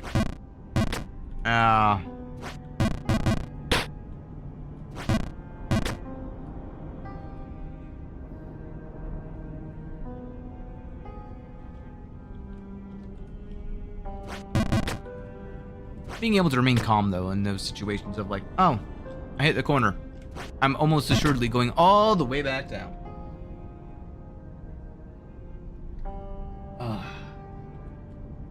Whee! Ow. Ding.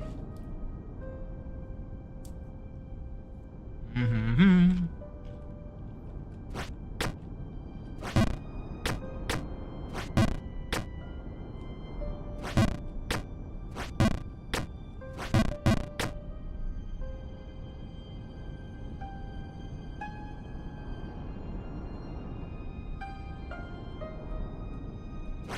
Whee! Oh, that was so close.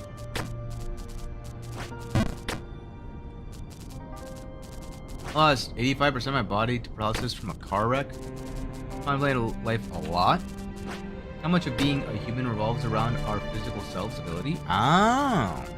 Well, I'm sorry to hear that you were in a car wreck and you lost a lot of your autonomous freedom there. But I'm happy, though, that you're still active and, you know, playing games like Jump King and contemplating life and still around and kicking, because that sometimes it is also another aspect of like philosophy in terms of like what it means to be.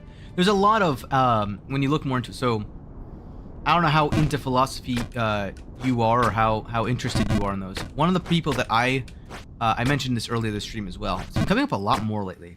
The podcast called Philosophize This by Stephen West.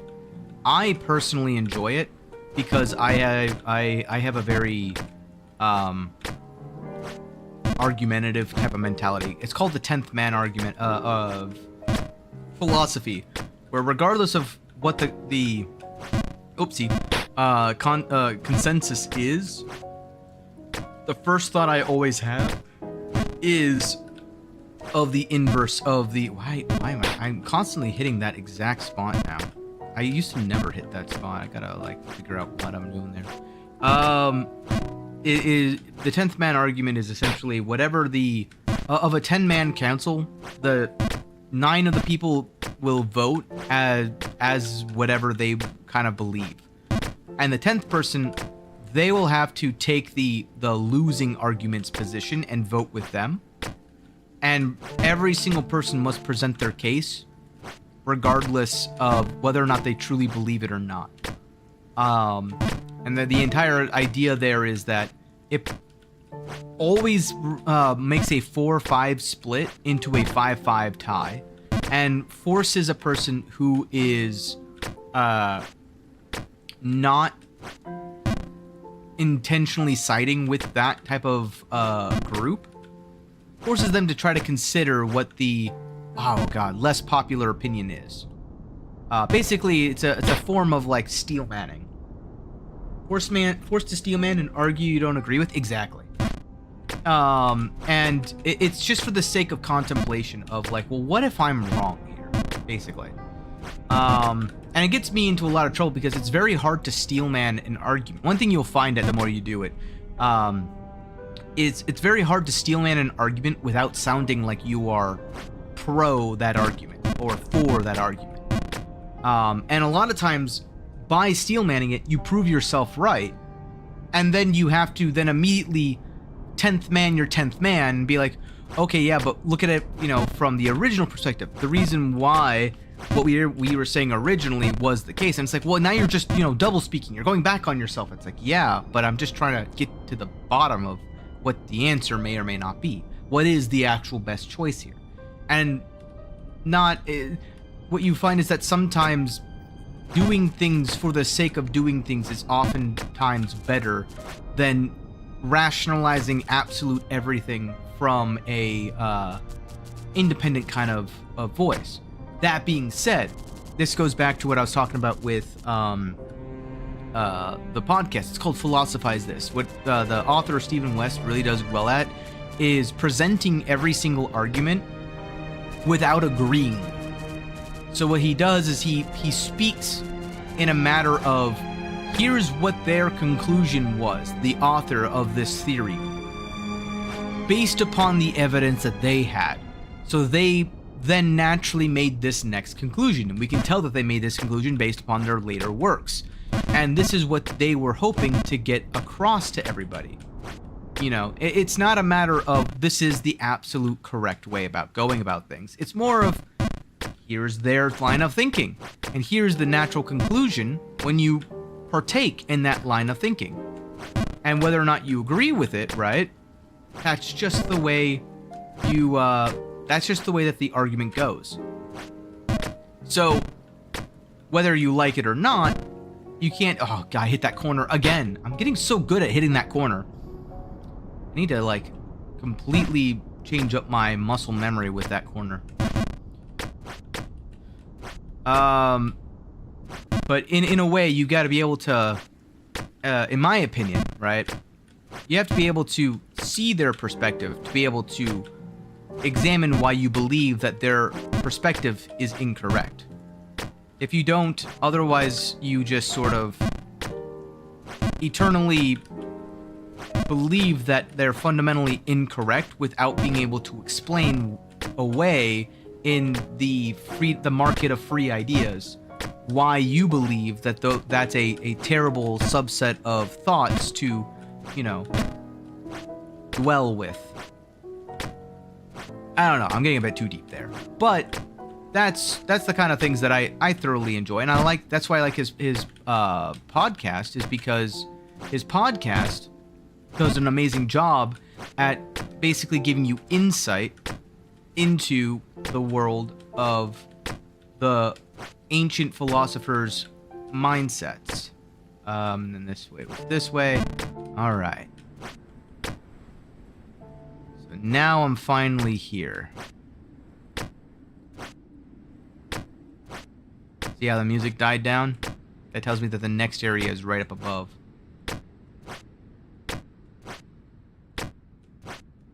Ooh. Woo! Alex O'Connor? You watched a little bit of Alex O'Connor? I'm not familiar with him. I'm at my PB right now. Sorry, I'm a little bit hand shaky.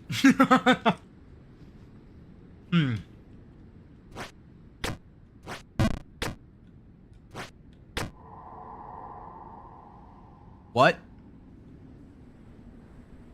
Do I trust it?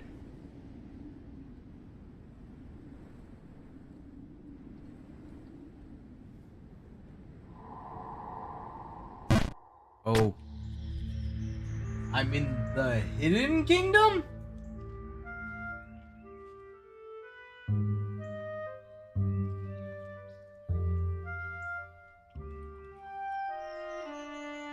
I don't like this. Oh! Oh! Friend? Yes, friend. Friend! Yay! Okay, that's it?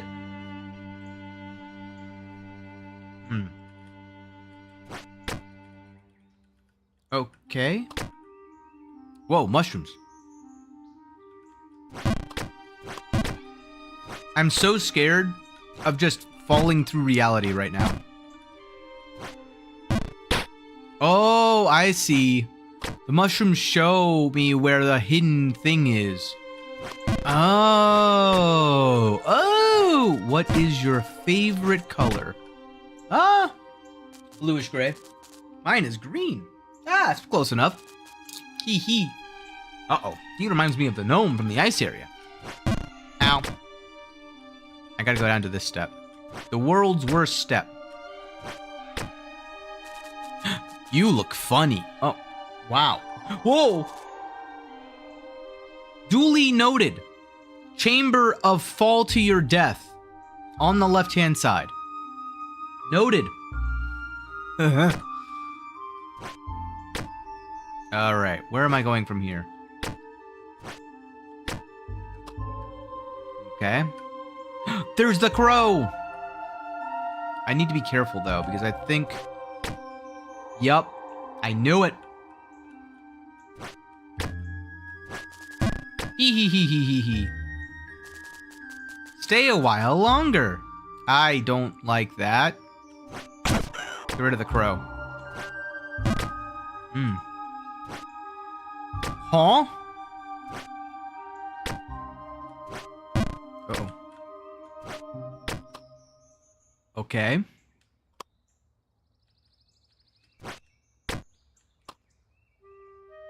Trying to see if I can get a marker of where they are. So this one is in that squiggly batch. Okay. And then this one is in where the gold meets the darkness.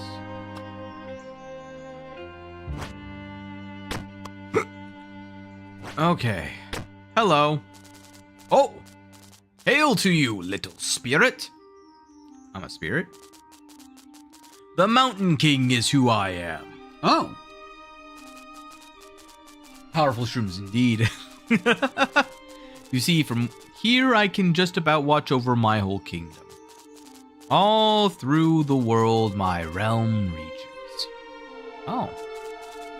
From the little fairies playing around in the moss below, all the way to the mountain stones up above. Ah.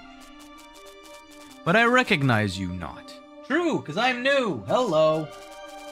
From where did you come? I have no idea. From the main babe. Oh, I forgot. I'm a powerful silent protagonist. Okay, so I gotta get... What's my full power? If I go all the way to the right here. Ow! I hit my head. Ow! Okay. So I can't go all the way to the right. I can hit my head though, and then I knock... Oh my god. Never leave this place. Why not? Oh, that's deceitful. You will play for us for a little while longer. Okay. Forever longer. Yeah, no, I'm good. Oh, no. Uh-oh. I am not doing well. I'm so happy. I'm grateful for you. Friend, pal, my buddy. What? Not your friend, pal. Not your pal, friend.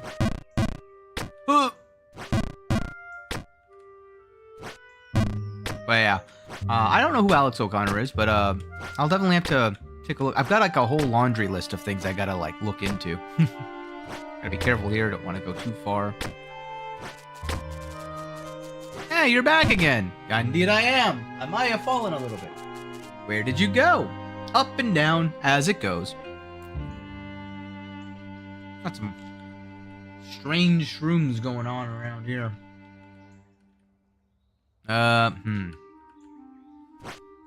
Okay. So I gotta get up here. Go down and play with the fairies. Why not? Cause I gotta get going. Always looking for someone to play with. Those ones. Alright, so then now I gotta go up here. If you do stop nagging me, they might. Oh, yeah, I'm sorry. Can I get a little bit more? Oh. Whoa. Cosmic Septic. English public intellectual speaker, writer, media personality, best known videos on philosophy. Oh. Interesting. I'll have to take a look into him a little bit. Unfortunately right now, I don't really... Oh. There's a coin.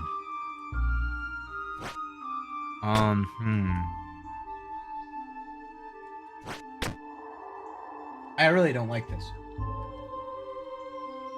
I cannot fall down there no matter what. No, what did I say? Okay. Not nearly as bad as I thought it was gonna be. Through my kingdom I enjoy strolling, and mostly in The mountain stones. Okay. Blind jumps are tough. I know, right? When to the fairies down below, I wonder they become a bit too excited. Oh. Always they seem to think that I want to play with them. Yeah. Can they not find someone else? I ponder. Pondering is good. The answer may surprise you, though. Probably the answer is no. Okay. Even that, wow, is but a shame. Wee. Wee. Wee. Wee. Ah. Okay. No. Well, I found the hidden path. Oops. That's not enough. Whee! Oops. Did you know my kingdom?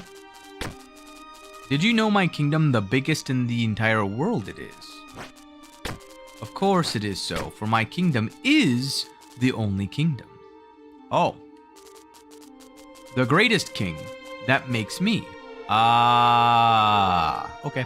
Good luck with that, my good friend. I don't remember what's over here anymore. Okay, I bet if I do this, no! This is the kind of experimentation I don't mind, because it's like, I, in reality, am not that far down. I full send this. Where does this end up? Yes!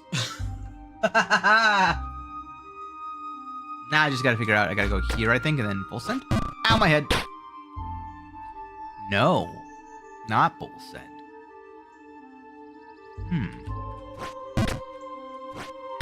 If I do this, though, nope. Ooh. Huh. That didn't work either. I feel like that, uh-oh. Ow. It feels like it needs to be a full send. I'm so nervous, though, that one of these, like, fake walls is gonna just, send me tumbling all the way back down. Each and every subject in my kingdom I appreciate. And like me, back they do. Sure. Oh, whoops. Under this, that I am a good king. Sure, buddy. Whatever you say.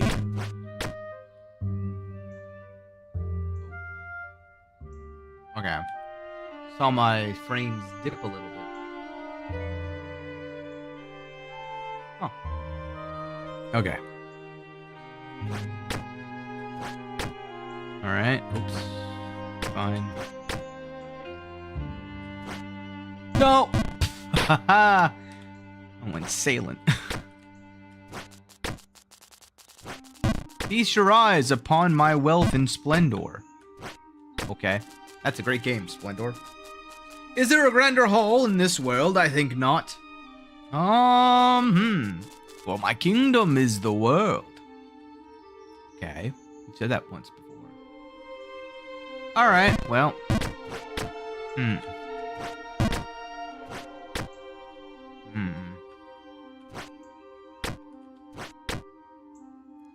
I'm just curious. Oh. Well, that's not a good sign. Oh, I went sailing again. It's like a 70% jump. I don't know. Oops. Whoa. Way more forgiving than I think it is.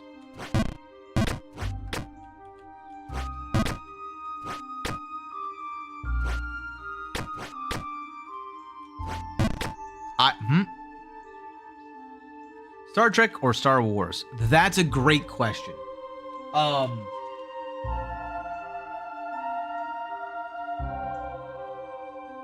The problem I have with that question is that Star Trek it's almost like apples and oranges to me. I think that I like Star Wars in terms of the actual things that I've watched, but I think that Star Trek has its own place in terms of like philosophies and it's like Doctor Who versus Lord of the Rings. I'm like, I don't know. Well, maybe that's a bad comparison. I'm trying to think. Like, Star Trek versus Doctor Who is a better comparison for me than Star Wars and Star Trek. Oh, hey, look. There's the crow again. But I want to go over here. Go this way. Ooh. Oh. Oh, where am I even supposed to go with that?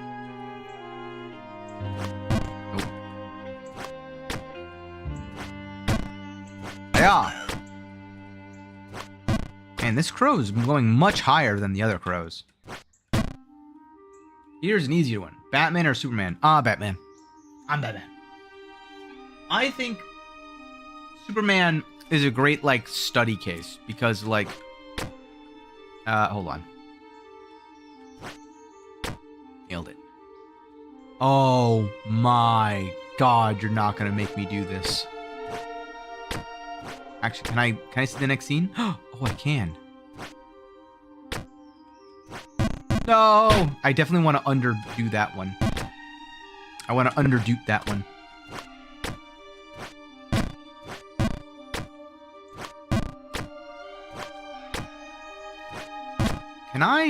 I'm gonna try something stupid here. Oh, nope. Well, I tried something stupid.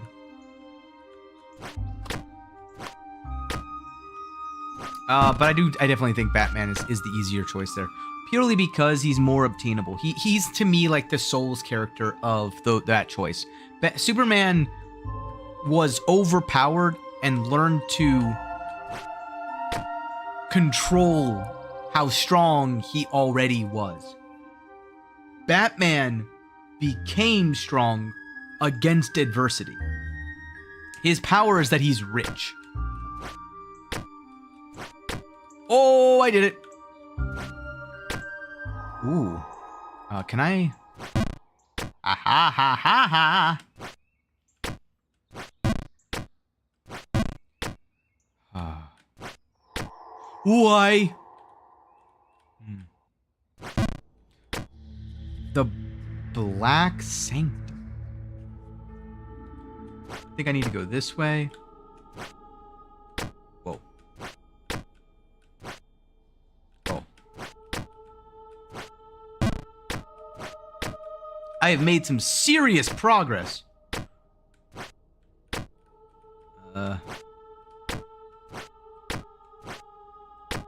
don't even know what to make of this anymore, I'm not gonna lie.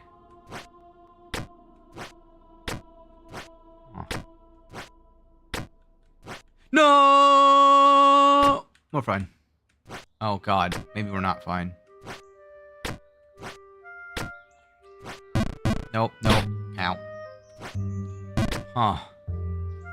See, that left-hand side terrifies me. That left-hand side is a nightmare in waiting. Much. I always want to do under.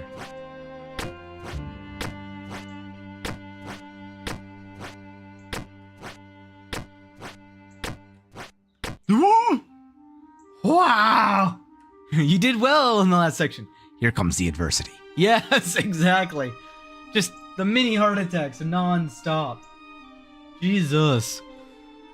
Okay, so now I'm here. I go here. And then I go... Ooh, boom. Okay.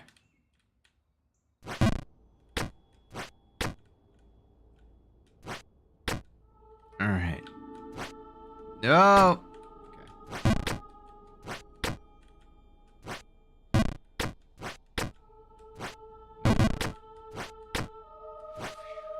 Alright. Alright. Is this a full send? I think this is a full send. It's not a full send! Not a full send! Not a full send. Oh my gosh. Funny. So I gotta go above the halls of the Mountain King. Ah! To claim the new babe. But okay, so if I'm remembering this from the main game, right? This area is the Blizzard, which means that that area of the Black Sanctum is your chapel? I wonder where that left chute takes you. How far down? So my personal best is before today was at the top of the Lost Frontier. At the top of the Lost Frontier, the left-hand side is just a, I don't know how to describe it other than an FU. It's a little like mini chamber that is, if you fall on that left-hand side, it takes you all the way back down to the top of that area. The problem is there's no way to make the jump from that back to the top of the Lost Frontier. At least not that I could see. So if you were to do that, recovering is nigh impossible. You basically have to go through the entirety of Lost Frontier again. Which is why I'm like, I really, really don't want to fall down there. Oopsie, I had an idea and it didn't work out. Hi again. Ow. Quite a small little creature you are. I'm not. Uh-oh. Hee hee hee. Stay a while longer. Nope. From where do you get all that vigor? Well, isn't that the question? Ah. Fine. It is most assuredly not a shoot you wish to. Oopsie. Oh, hey, I made it. Take. No, I need to be a little bit stronger than that. I need a full send, and I don't know why I don't. This is a full send. Go back over here. Then we full send. Then we full send. Hi. Not full send. Ah. More full send than not. Did I ever to you sing the story of how the greatest king became me? No. Oh, wait. Can I full send this? No, I cannot. Oh, that was a terrible idea. No, it was an even worse idea.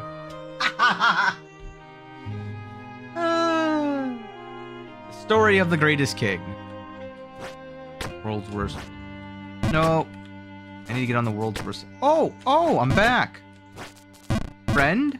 Let's go with yes. Friend! Okay. I'm gonna use this. There we go.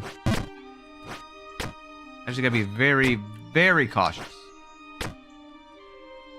Can I do... Oh, almost. If I go a little bit closer... Ow. Not that close. Huh? Nope. I wonder. Oh, no. Oh, no. Okay. I gotta go under that lantern. Okay. I'm now at the stage of I did it the hard way. Now I want to find the easier way. Oh, there's the easier way.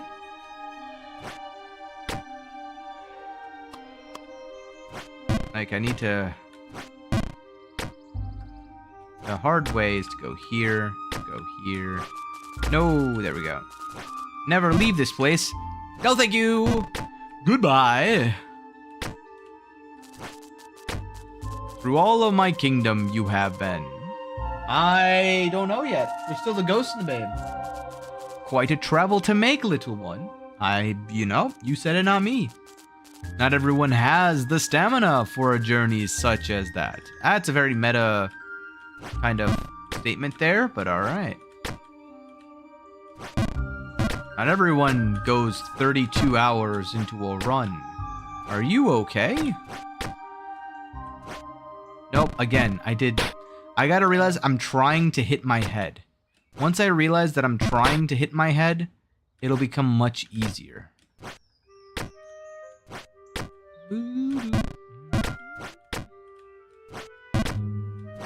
No. Nope. Ow. What did I hit? Oh, I hit the invisible thing. Yeah. What think you of my kingdom, little one? How does he have so many different things to say? Quite impressive, is it not? 50-50. Did he hear me? Oops.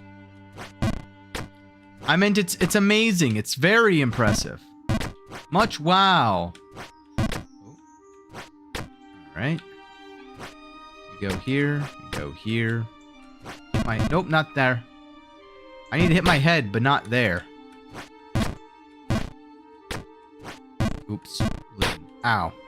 So I go here, followed by here, followed by here, followed by here. And then I kind of need to just go up here. Whoa, flash of death. Aha, you're back again. Yep, and I'm gone.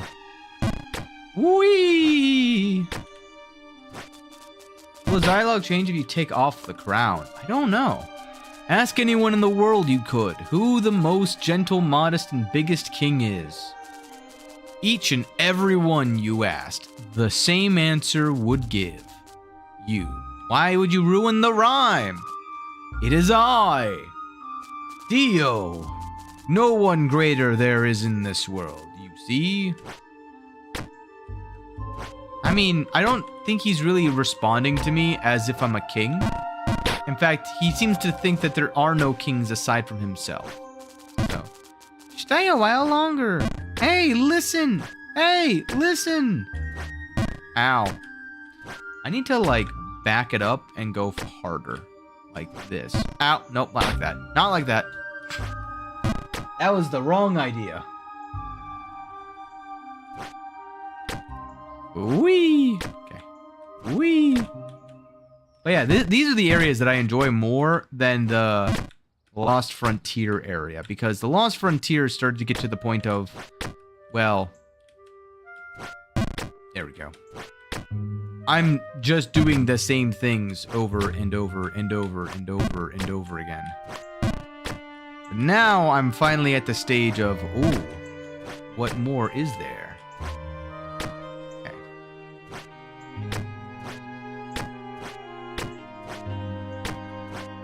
Ooh.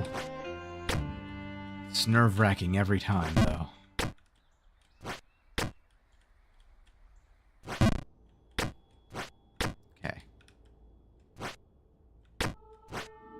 Nope. Alright.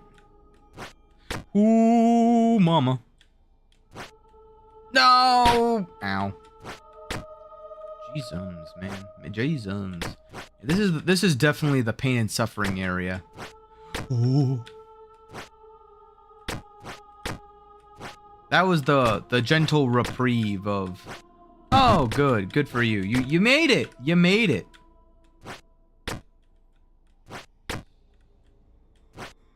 Oh no! Ow.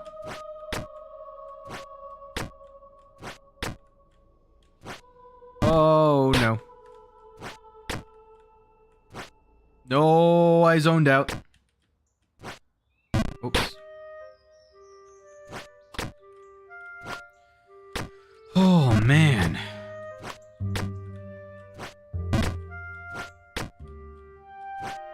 But yeah. I don't know if you made it past the ice area yet, but this area is a lot like the area right past the ice area. The very end of it, there's a jump that could send you all the way back to the beginning of the ice area.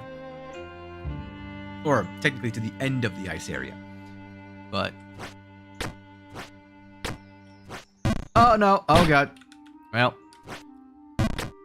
so you oftentimes fail it, just trying to not fail it too bad. But as someone wise once put it, sometimes you need to risk failing it in the worst way possible to be able to successfully conquer it. Woo!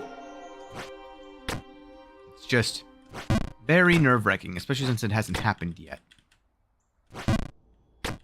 Also, I don't like how the Hidden Kingdom is like a gigantic illusion. Oh, so close. Oh, no, not again. Oh, well, back down here. Oh, God, back down here. Oh, God, back down here. It just keeps getting worse and worse. At least it's good practice. Yo, hey, how's it going? Made it to the Hidden Kingdom.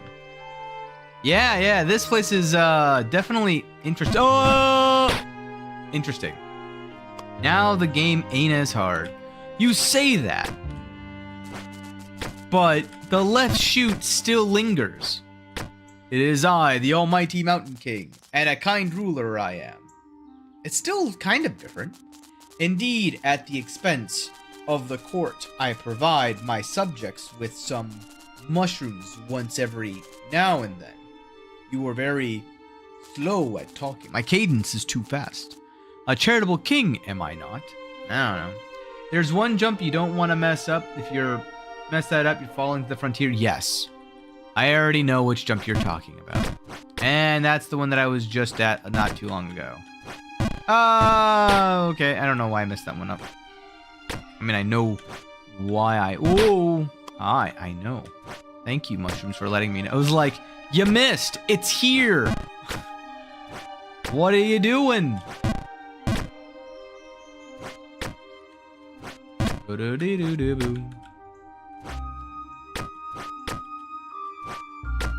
Nice. Back. Welcome back.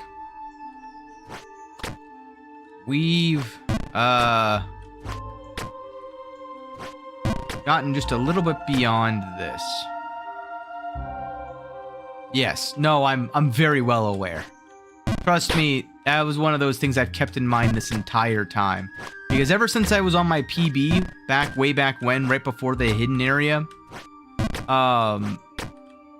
there was... Alright, let me just...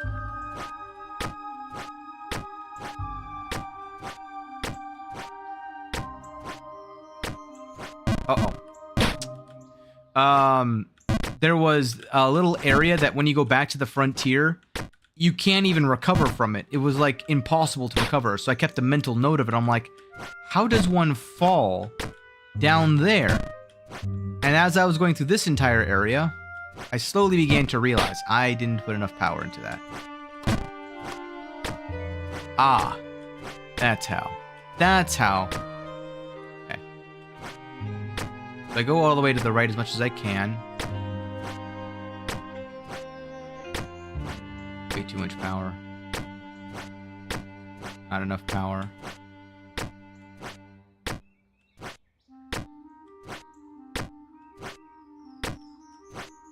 Woo! We're fine. You're fine as long as you don't overshoot? Yeah. No, I'm aware. Okay. Yeah, so this is now my PB. My PB is I've managed to land on the rightmost pillar here.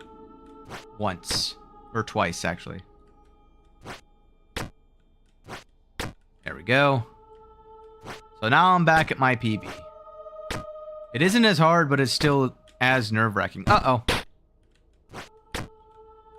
That was a weird collision. Oh, you just gotta think about your jumps. Well, that's a problem. Me? Think? That was unfortunate. How am I supposed to be an idiot if I'm actually using my brain? This goes against everything that I'm for. I'm fine. Nothing happened. You got scared, not me. Oh, I made that. Oh, come on. All right.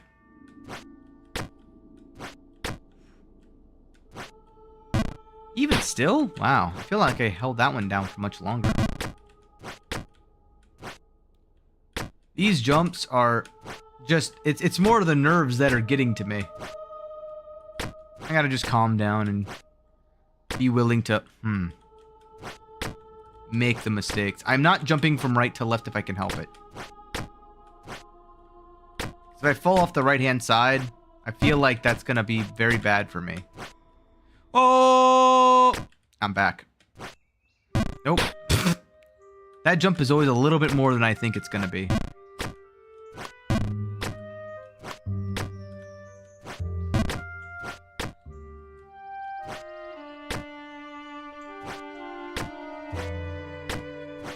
Nope.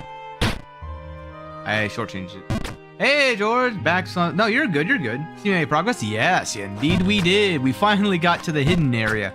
Met the Mountain King. I got one more silver piece. How many more silver pieces are there? There's 3, right?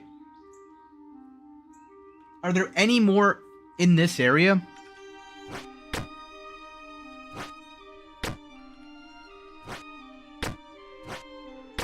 No.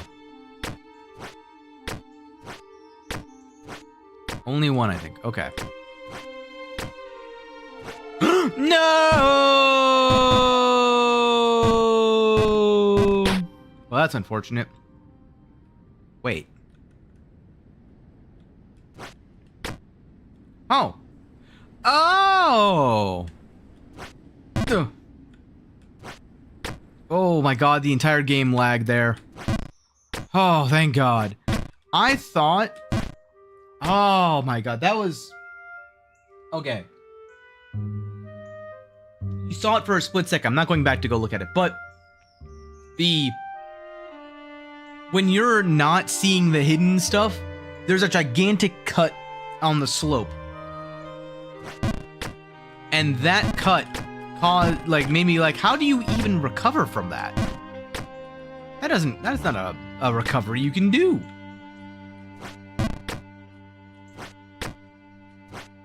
Oops. But, but listen. All right, listen, hold on. But okay, that is far less terrifying. I'm far less scared of that jump now.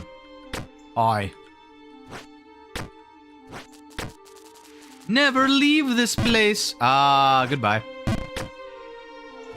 I'm gonna play some more. Go for it, man. Up and down you jump all over the world. Listen, alright, just because I'm not great at the game doesn't mean... Where are you going? I don't know! There's a babe somewhere, I think. Trying to get 100% in this game too? Oh yeah, good luck with that. To me, it's like one of those... There's a lot of things in this world where I find myself, I'm like...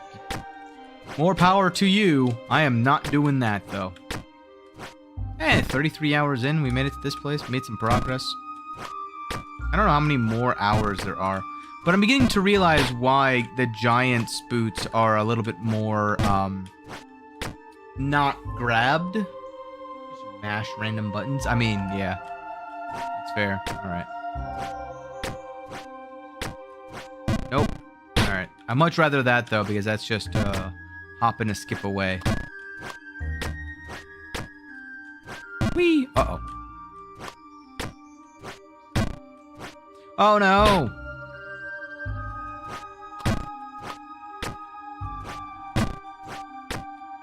There we go. And again, I rushed it. Again, I'm trying to not... And I'm trying not to overpower it, and it's causing me to... Oh! I thought I had a little bit more room than that. You back? Welcome back.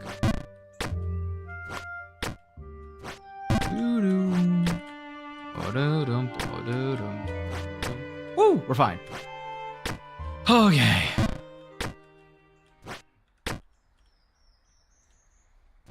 I just want to know what's beyond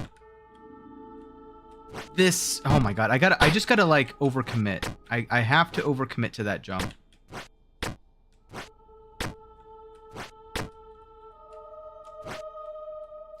What?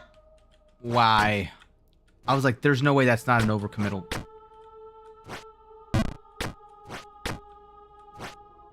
Good goodness gracious.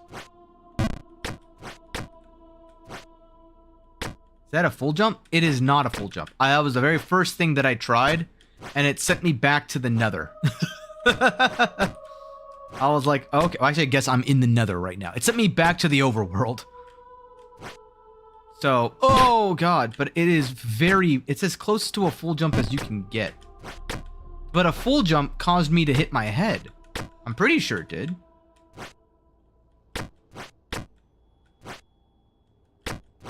I mean, I'm getting to the point where I'm considering trying it again, but... Okay, it's that level of a jump. Okay. Okay. Okay. Because of a lot of secret setups. A lot of secret setups, you say. I got that. That's a nice little full jump there.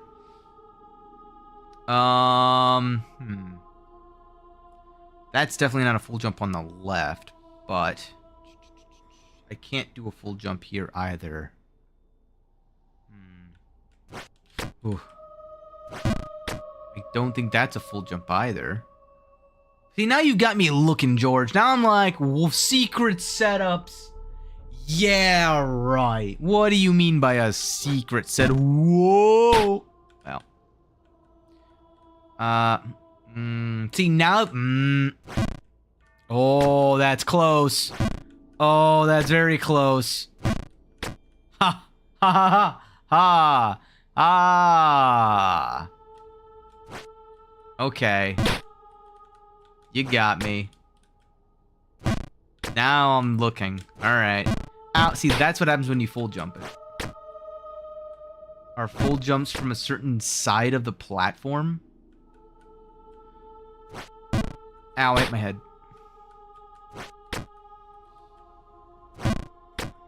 Most of them are full jumps from a certain side of the platform. So if I go down here... Whoa! Wee!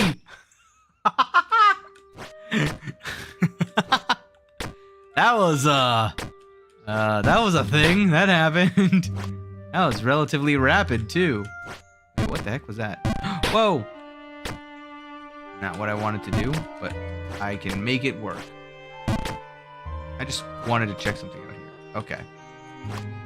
I saw my foot go into the wall, and I thought for a split second that, I thought for a split second that I was something I could do. Turns out, no. Whoops. Okay. Nope, not enough. Ah!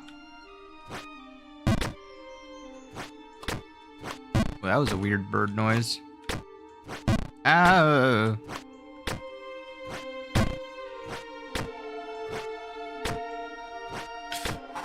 I'm fine. Mini heart attack, but it's fine.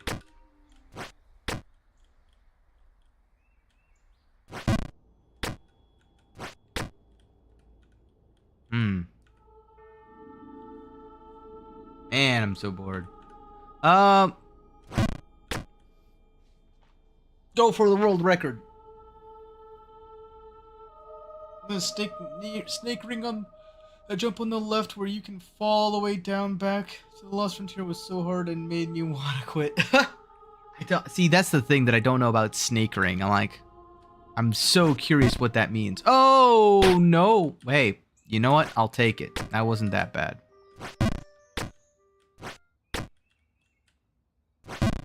Okay. Bounce. I bet if I do this... Whoa! That did not go where I thought it was gonna go.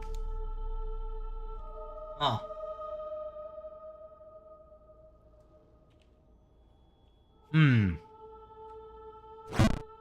Oops. No! Dang-gum.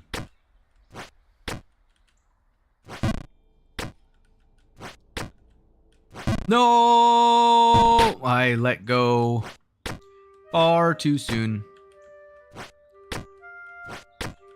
We're fine. No! We're fine.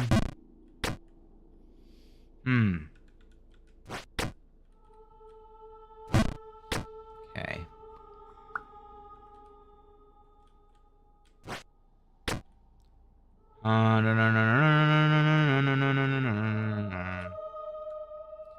If I put myself here... Ah, man. Whoa. Man, now I'm so locked into oh, what kind of secret setups are there?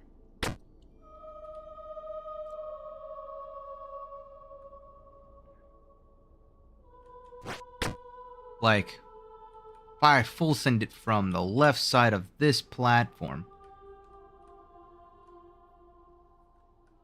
I bet this is gonna do nothing except make me fall.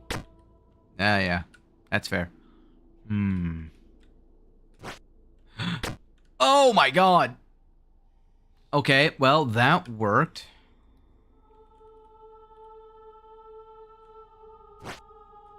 Oh, what? All right, well, that sent me straight down. I thought I was going to ricochet off the side, but I guess not. Okay, I do this, this, this. No. Well.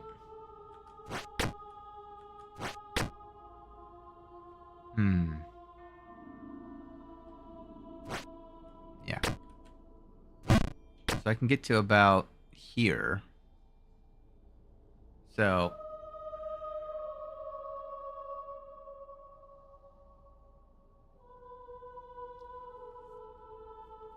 I'm just sort of doing some mental math right now in terms of like how can I go from one area to the other. I'm just gonna try something real quick. No! Dang it. That was close though. So I can go up here, go down here. Fine. No!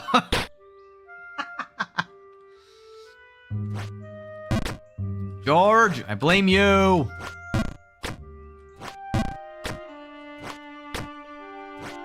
Watching Starting to Fall is funny. Thank you. I try.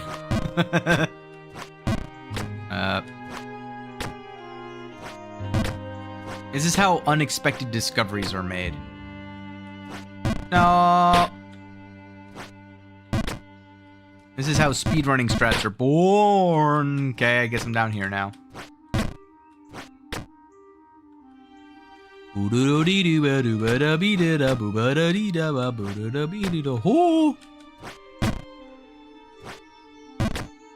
should change the stream category to comedy.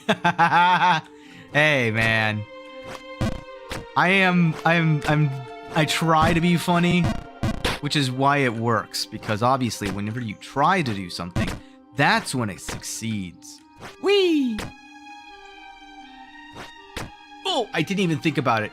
Like after I let go, I had that moment of like I regret. I'm sorry. I just saw a key in the clouds. Can someone I'll come back. I'll be back here. Don't you worry. I'll absolutely be back down there at some point. So I'll point it out at that point. I'm going down here. No, not again. I'm sorry. I didn't learn my lesson. Okay. No. Remember when that was giving me so much trouble? And now I've hit it like 3 times in a row? And watch me never hit it again. You know what would be really funny? Fall all the way back down to the start of the game? That will get peak views. Listen, peak's a different game. Alright? Oh, I forgot. Oh, yeah, that worked. Oh, yeah, then I can go over here. And I can do this! Oh! Why didn't that work? That worked last time! I have to be further left? Man, pure comedy. Ha ha ha. Classic comedy. Oh no. This is infuriating. Okay, there we go. Ooh. Don't worry, my pinky toe secured that. Right here. There's a key. Right here. Why is there a key in the clouds? Also, why does it look like there's 9 tornadoes happening at the same time? Well, anyway, pure darkness.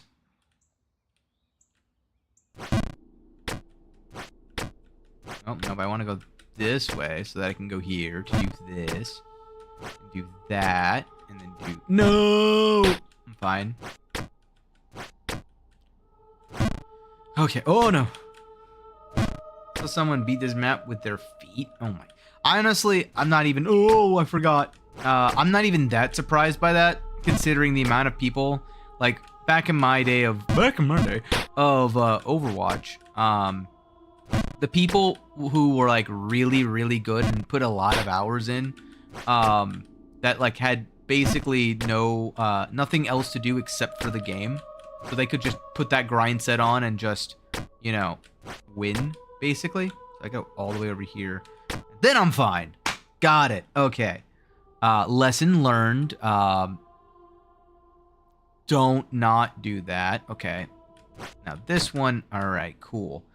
So if I could go from that to there, I bet I can go from here to here. No! I was close.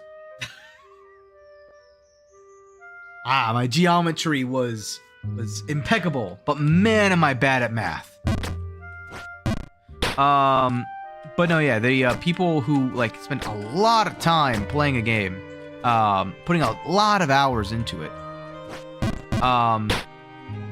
There's a lot of people who would like beat the game, like or get to like top 500 in Overwatch, playing with like a saxophone instead of a controller. And they would play with like buttons that are like meant for when you train your cats and dogs instead of it. Back? Nice. Whoa. 30 minutes if C-Mobile back is gonna be ready. Nice! It's rigged, boring. Oh yeah, that's fair. Well, this is a problem. Go up here. I once again did a perfect arc. I know I'm perfect in every way, but man, now I need to not be perfect arc. Oh, the greatness of my kingdom behold we with awe, for I, the king, am equally as monumental. Definitely mental, that's for sure. By the time you beat 3,000, you got this. Hey, man, it's about the journey. You know, you gotta appreciate it, and man, I hope you're right. Ugh. Man, do I hope that... Like, here's the other thing. You gotta remember, though. I still have 3 silver to find. Like, I only have 7 silver coins. You know I gotta go back through with the giant shoes, don't you? Like, all of this is for naught. All of this is just for me to be able to get the giant shoes. You need 10. I know I need 10. I don't know where the other 3 are. A whopping 60 hours? 60 hours? What? If yes, you got all of them in section 8. Section 8. Now you're in section 6, so lock in and get there. Oh. No. Locked in. Immediately falls. Listen. I'd rather fall in that direction than the other, so...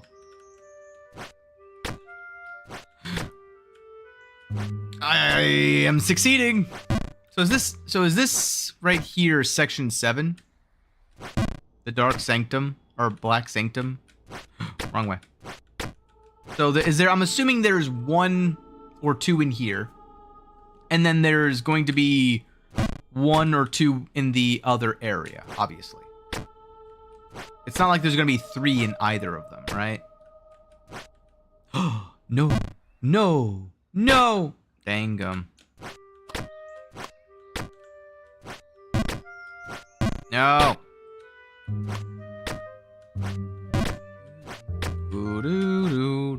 All 3 coins are in Area 8. Oh, okay. Area 8 is special. I don't like the way you framed that. It'd be a new experience. Oh boy, oh boy, oh boy, oh boy, oh boy. I like new experiences. Oh, no. Okay. Maybe I don't. Okay. Listen. I need to lock in. I actually do. Even I recognize that was a bit too silly.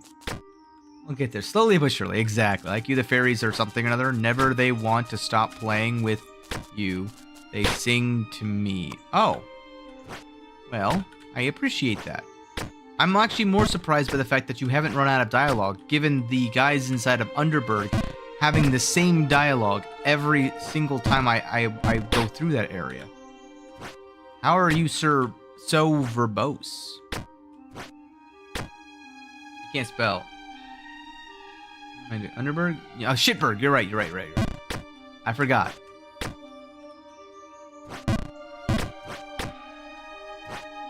Also, now I can't unsee it. When I leave, there is a face in the clouds on that side at the bottom that is just a screaming face. I've seen it, and I can't unsee it, and now you are forced to see it as well. You're welcome. Where? Hold on. Let me just fail real quick. We. Oh, my dex didn't. All right. I didn't mean to go that far down. I meant to go down a little bit. I see a lot of those. Yeah. Jump and up and down. You jump. Okay. See, that's a repeat. I like it. I like it when you repeat because now I can ignore you. Now you've become predictable.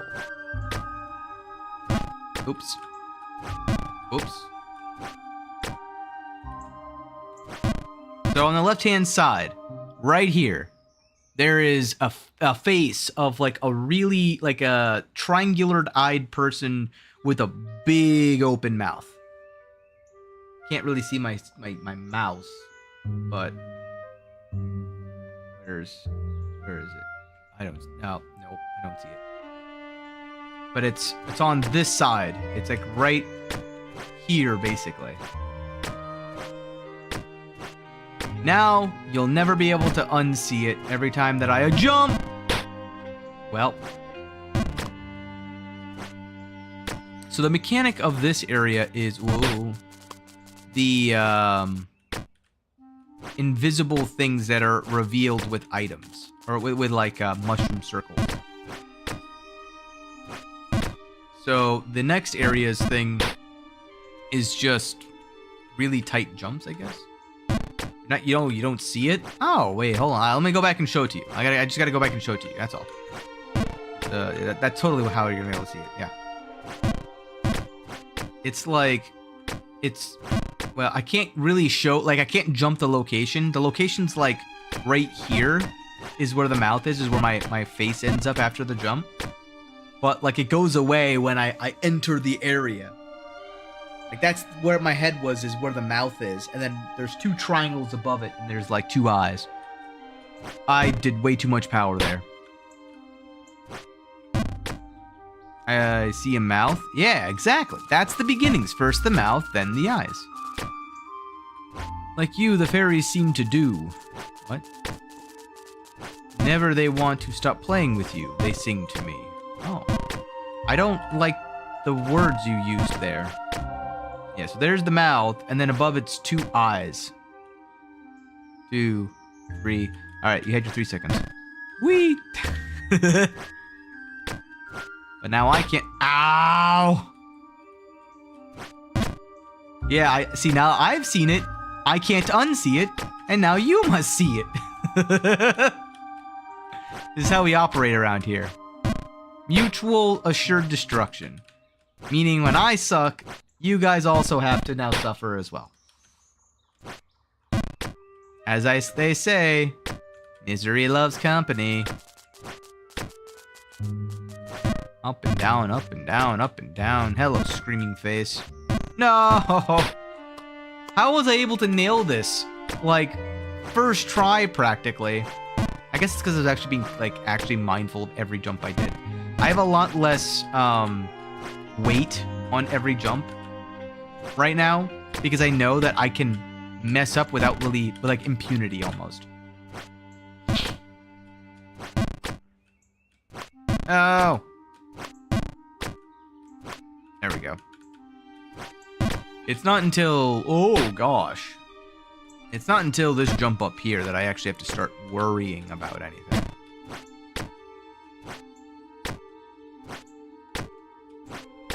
Perfect. No! I knew it the second I let go. I was like, that's too much power. Nope. That's fine. I can recover emotionally. Physically, however.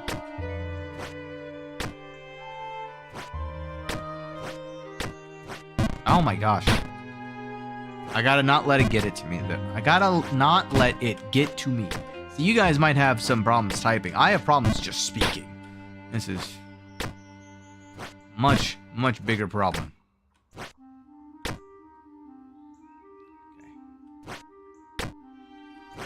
No. I do a perfect jump, and then I just don't do that jump. How it goes every single time, right? Nope.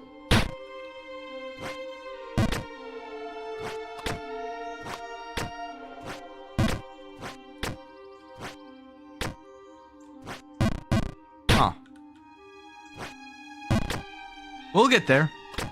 Might be the slowest getting there in history, but... What's the world record for the slowest completion of this game? I feel like I have a run for the title on that.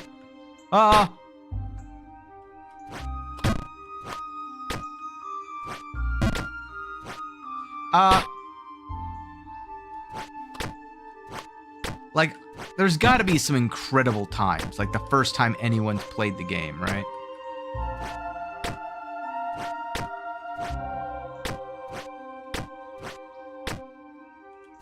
No! Ah, man.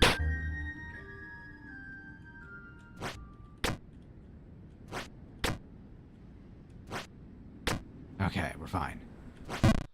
Okay.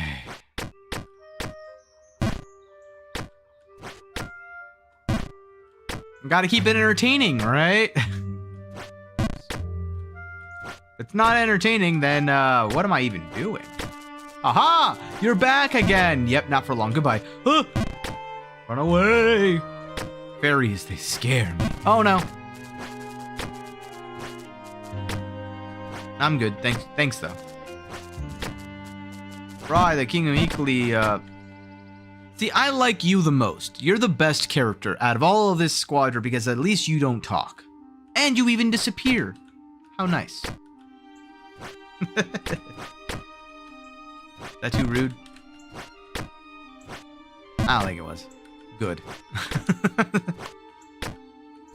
Uh-oh. No.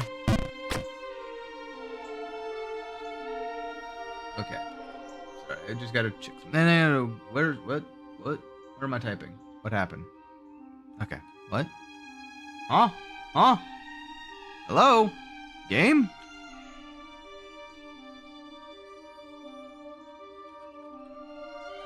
What's happening? Okay. It wasn't reading my inputs for a little bit there. That was weird. That's the first time that's happened. Well, don't know what that was about, but I hope it doesn't come back. That could be a bit of a problem. Fine.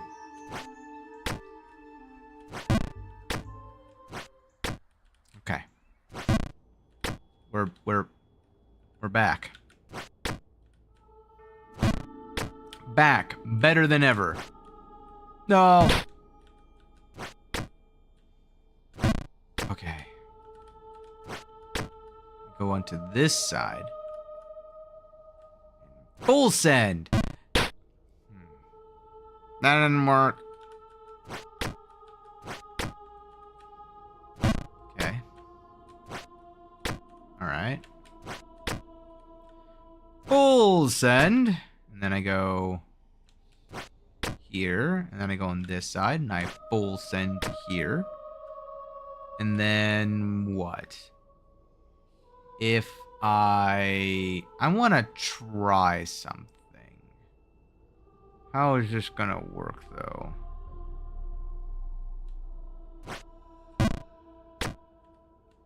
Well, that was a bit. Oh well, whoops. I found a way back down. Not that I needed one of those. Oh, I needed a partial hell.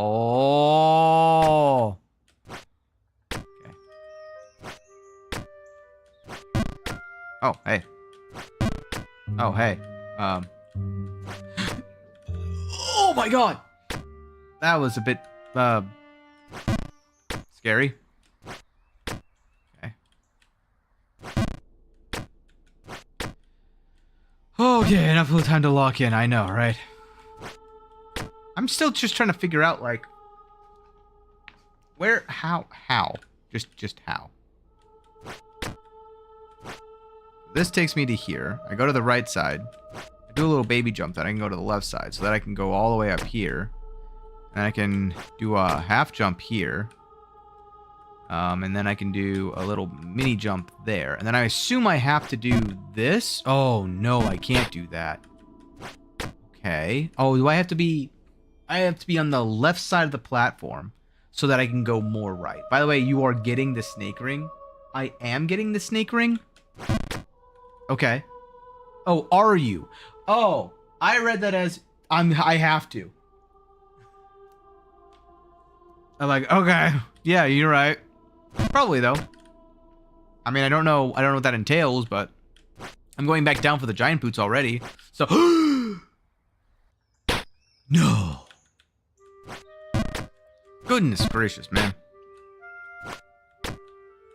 You know how to get it? Absolutely not.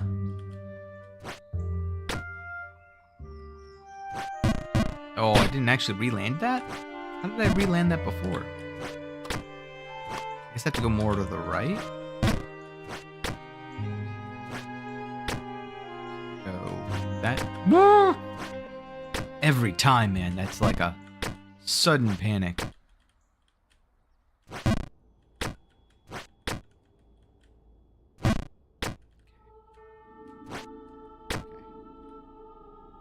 Well, you know, I said you'll get peak views if you do something.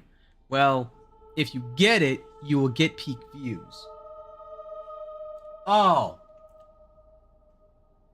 So what I'm hearing is,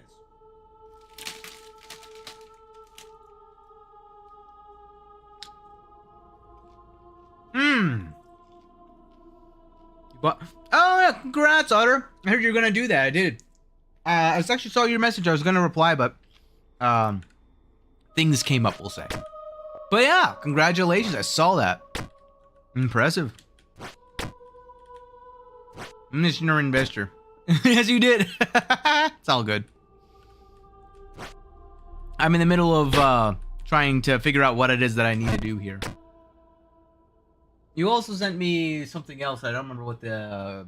I was going to ask you about it, but I'll ask you after stream because it's something... Oh! Something where I need to kind of like...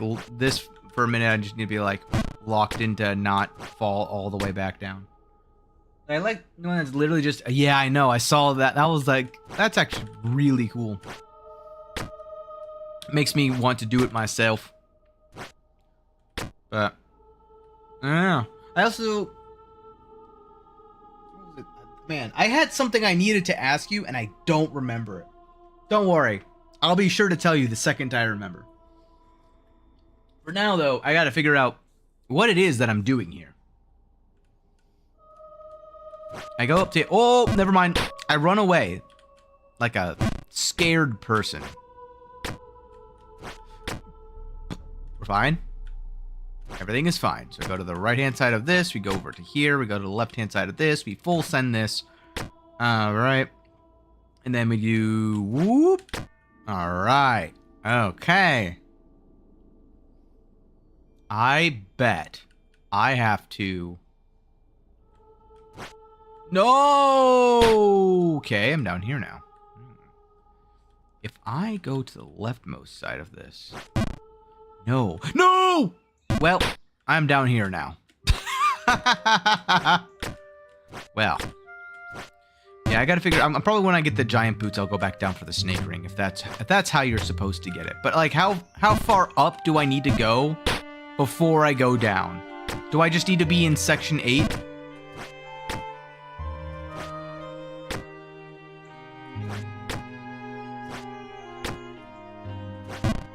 Turtle... Like the buffalo one, I could decide, so I trade some, if you got questions, I will reply ASAP, but I might not be able to answer for a while, just a heads up. About to play against for net. Oh, yeah! Oh, you're teaching him Faz. Oh, good luck with that. That honestly, sounds like a blast. Yeah, no, I'm probably gonna have to take a minute to remember what it was. It was definitely something, like the bot related. Oh my, I'm fine. I just don't remember what it was specifically. He's been asking for almost a year. I mean, it sounds like you haven't. You know, give you a hint. The screen where the bird goes, I have big toes. Fourth scene where it lands, with 2 legs it stands. This is the riddle from the what's his face? Oh my god. Oh my god. I remember you talking about the Tamagotchi. I'm looking forward to seeing what that ends up being like, Otter.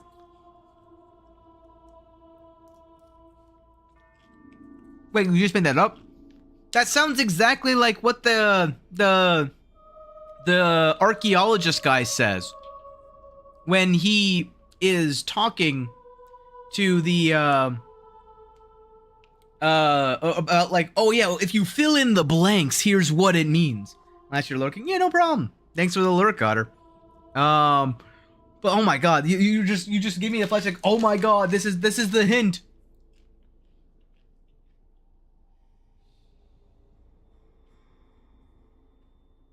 Just sitting there not making a sound. Okay.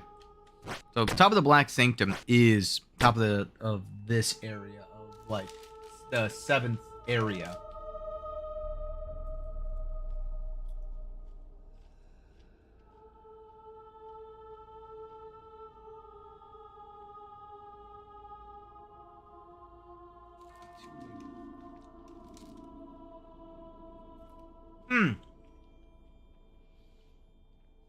It's very, very ominous. I love it. Okay.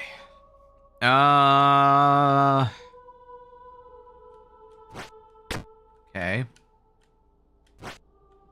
No! Why does it not ricochet at all? It's because there's no wall there. I like just immediately put on air brakes the second that I enter over there. Nope. Ah. So I have to go up and then down and then up again?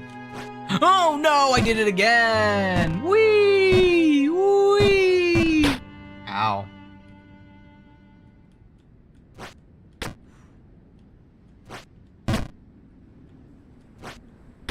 Okay. Oh, hate that. Hate all of that.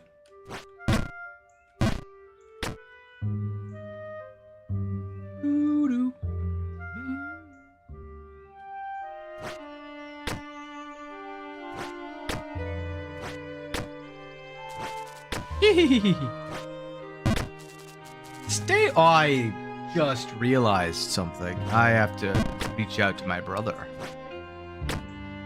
Well, that's unfortunate. Uh-oh. Yeah, this is fine. I do like that, like, in this area, I tend to have way more, comical falls, I guess. Oops, I forgot. I literally forgot. I was just talking about how, like, I have more comical falls because of the invisible platforms. And then I forgot I was supposed to be looking for an invisible platform.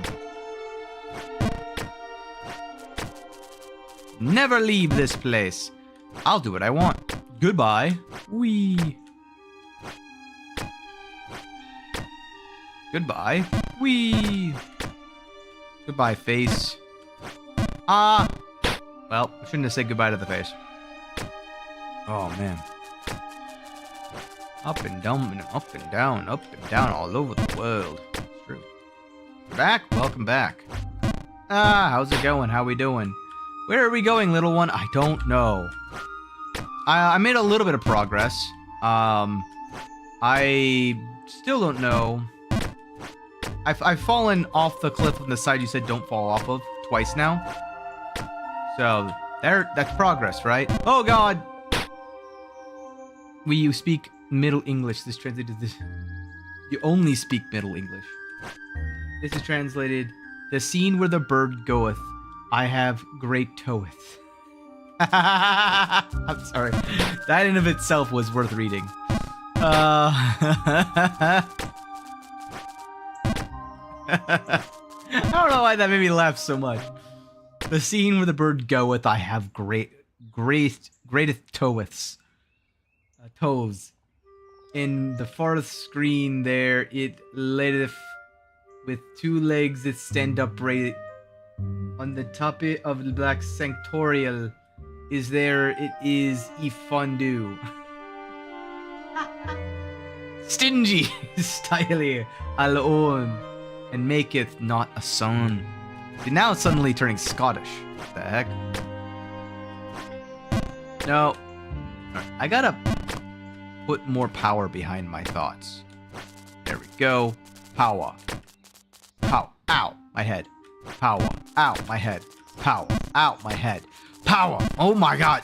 Power. There we go. Less power. Perfect saying. English to modern English. Scottish. The change of height. Would ya? It's literally the only Scot. I didn't full send. Hi again. Power. What is this?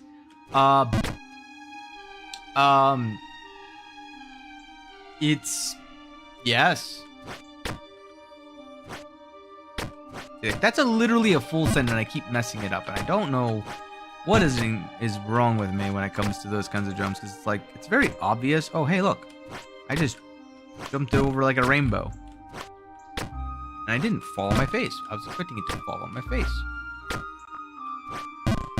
Oh. Whee. I'm trying to... There's actually a name for that, and I did know... I used to know that name. You have to go? No worries, man. Thanks for hanging out. Thanks for chatting. Thanks for giving me the hint, because I'm definitely gonna try to understand it. Probably whenever I actually go back and get the giant boots. Better beat it this stream. What do you mean? There's no way, dude. If I still gotta get the giant boots. What do you mean beat it this stream? You're funny. You're funny. Better or else. Oh god. He's emphasizing a word. Write that down, write that down. Okay. Oh, now I gotta lock in.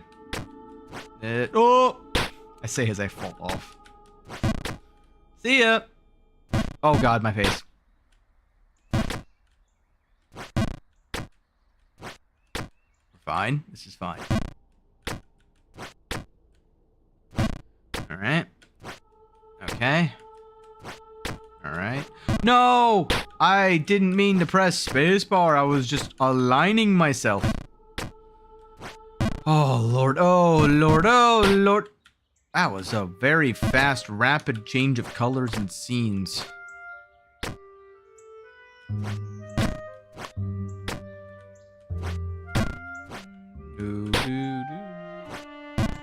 Oh, hey, look, that worked. Wait, that's just a full send? Wait a minute. That changes a lot of things. If I go here, I go over here, I can just full send this. Not as simple as I thought. I have to do a lineup if I want to full send it. Ow. This is a full send, though. No, it's...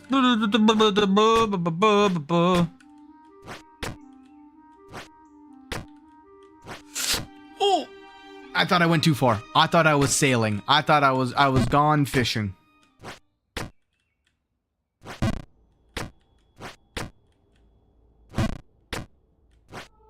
Ow, ow, hit my head. Okay. No. Man. That jump is... Ay, caramba. Alright. Oh my god. This is incredibly challenging.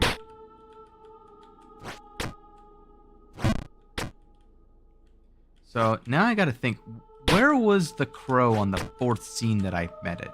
It was in Underberg, wasn't it?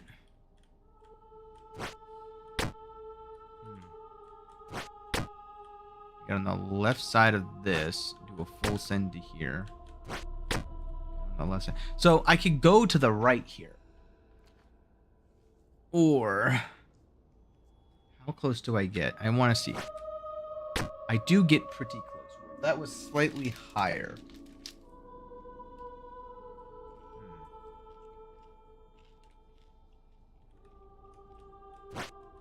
Oh. Well.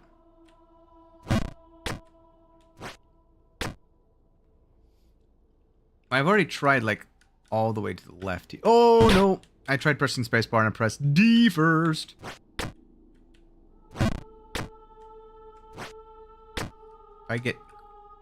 As close as I can. Wow. That almost makes it. Every time it almost makes it.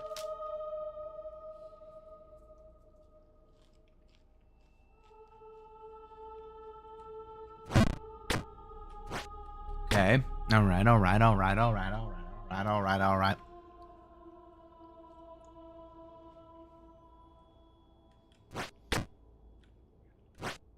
The problem is I can't go to the left. There's no way that that's the answer.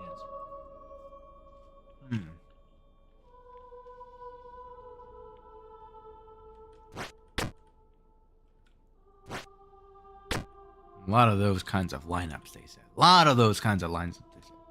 They're just messing with me. Oh! Now I'm undershooting all of these. But I don't know what's worse, undershooting or overshooting. What do you guys think? Is it better to undershoot or overshoot a lot of these?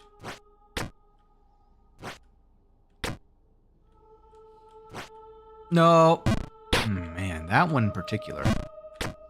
I've like failed it like 3 times now, but I'm doing it almost on purpose to sort of like get more familiarity with the rest of these things. Oh, okay.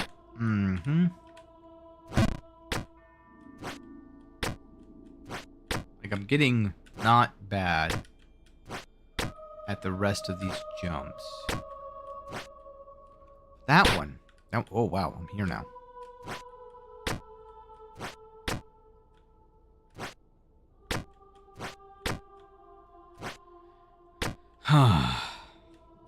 No, as soon as I let go, I knew that one was not gonna work. Ah! Wow. Oh man.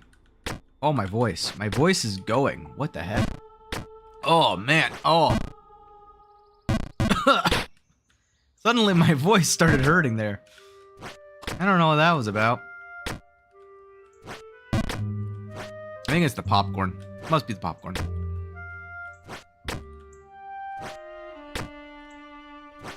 trying to think. Think. What could I do here? Okay. What?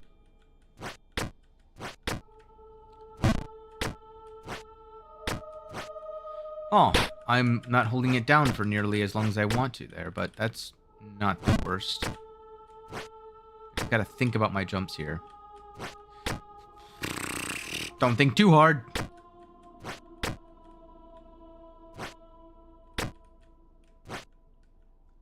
No, I walked off because I thought I gotta like, oops.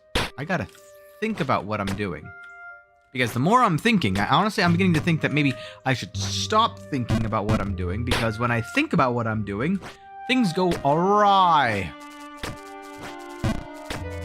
Up and down and up and down and up and down and up and down and whee.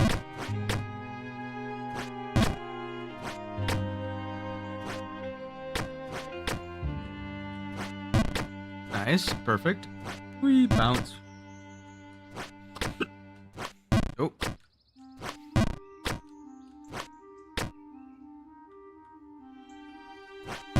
No.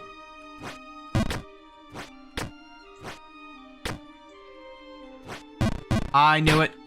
The second that I let go, I knew it. 6 hours. 6 hours is not bad. I need at least 8 hours. It's like a night of rest, right? You gotta sleep for 8 hours, you gotta stream for 8 hours. That's just how it goes. Okay, we're fine. Woo!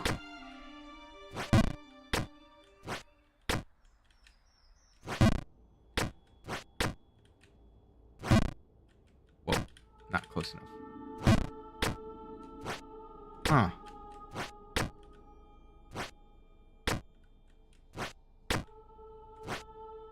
Alright. No. I did it again. I did the exact same thing because I panicked. I gotta just let the chips fly where the chips fly. I'm not in the wind. I don't need to be as aggressive with my trying to save myself metrics.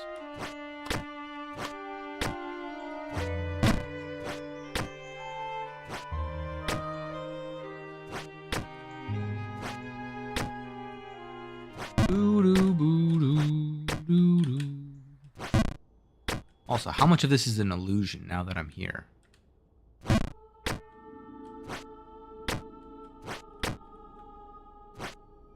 Like, there's so much of this stuff that is so eerie. Why? That's so interesting. Okay, there we go. So now, where do I go from here? Where does this lead me? So I think I go on the right-hand side of this. Ooh, not enough. Okay. Well, if I go on the left-hand side of this... Hiya! Oh, no. Well, I tried. Ignore my guy sneezed a little bit there. Don't worry about that. Uh-oh. Ow. Okay. No. No. Okay. Fine.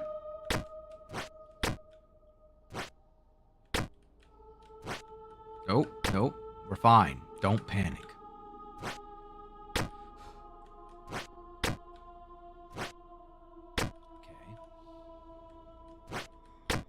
Okay. Okay. Okay. Is this a full send? Full send from the right-hand side? Alright, full send from the right-hand side.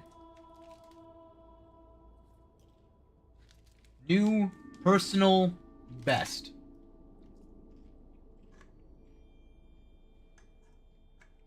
Now what?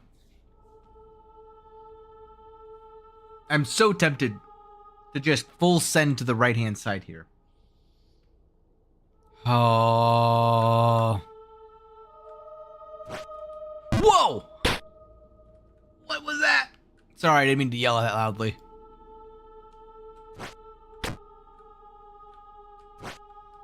I did not expect that. Bro, come on. Don't be dumb. What do you mean?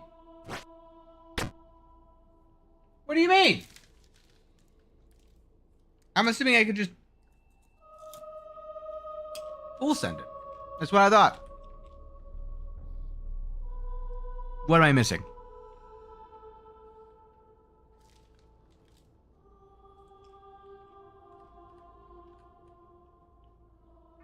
I mean, I'm assuming I'm supposed to go up here. Oh, no, I'm bad. It's fine. We just don't panic.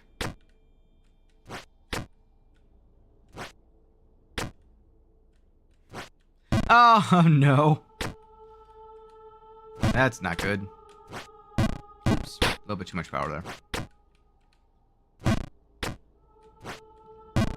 Not enough power there. Again. Not enough power. Ay, caramba, not enough power. I am on a weak trip right now. Oh, hi. My spacebar decided not to go off. Too much power. It's fine.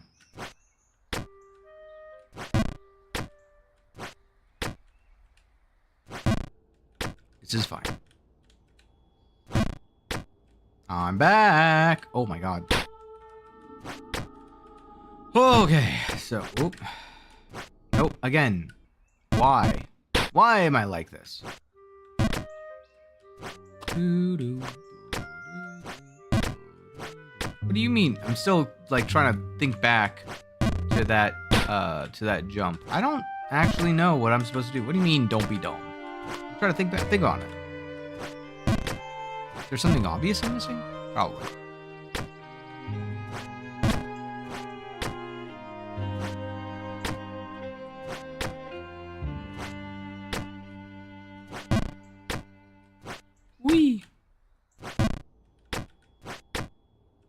It's fine. I'll figure it out when I get there. Whoa! There we go. Oh!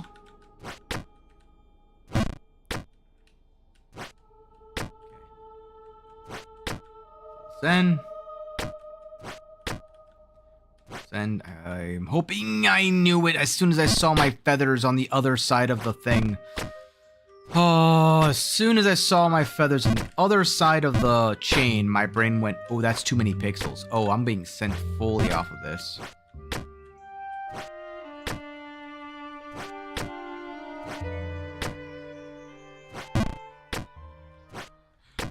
I'm fine.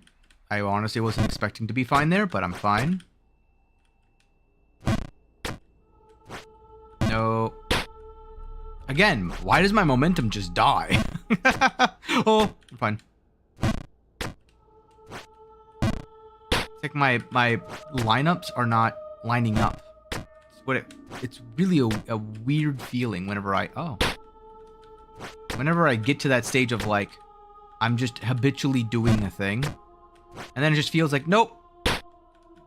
That no longer works. I don't know. It's kind of how it feels. Okay, so I go all the way to the left. Then I'm fine. Okay, go to the left-hand side. I got too nervous. Oh. It's a bit awkward.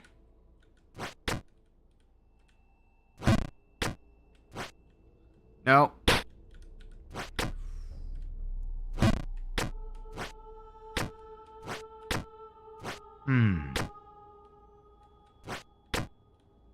Okay, I'm fine here. Okay. I'm fine. Alright, so I go to the left-hand side of this. Oh, not enough. No! Why did I ricochet? Goodness gracious. I'm fine! That'll wake you up a little bit.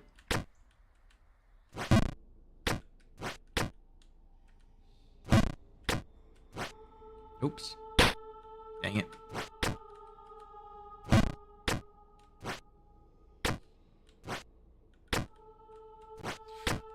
Fine. I keep panicking. I don't know why. There's nothing I can do to control it. Oh. All right. Now, how do I go from here?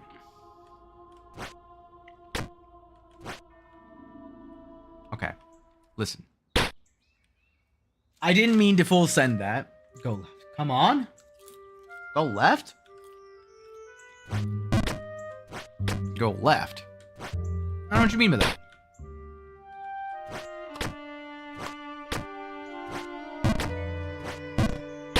Is there a full send opportunity to the left? Is that what you're saying? You're doing it wrong? I'm sure.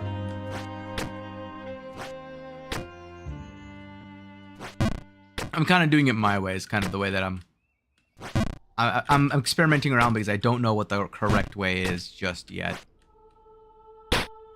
Go in the first block, not the second.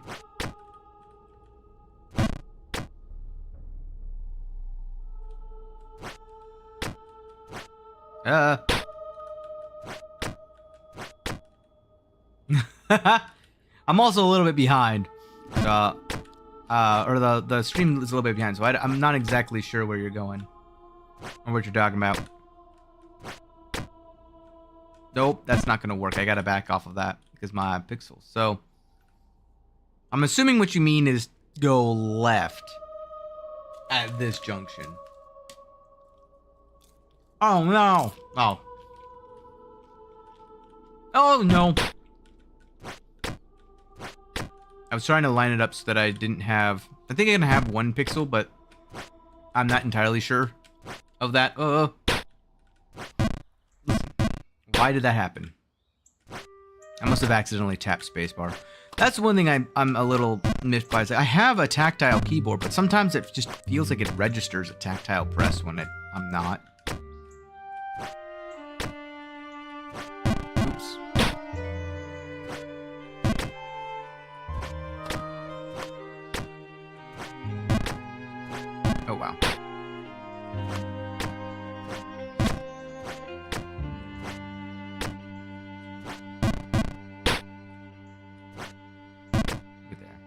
who you are, actually? Whoa. I'm sure. Oh, you can, actually? Can.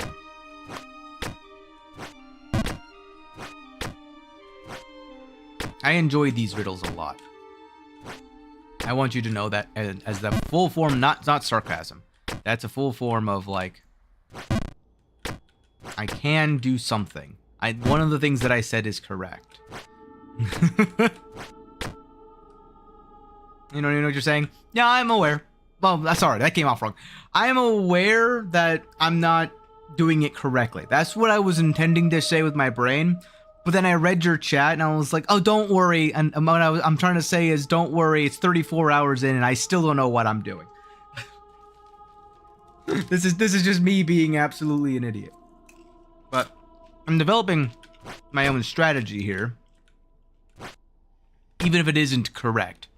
The problem is, no, that I'm stupid. And I don't want to make mistakes like that. Where full sending it sends me all the way back down. But I haven't gotten to the stage of comfortability with these areas yet to be like, oh, well, I can just, not, disregard. Don't say what. Oh, yeah. You probably got to the point where I was flubbering. Trust me. I was like, I understand that I'm probably doing it wrong. But we're fine! We might have a couple of, close calls every now and then, but yeah, it's fine. Not dumb. I feel like, one can be dumb on certain subjects. Or just unaware, I guess. Plus, being dumb isn't bad. So, I personally am of the mindset where each has their own. No, I'm gonna fall all the way back down. No, knew it. I'm a genius.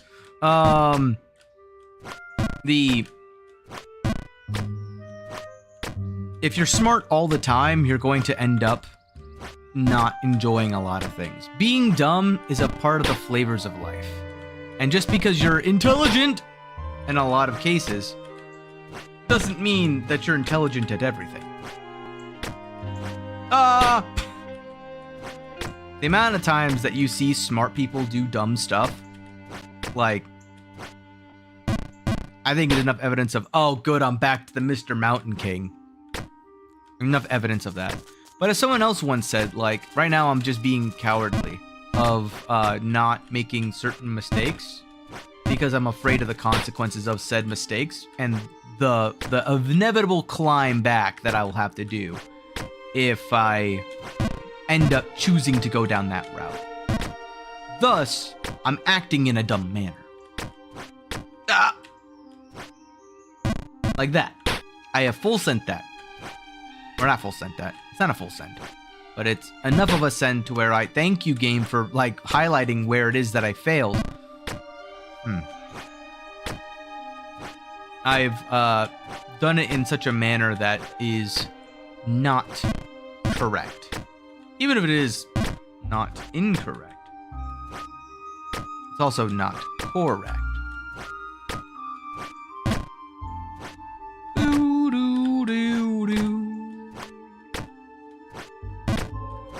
We're fine.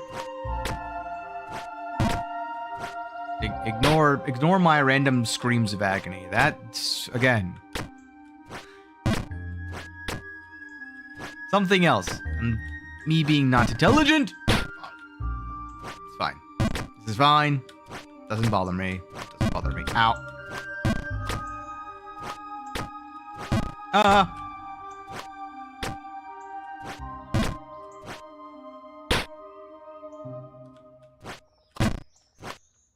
Another way of phrasing, I know I'm kind of like dwelling on it a little bit, but like, for me, it's one of those other things of, the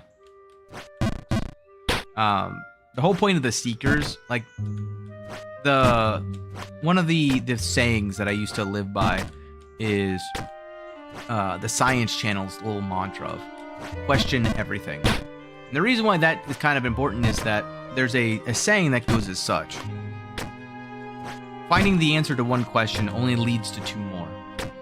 And that leads to the saying of, the more you know, the more that you know, the more things that you know, the more you know that you don't know. It's hard to kind of say it. It's really weird. Okay, now I can say it. I got myself a little bit of Mountain Dew in me. The more questions that you get answered, okay, that's the edge. The more questions you'll have, and the more you'll realize that intelligence is nothing but an illusion. Never believe that you're the smart one, lest you become complacent in your own intelligence. Complacency is the pain of those who are truly smart and wise. In other words, never let your own intelligence blind you and gain a pride about it, so to speak. Whee! I realized too late that I was gonna fail that jump. I should have let go of the A or D button, and I didn't. And that's another habit I've just never formed in this game. That would be really, really helpful. Like, if I hold this down and go, I know I'm not gonna make that jump, let go of the A button first, so I do that. Ow, that actually hurts my ring finger. Why does that hurt? Ow.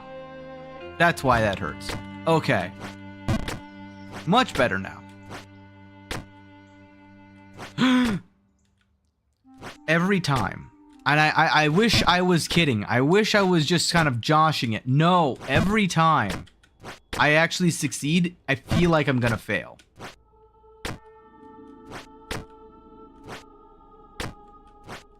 Okay. Perfect. Send. And we're back to this. Good. Great. I enjoyed this part of it. That's called being facetious.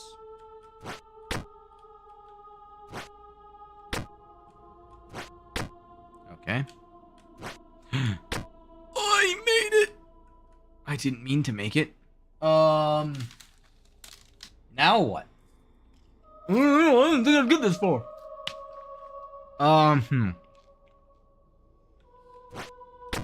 Okay, okay.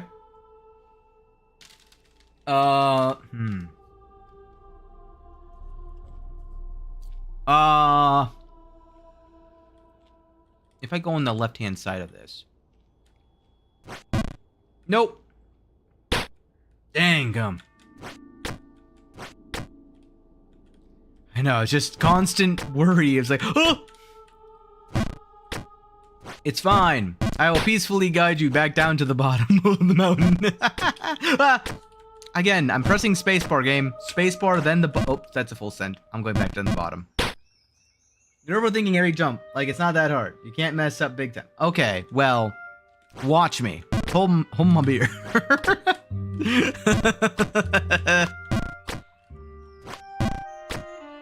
I blame George. George is the reason I'm overthinking everything. See, now that I know there's a bunch of cheeky jumps... Oh! What the... Hold on. I gotta mentally reset. I gotta get the like order of things flowing. I gotta be able to stop thinking, you know? Screw the cheeky jumps, do the logical ones. Okay. I'll give the logical ones a try. No.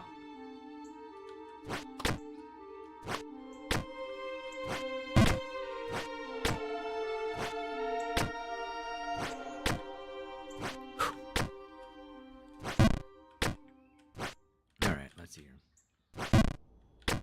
Still gonna do this one though. I like this cheeky jump.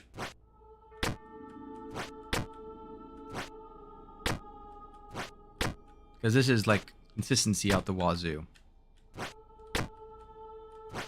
Nope. Well. No.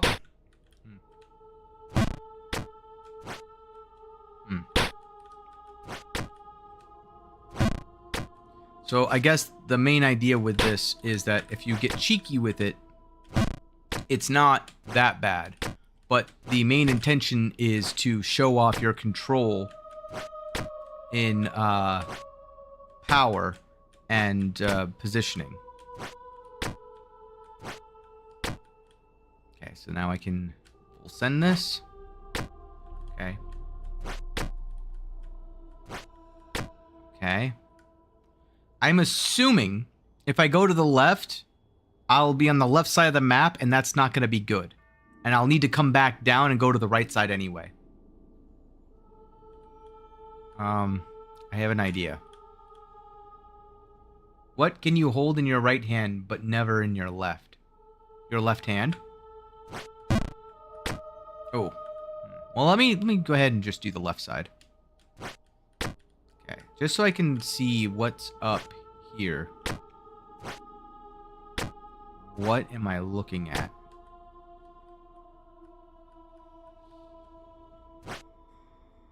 Well played. Thank you. Thank you. Let me go, I guess, here? Okay. Okay, I was overthinking it. No. Okay, we're fine.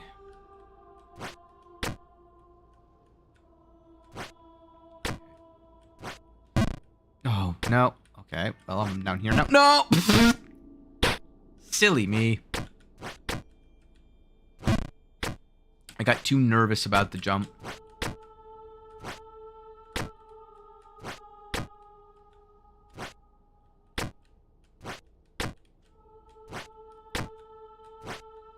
Oh, not enough power.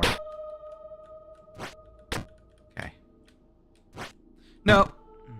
What comes once in a minute, twice in a moment, but never in 1,000 years?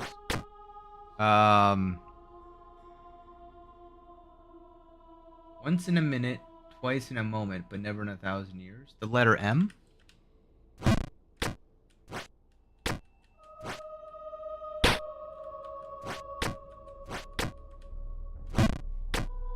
Huh.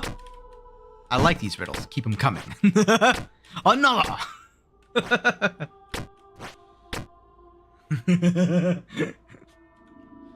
Yeah, I'm somewhat of a genius myself. No! That right there is called karma. Oh, man. No. I was fine, and then I ruined it again. Perfect. Why does that song remind me of, like, Kingdom Hearts or something? I don't know why, but my brain just flashed back to, like, days by... No. See, like that. I did it right that time. I, like, let go of all arrow keys, and then appropriately, like, saved it. Okay. Ooh, I'm fine. Send. No! Boo-doo-doo, boo-doo-doo.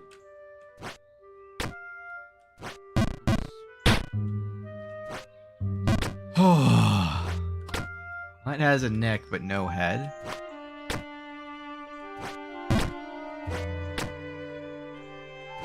A turtleneck? Like a shirt?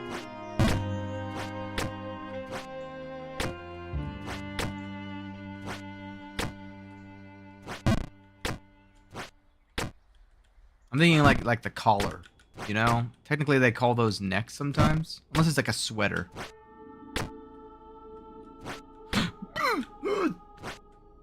Uh-oh. Uh-oh, he got me. Oh, that's not the right answer. Oh, boy. Every single time I see that emote, I hear that sax, that dun da da da da da da da da da da. That song. You know what I'm talking about. Woo. I also see Dumbledore nodding along. A bottle. Oh, epic sax tenor.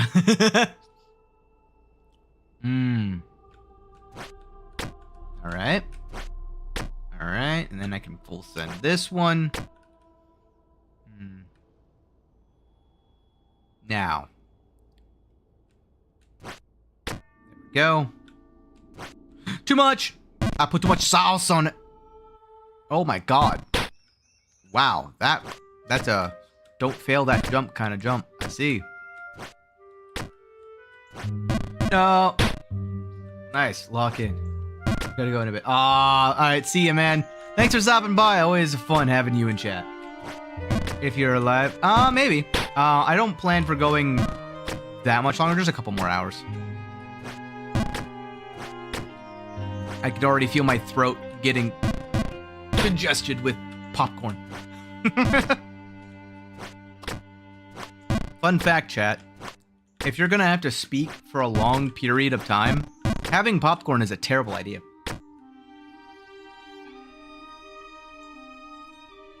David's father has 3 sons. Snap, Crackle, and David. Duh. That's a good one, though. I haven't heard that one before.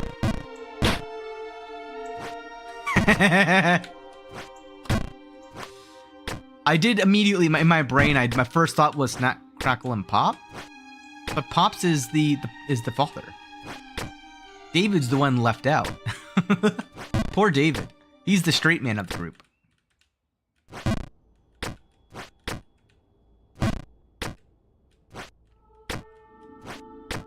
Whee! No! Thank gosh. I didn't line it up properly at all. No! Ooh. Fine. Don't ruin it, Ark. Whoa, whoa. We're fine. Whew. These are common ones that get a lot of people, though. I've pulled these on a couple of friends in the past. Last one. What goes up but never comes down?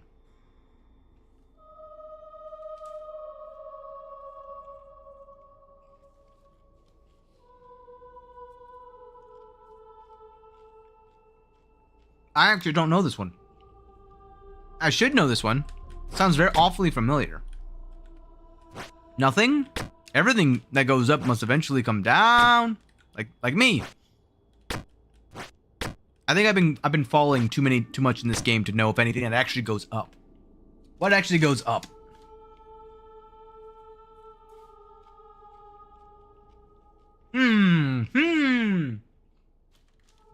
Balloons come down. Age. Yeah, that tracks.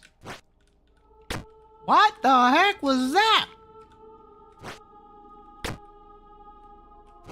Again, I just said to myself, in my own head, none of you heard that, obviously, because, well, why would you? Unless you can hear my thoughts. In which case, get out of my head! But, if you can't, I said to myself, last time was too much power. Let's use less power. Immediately uses more power. Why? Brain? No! Well,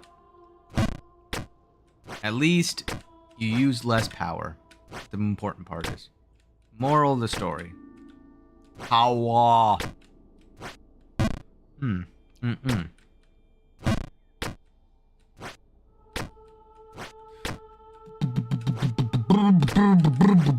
I'm fine. There we go. Boop. Too much. There we go. We'll send. No! Why did it slide? It slid too much. It was too slippery.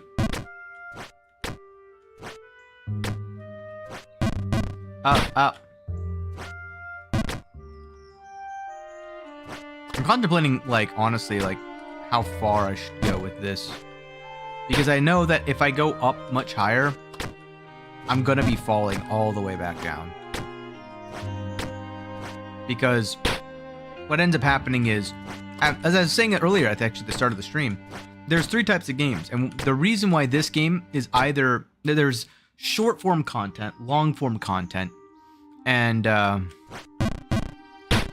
both content. So games that are good for like sub 4 hour streams, games that are good for more than 4 hour streams, and then games that can work in either format.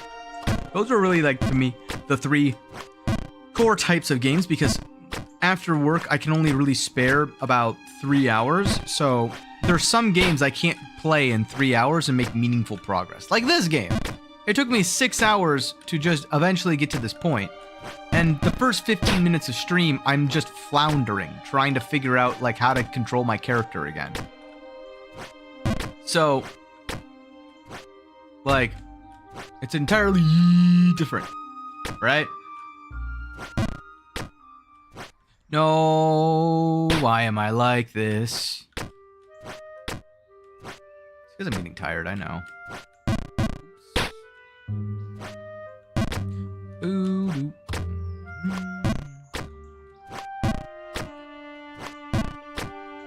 I got this, don't worry. Eventually I'll get there. I'll get there. Nope. I'll get there. Don't worry. Okay, there we go. But I also have to, like, fail it like 16,000 times in order to not fail it again. I also don't mind playing it much safer. And it's definitely easier once you, like, learn how many times to fail. You know, like, okay, this is what failure is on the bad side. I know I need to move above that amount. But how much more? Wow. Wow, wow, wee, wow. I almost want to go grab some, like, espresso beans and eat them. I haven't had any today. I had an energy drink. You enjoy stand-up comedy? Oh, I love stand-up comedy. I think that stand-up comedy is a very entertaining thing to do, only because of my propensity for improv comedy, crowd work kind of stuff. Now, the problem is that I'm introverted, so I don't like to actually be in the same room as people. But I do love stand-up comedy. Watching it from afar, not being in the front row where I have to actually actively engage with it. But I do appreciate the yes and nature of a lot of the people who can do comedy. It is very, very impressive, the people who can just go and just do that. Also, being an ethereal being, it's kind of hard for me to go and do it myself. Oh, God.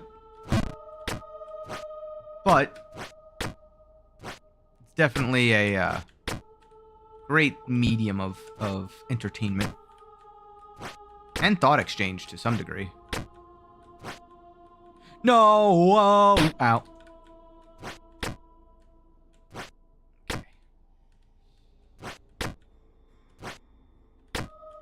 But yeah, no, some of the ones that I used to watch were like Gabriel Iglesias, Bo Burnham. Oh, there was a guy, shoot, Indian dude. I can't remember his name. Did a lot of whatchamacallit, crowd work.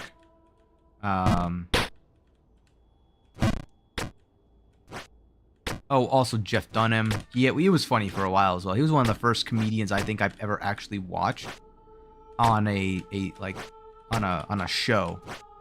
Whoa. That was when I was a kid, like I don't know, 10 years old. I was at my parents' place, and it just kind of came on the TV, and it was background noise until eventually I started listening to it more actively. And yeah, thoroughly enjoyed it. Ah. No. It's fine. This is fine. Everything's fine. Okay. Okay. No. Ow. Okay.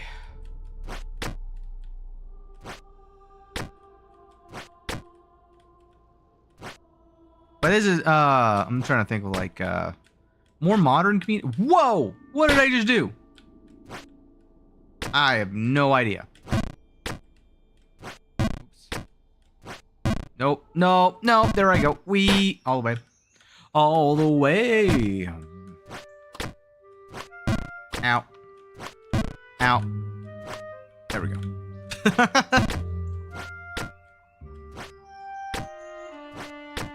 Fine. But yeah, I'm trying to honestly. There's a couple others that I'm can't believe I'm struggling to actually pull up names. I mean, I also enjoyed like I don't know if you know. I mean, Markiplier's pretty famous, but he had it. Bill Burr, Louis C.K. Yeah. Those. I mean, I haven't personally watched a lot of Bill Burr or Louis C.K., but I do know of them, and I knew of their comedy style. I do think that there's also like a comedy style for like everyone. I think that the main problem I have with a lot of the brevity right now when it comes to comedy is that it comes at the. You really enjoy Markiplier? I love Markiplier as well. He's one of he's the first person I ever watched on YouTube. The entire reason that I even got into like YouTube as a whole, as like a medium, is because of my brother when I was in like, what grade was it? 8th grade, something like that. He showed me I Am Bread from Markiplier. And I don't know if you were there, like, when that came out, like, if you were actually mature, but I wasn't. And man, that was hilarious. God, that was such a funny video. But that was like the first thing kind of like that got me into it. Like a lot of the things that I kind of became really well known for later in my life, like the things that I had dedicated multiple thousands of hours to enjoying. I do thank my brother for a lot of that because he's he kind of introduced me to a lot of those things. You're in your 30s and you enjoy it? Perfect. I see. It's a time. It's a tale as old as time. I mean, like, he does such random things. I'm actually excited to see, he's got the movie coming out finally soon. I'm excited to see, like, how Iron Lung comes out. Like, I want to actually watch that. Not just to support him, but, like, I want to see the actual, Iron Lung. Yeah. I want to see, the end product of all the memes. I listened to Distractable and all that fun stuff as well. For a while at least. I stopped recently just because I've been having a lot of problems with time management. So to be able to do my own content, it's one of those catch-22s of content creators, right? The more that you do, the less that you can consume because you just need to spend that time dedicated to the actual content itself if you want to give it 100%. Wade or MyScrim? Okay. I like MyScrim more than Wade when it comes to comedy. I like Wade more than MyScrim when it comes to content. I mean, I was there back during the Screw You Wade days too. So like I remember all the crap that Wade went through. And I also remember the kind of like he kind of became a bit interesting for a while, just like Mark did. But I think that like I resonate more with Bob's personality. Whenever I'm in like my friend groups or like, well, specifically my content creator friend groups, I'm usually the straight man who causes all the problems, but no one ever like, well, actually I take that. That's the opposite. I get blamed for everything, including the things I don't do in the current friend group that I'm in. But like, for the most part, like when I'm with a couple of my friends, I'm usually the one who causes chaos. And then I just kind of, I play the idiot a little bit. And then, like, when it gets passed off onto someone else, I'm like, yeah, why did you do that? To the point where one of my nicknames in my current group is Arc Lighter. Instead of gaslighting, I just arc light people. And the best part is that it literally was somebody else gaslighting someone into thinking that I gaslight people. It was like gaslightingception. And that's how I earned that moniker. It is, alright, whatever. I mean, I'm not going to turn down a free title. In that way, I'm more like Wade. Dashy. Ooh, I actually don't know Dashy. I've heard that name before, but I actually don't know Dashy. I was more into like the trio of Game Grumps, Jacksepticeye, and Markiplier for a while. this is way back during like the Happy Wheel days of Jacksepticeye and the Undertale days. I kind of stopped watching Jack after a little while after that, though. Mostly because I was supposed to do Undertale myself, and then I just never did, and now I still don't know much about it aside from the fan base. So, that and the fact that Markiplier absolutely despises that game for some reason. But, yeah. I'm curious about Dashi now, because I've heard that name before. It's not like it's like I have no idea who that is. Like some of the other people that I've heard.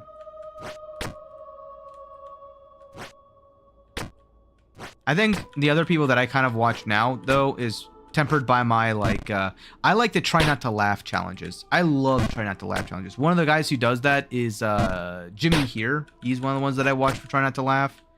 I got a lot of, like, random shorts. I'm trying to remember their names. Oh, God. Bane damage. But those guys, I like their style of comedy of just, like, existing and then trying not to do it. GMM. Why does that sound familiar? GMM. Did they do any collaborations? I don't think I know GMM. I'm pretty sure I don't know GMM. Dashi, I know for a fact I've heard people mention before. I don't actually know GMM. Oh, Good Mythical Morning with Rhett and Link. Oh, yeah. Okay, I know that. Yeah, okay. Yes. I do know Rhett and Link, yes.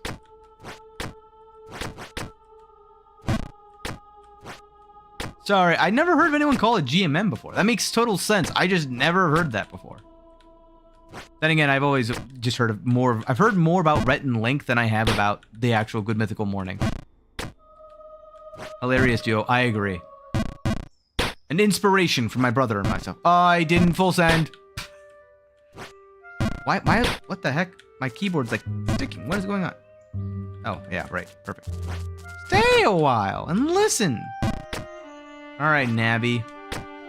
I know I didn't like you back in the snowy areas. Now I know why. Like you, the fairies. True. See, I preferred Danny and Aaron to Rhett and Link from Game Grumps. That was just more my speed. In terms of like what they did. They did a little bit too many what's the word? Hoop jokes, I guess is a way of phrasing it. But like at the same time, I don't blame them. Oops, my head. My crown was too big. Excuse me. Whoa, what am I doing? Lowbrow humor? Yeah, a little bit. Sometimes, though, it is hilarious. A lot of their animations, if you ever watch Game Grumps, like, it's very, very nerdy, like Rhett and Link is, but it's, how do I put it? I don't know. I'm trying to think of the word I want to use. Not necessarily, how do I say? I don't know. It's just something about them that's a little bit more lighthearted. And it's lowbrow in a lot of essences, but a lot of times it's lowbrow to keep the mood kind of light. So it's not like a lot of dark humor.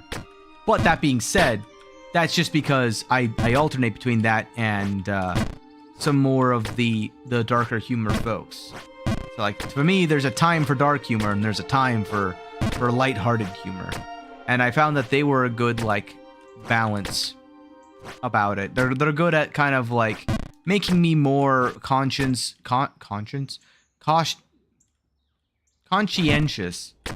of like how much I cuss, for example. Like I'll say like shitberg. Like I don't mind cussing. But at the same, oh no. Okay, thank you. I had to line that up. I notice that sometimes I tend to like devolve into cussing more than I kind of mean to. No.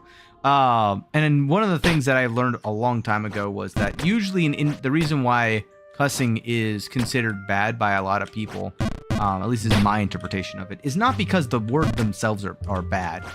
It's because it really kind of indicates a low level of vernacular. Like, if you just rely on cussing as your method of, or your choice of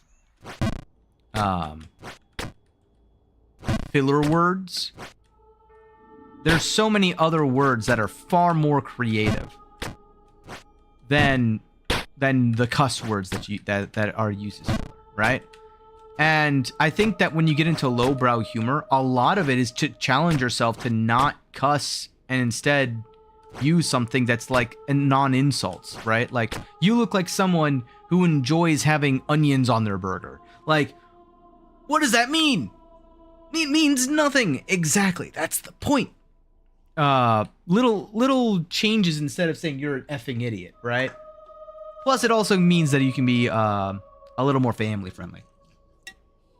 That being said, it also means that if the less that you cuss, the more impactful it is when you actually do cuss. Right? So, the lowbrow humor, the more that I hear the, like, more dark humor, a lot of it has to deal with those kinds of things, which then kind of inherently makes my mind primed to use those words sort of passively. And that's where my brain needs to sort of, like, refresh itself. And so what I would do is I would change who I was watching to people who were more lowbrow humor, because if you go low enough, if you go too stupid, eventually you're too stupid even for cuss words. And it circles all the way back around to, like, actual humor. I always found that very funny. I am too stupid for stupidity. I have ascended. Oh, God. I am down here again. See? Full circle. I go up to go back down. Oh, man. Alright, I go up to go back down. No. Alright. I go up to go back down. Alright. Too much. And I'm here again. All roads lead to Rome. Alright. It's somewhere new. You have a favorite movie or honorable mentions? Ah, it's a good question. Let's see here. Honorable mentions would be movies like Interstellar or Inception. I don't like the movie itself as much as I like the concepts it explores. There's a couple of them that I like more the concepts of what was in them. The one with, like, Tom Cruise where they kept, like, dying and coming back, like Groundhog's Day or something like that. I kind of liked that. But I also I enjoy let me see. There's a couple of like genres, or not genres, but like franchises that I enjoy. I'm trying to think of the ones that I actively go out of my way to go to the movies for. I don't know. I used to love the movies so much. Hotel Transylvania is, I think, the only movie that I've actually gone to the movie theater for over 5 times, because when I was a child, my brother used to work inside the movie theaters. So, Spaceman, Adam Sandler, really good. Same vein as Interstellar. Ooh. Yeah, that's another, like, line of thinking of, like, the Fifth Element was another not terrible movie in my opinion. It had a lot of quotable, memeable moments as well that we talk about nowadays. We just don't realize it's from there. Another really good series. No. Ooh. Leo Dallas Multipass. Ooh, I don't actually know that one. Oops, that wasn't enough power. Because I didn't start from down. Ow. Yeah, that's the reason. Whoa! Don't mind me. I just like phasing the reality in and out of. Oh, yeah. You're talking about the Wait, Multipass. Are you talking about the tram thing, or are you talking about the song? The song, I think, is what a lot of people know from the Fifth Element. go. The tram scene was also pretty funny. There's so many.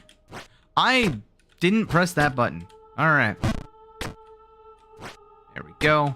There we go. Sorry, I just needed to focus up a little bit here. I've been kind of like meandering throughout this entire level, kind of trying to passively get better at this area.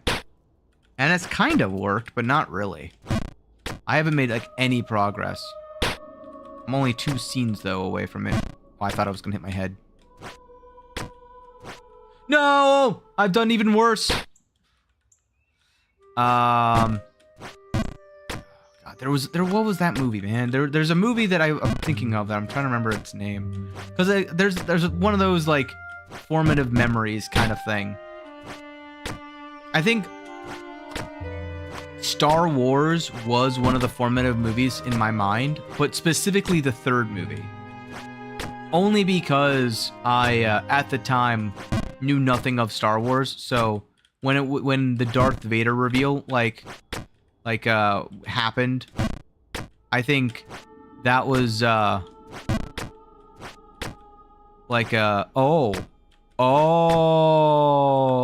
Revenge of the Sith. Yeah. That one was one of those movies that I actually was part of my formative childhood, kind of. I was still young enough for those. How to Train Your Dragon's not bad in my opinion. Honestly, it's one of the few movies that I've seen both the live-action remake and the original, and I think I like both of them for different reasons. I usually dislike a lot of the live-action remakes. My prime example of that is The Lion King. I personally really despise The Lion King live action. Kung Fu Panda. Oh my god, how did I even think of that one? Yeah, that one's a absolute. Yeah, absolutely. It kind of dropped off after around Kung Fu Panda 3 for me, but Kung Fu Panda 1 is still to this day one of the best modern cinematics that I could come out there. Oh, another one. Oh god, what was its name? The one with Hugh Jackman, where he's controlling a robot to box against Zeus. Oh god, what is the name of that movie? I loved that movie.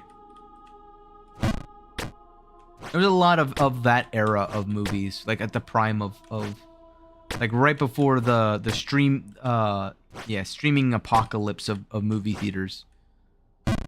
Real Steel, yeah, that movie. I loved that movie.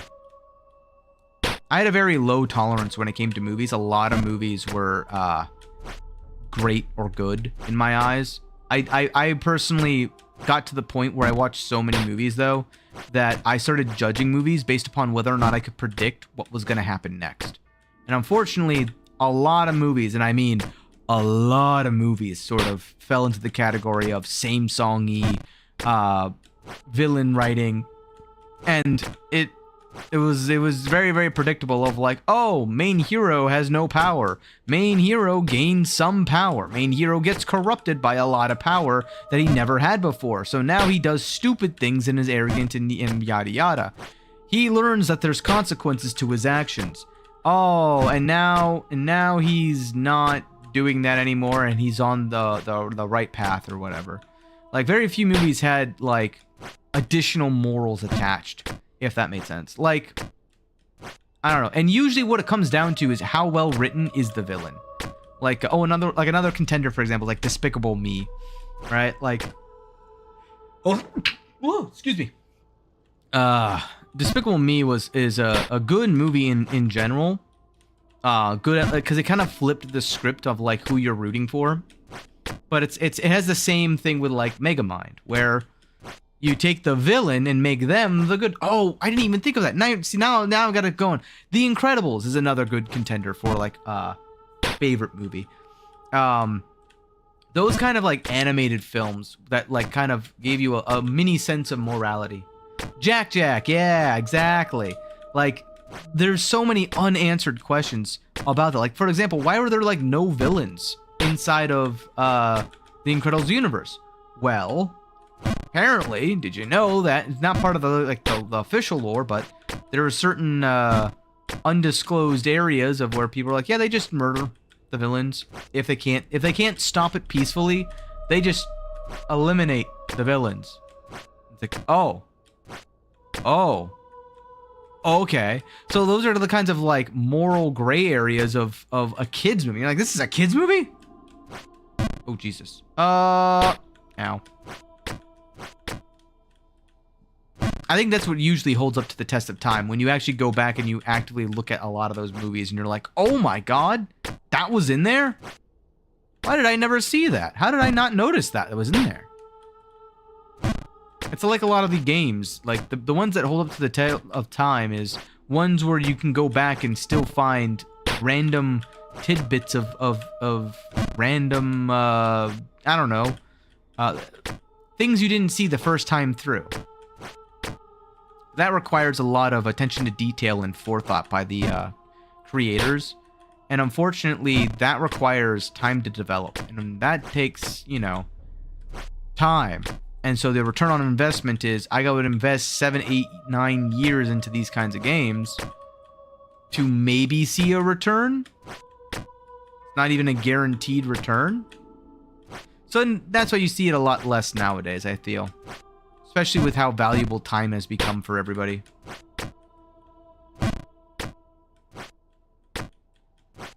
Oh, man. Yeah, there's a lot of those movies I haven't actually I haven't thought about those movies in like forever. Gonna give away your age. Favorite cartoon. Oh my god. Oh no, don't do this to me. So I won't lie. I had a favorite cartoon. I never got to actually watch it though. And it was Samurai Jack. I liked Samurai Jack, but that kind of like I never got to watch it because by the time that I was old enough to watch it, it was already like a Toonami kind of thing. It was deemed too dark for even like Cartoon Network. So, you know, I loved the whole concept of it though. But I'm trying to think. Cartoons I watched growing up. I watched Ben 10. I watched Johnny Bravo. Codename Kids Next Door. That was another big one for me. Power Rangers was like one of my ultimate favorite, but it's not a cartoon. I could not watch Ed, Edd and Eddy. That was something I was forbade from watching. It was very funny to me, but yeah. Real monsters. Yeah, exactly. So Teen Titans, the original Teen Titans, not the Teen Titans Go. But hey, Noctis Raid, welcome in, Raiders. Thank you for the raid. Welcome to the Abyss. Hope you guys had a great stream. Oh Lord, I'm all flustered. You flustered me. Congratulations. Holy mother of pearl, that's a lot of people. Hello. Welcome in. We're doing some Jump King today. We are on New Babe Plus. I actually made it onto my new personal best, which is in the hidden path. But oh my goodness, I have so many people. Mikurasu, thank you for the follow. Welcome to the Abyss. Welcome to the Seekers. Noctis Knight, welcome into the Abyss. Welcome to the Seekers. Thank you guys so much. Holy, how was your raid, Noctis Knight? How did I'm assuming you were playing some Jump King? Oh my goodness, that's a lot of people. The bees have arrived. Welcome, bees. Welcome to the Abyss. Hopefully you guys enjoy your stay.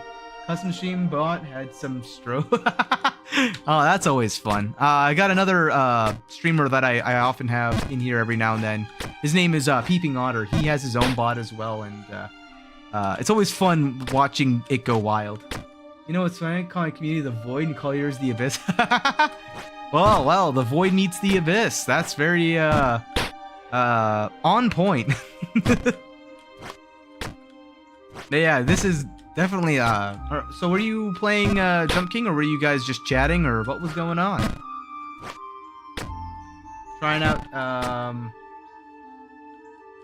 trying to actually, I don't normally have the chat going this fast, so I apologize if I'm just pausing. I'm trying not to fall all the way back down. Playing Jump King, nice. Oh, nice. Okay, failing his jumps. Hey, relatable. You know, I'm currently doing this. I literally just airballed that one. I know where it is. I've made that jump like a bunch of times now, but well, this is what I get for reading chat. I'm so not used to this. But yeah. Were you doing main babe? Were you doing like a speed run, or was there can't even get to the sewers? Oh, yeah. It takes a lot. It took me 26 hours to beat the game my first time through, which is the only time I've ever actually beaten it. Started today? Oh, nice. Well, welcome in. I don't know what made you find this game, but I hope you have a wonderful time trying to get all the way up to the top. If you need any pointers or tips, don't ask me because I don't know. I have a lot of experience with failing at main babe though, so don't you worry. I had to think 4,000, 5,000 falls. Oh, pro tip.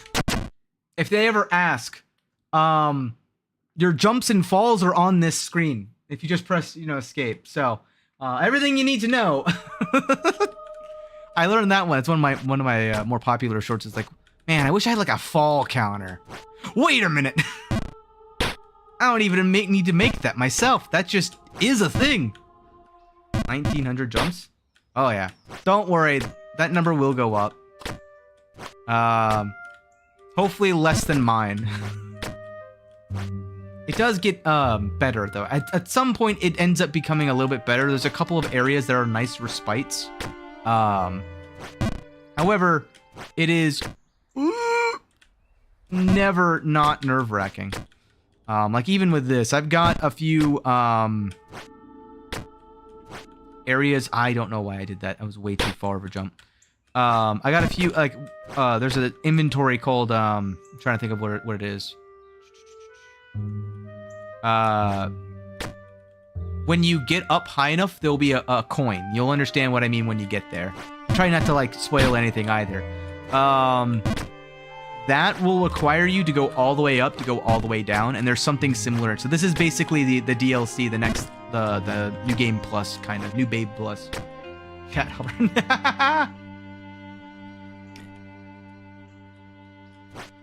Yeah, he's been in it for a little while now. It's been honestly, it's been a great go-between. Like he's given me so many riddles. There's so many like we were just talking about our favorite movie. And man, you got me thinking so much. Also in cartoon. Right now, the last one I was just answering right when you guys rated me was what's my favorite cartoon? And it's like, this is gonna show your rage. I'm like, you're right. You're absolutely right. I was a Toonami kid, so that was that and Nickelodeon. Oh man, I forgot all about all the Nickelodeon ones. I haven't even gotten into the Nickelodeon ones. He was like, make it to the sewers, then I'll follow you. Got the follow and never made it back there. Don't worry, you'll eventually get back there. The sewers are definitely fun. There's a couple of nice little like secrets around that area too, so.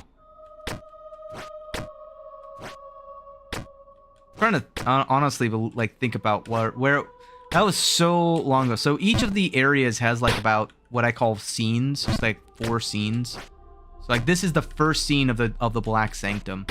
The Black Sanctum is the furthest up I've been yet. But this is area 7 of New Babe Plus. As you can tell, it's taken me a little while to get here.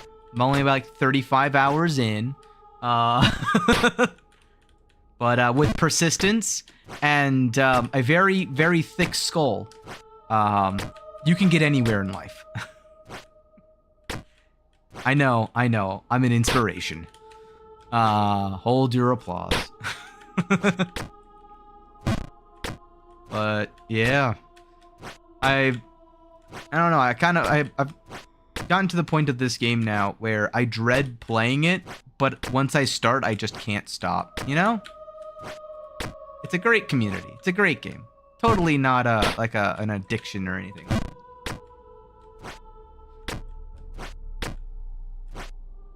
But yeah, what's your favorite cartoon? By the way, I never actually. Oh, it's Wayne. See the Wayne. B Wayne. Got it. My brain, honestly, while I was jumping, I was like, I am not even going to attempt because I will butcher it so badly. I've been chatting with you for like several hours. I'm just like, you're that person. But yeah. You gotta go? Yeah, no worries. Thank you for stopping by. Thank you again for the raid, and hope you have a good rest. You definitely earned it. The sewers is definitely a good start and a great accomplishment. Team NT. Oh, Team NT. How could I forget Team NT? Oh my god. Teenage Mutant Ninja Turtles. Turtles in a Half Shell. Turtle Power. Oh my god. I was literally singing that on the Christmas stream with my brother. Over on Rabbit Hat Plays. That is a classic. And Batman. Oh, which Batman? Now, I'm assuming you're talking like OG Batman, like CW Batman. That's not OG. What's OG? I was gonna say there's the CW Batman, and then there's the CW Batman, the 4 kids, and then there's like Batman Beyond. So which Batman are we talking here? Not all Batmen are made the same. Some are man bats. Oh my goodness. Oh. The animated series. Okay. That makes sense. See, that brought back memories for me of the 4 kids generation of like Yu-Gi-Oh! And Sonic the Hedgehog. Oh man. 1992. Oh, that one. Okay. Yeah, that makes sense. Yeah, I mean, yeah, that's the one I was thinking of. Okay. So, I may not have been born during that time. However, my brother, he was born during that time, and that was kind of like his like I got the leftovers from that a little bit, if that makes sense. Oh no, we're fine. Oops, I got up, I go down. Man, it's impressive how I've managed to overthink all of these jumps. I'm just going back and forth. It seems oddly familiar. Nope. Nope. No. Oh, whoa. Well. Okay, then. Back down I go. Power Rangers, when they debuted. Oh, that's right. I guess they did. Oh, that reminds me. Speaking of debuts, like, well, how could I forget Pokemon? That was definitely something I watched for a while. I watched more Yu-Gi-Oh than I did Pokemon, but the animated Pokemon, like Gen 1 Pokemon, was airing during my time of like, dang it, of watching cartoons.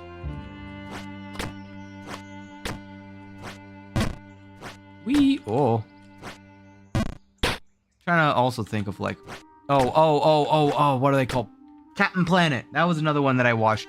I used to go onto CartoonNetwork.com and play all like the Captain Planet like strategy game thing, along with Gundam. Oh, Gundam, that's another one. Red and Blue Game Boy was my childhood. Oh my goodness, yeah. I started with Game Boy Color, not original Game Boy. So I remember those days of Wario Land 3 and like Pokemon Red and Blue. Oh man, those were the days. I even remember going to like card shops and getting like Japanese trading cards. Like it was like Yu-Gi-Oh, but all the I'm fine. All of the text was in Japanese. So that was definitely a time and a half. Man, that's like bygones for me. That is so long ago. I'm now feeling old. Thank you for this. Here I was thinking I'm with it because I know a lot of the new lingo and stuff, and now I'm like, yeah, no. These are things that people of this generation would never know. It's the same thing though in my eyes of like, oops. Okay. With like the whole argument versus the old cartoons and the new cartoons of like Teen Titans versus Teen Titans Go.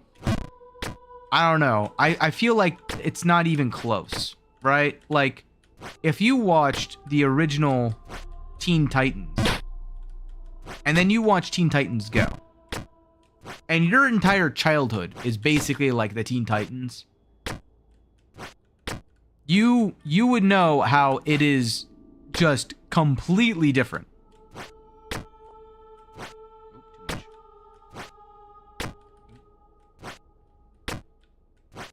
No, we're fine.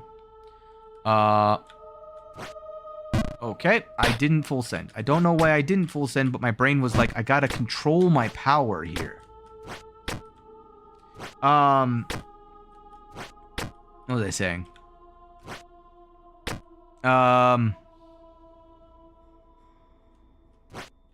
Something. Oh yeah, the Teen Titans were like very edgy, very dark humor, very like cutting edge when it comes to that kind of content. So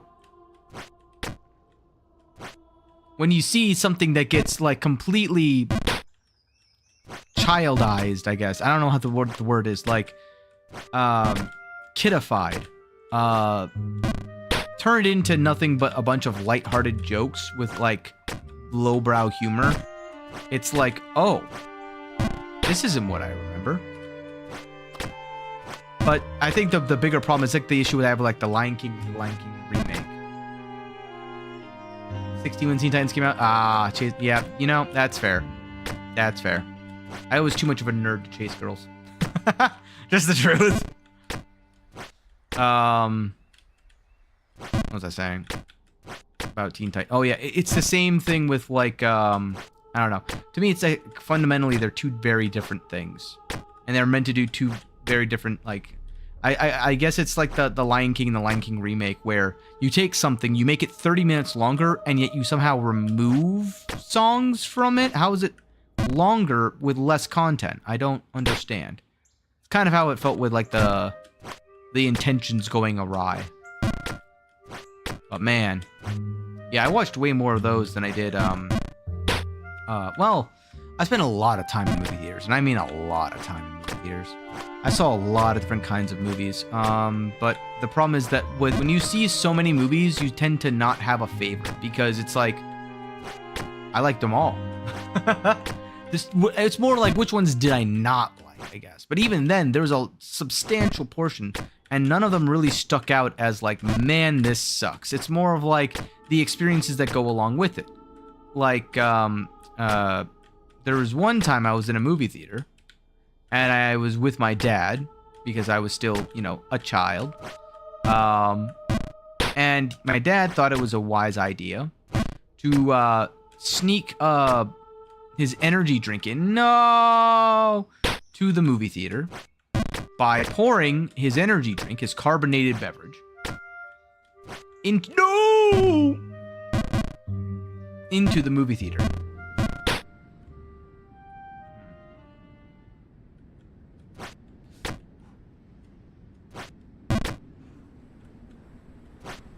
Okay, we're fine. Woo! Sorry, tense moment. But he decided to do this by pouring his energy drink, his carbonated beverage, into a water bottle and sealing it with the bottle cap.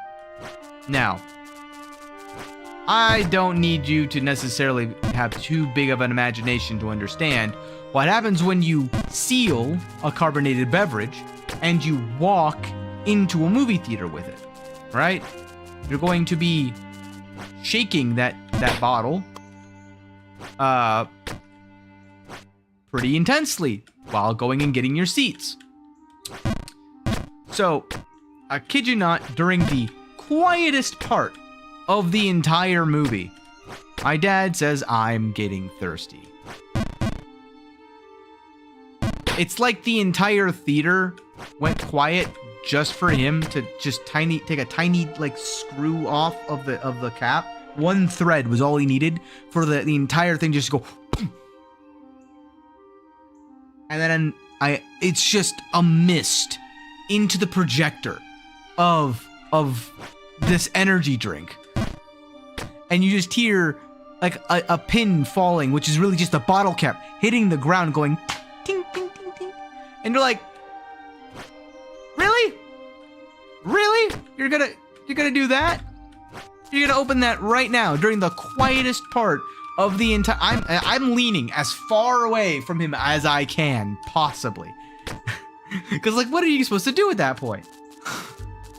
Like, it was not a good experience. Needless to say, I don't even remember what the movie was. That event was more of what I remembered. Michael Keaton Batman, my number 1. Yeah, you know, that's very fair. Oh, I almost let go too soon.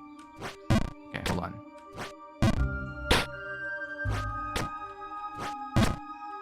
No. Oh my god.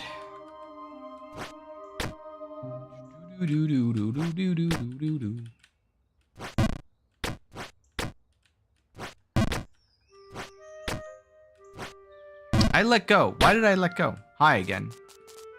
Like you, the fairies seem to do. Oh, like you, the fairies seem to do. Oh, I get it now. This is a character building section. I mean, yeah, it's very true. Sometimes, like, every now and then, I have my own questions about my own sanity. Because I'm like, I know what to do now. The question is no longer about what to do at the moment. The question is about how long is it going to take for me to do what I know I need to do.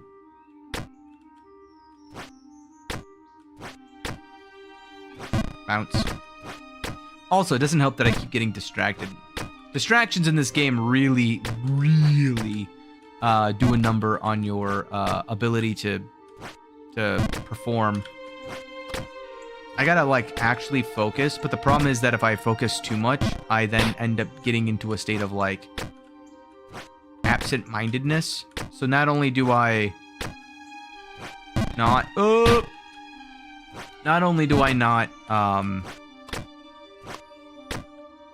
do the things that I need to do correctly, I'm now also not chatting with you guys. So it becomes a lose-lose in that situation. It's like I'm not even doing better. I might as well act like an idiot or say things like an idiot if I'm gonna act like an idiot, you know? Like why have one without the other? It's just not, it doesn't make sense. This section in of itself is very bleh. Because it's just like, I don't know. Hyper precise things with no room for I guess I could try to get cheeky with some of these jumps, but like for example, like this, right? Ow. But being straightforward oftentimes seems to be the better option.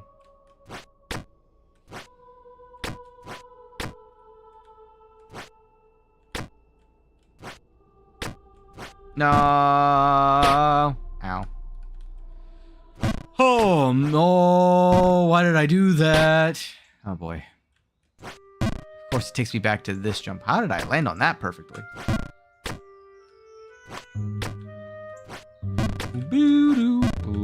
Again, I'm just simply reminded of Kingdom Hearts every single time, and I don't know why. I think there's like a GBA game of Kingdom Hearts that has a song that sounds very similar to... Oh, that was the edge of the block. I didn't realize. That has a song very similar to this.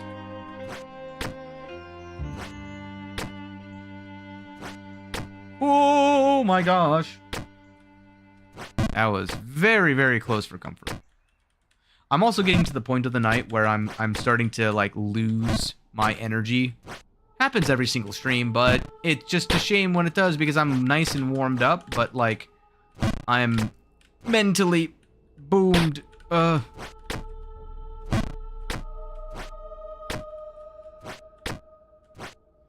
also kind of like struggling to think of some of my other, like, I mean, going back to, I guess, the games that I want to play on this channel. I kind of want to get into more of the Souls genre in general. I've been playing a couple of games. The problem I've noticed is that, like, there's several Souls-likes that are not very Souls-likeian. Like, for example, I don't know. This isn't a good example, because this is one of the prime things of, like, a Souls game. But I love the Dark Souls franchise. one of the games that's kind of similar to it is whoopsie, ow, is Code Vein. That game is fun. The only problem I have with Code Vein is honestly the amount of dialogue in that game. There is so much dialogue in that game. I love it though. Like, not the dialogue, but everything else about that game. It's actually, like, the only thing that I also will say is the tedium of mastering skills is a little bit meh. But, like, I get it. It helps with the twofold where if you're not used to playing a style, it gives you a reason to go in and try out that style of weaponry. And I think I appreciate that because it gives you like a specific boon to somebody trying out a specific type of like a play style. What in tarnation?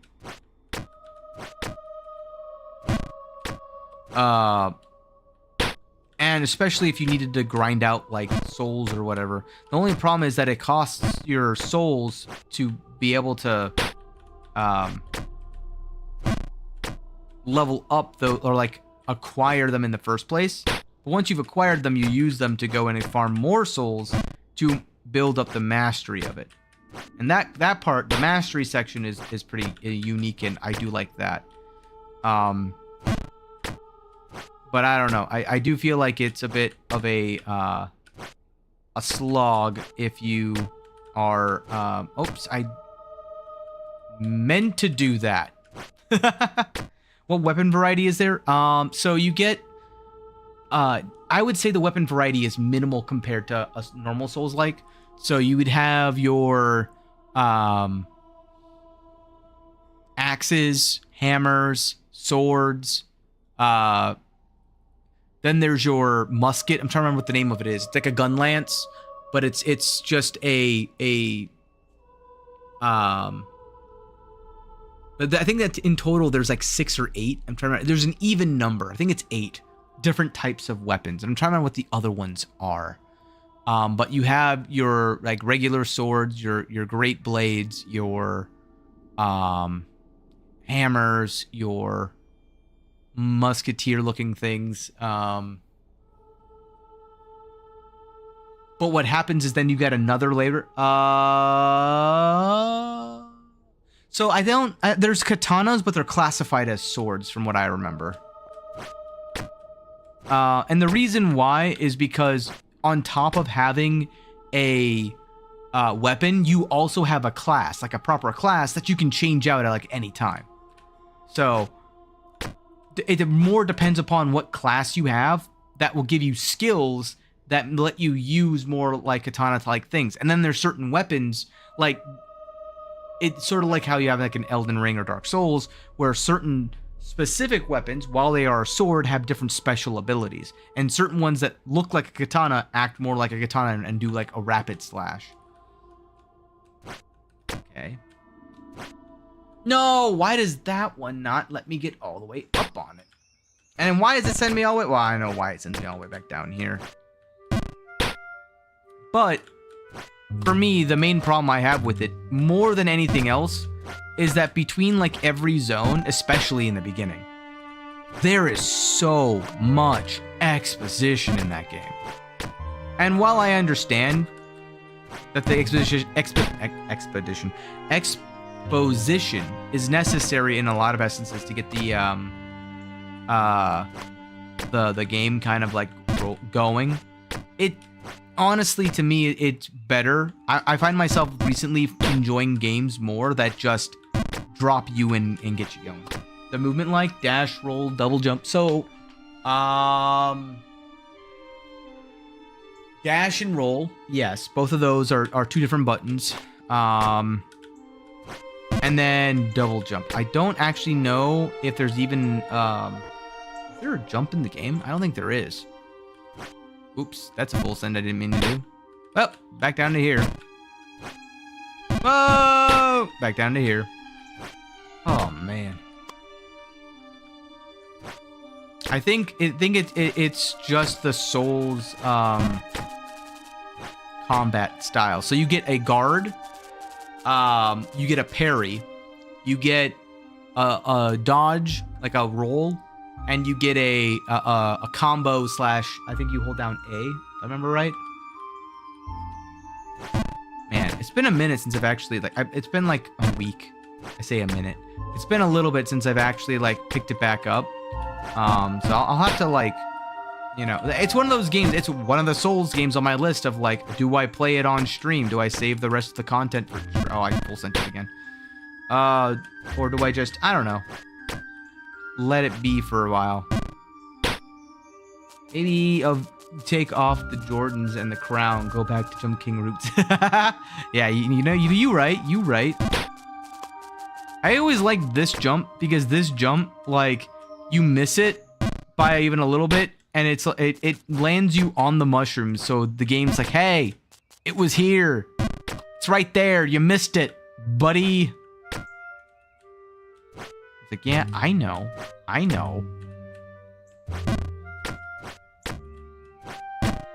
Not my first rodeo.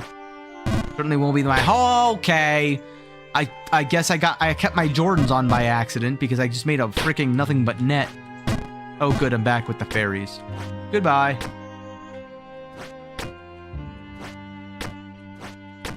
Yep. He didn't even talk this time. Huh. I guess the fairies no longer like me. Thank gosh. Well, alright, fine. I just read what he said. I guess the fairies do like me. I did the exact same thing. Oh, brother, this guy stinks. Full send, so that I'm fine, and then not full send, so that I'm fine.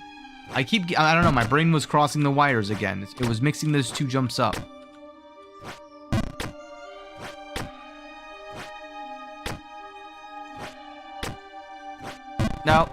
No. I'm too nervous to miss that jump. Because I know one of these times I'm going to end up back down here unintentionally. And I'm going to fall. In the words of the Lich King. Did you know you can go in your inventory and unequip gear? I did know that, actually. I haven't, just because I've earned these boots, and I've earned this crown, and I'm very greedy and want to keep them on. It's the same thing with, like, the silver coins. I have 7 of the 10 silver coins needed. Yeah, all good. I just need to, like, find them. Now I do know, that they're not in this section at the very least. So, the only downside is, something tells me I'm gonna be basically getting the last silver coin right before the babe. So, little disheartening. I wonder. Okay. Oops. Nope. Start over. See, now I'm at the stage of, like, I've done it enough that I want to experiment a little bit. Okay. Okay. I want to see where this takes me. Okay. So, now I can do... No, that should be an easier jump. Why did I mess that up? Oh, because it's slightly arisen. Oh, I agree. You can full send that one. Yeah. I don't know. I was getting a bit, cautious about it. Because of that reason right there. Just whiffing it. These jumps are all weird to me because I'm back here. These jumps are all weird to me. Because of that, like, the angled slopes make this so weird.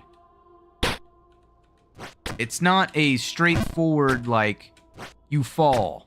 It's more like you kind of fall? Like, I bounced up off of that one.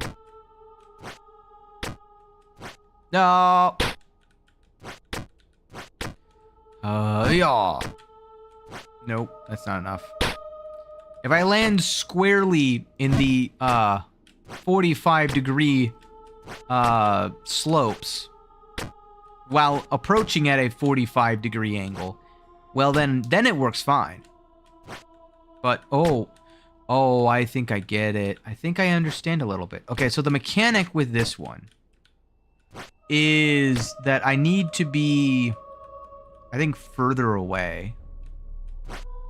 And that gives me a little bit more of an angle when I approach. Now this one, I need to be a little bit closer. Or it's just easier to come from that direction. This one I can oversend a little bit, and then I can full send this. No! Alright, note to self. Do not be too far to the right for that jump. Or just don't oversend it. That would also help, you know? Fudge. There goes that lead. Well, at least I'm not gonna need you doing that jump. At least I'll do a full send there. Almost full send. Nailed it!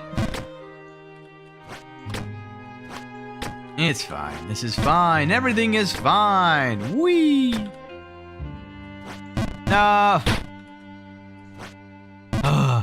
It's fine. We'll get back up there. Slowly but surely. This may end up becoming like a... I don't know. I don't know how many hours this is actually going to take. It's probably going to... Oopsie! Well, if I keep doing stuff like that, it's going to take much longer. Well, you heard it here first, folks. I'm going to be taking much longer. Need I do. Away I go. Oh, I'm back. I don't know. In circles, apparently.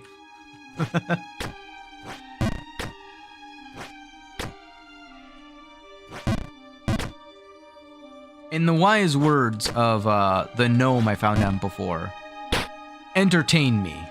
I hope you're not you are entertained. Also, every time that I do that, it looks like there's like lightning in the clouds when it goes by quick enough.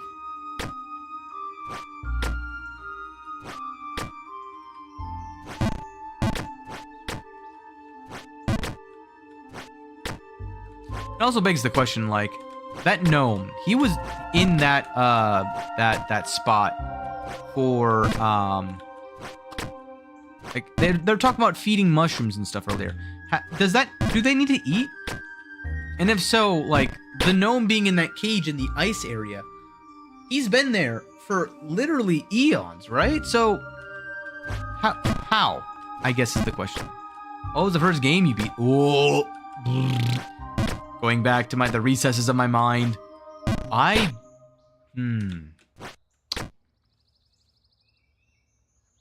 don't know. I do know the first game I beat at 100%. And that was Metroid Zero Mission. Metroid's by far is my favorite game. Like, just Metroidvanias in general. But no! I was... Oh well. Back to tense.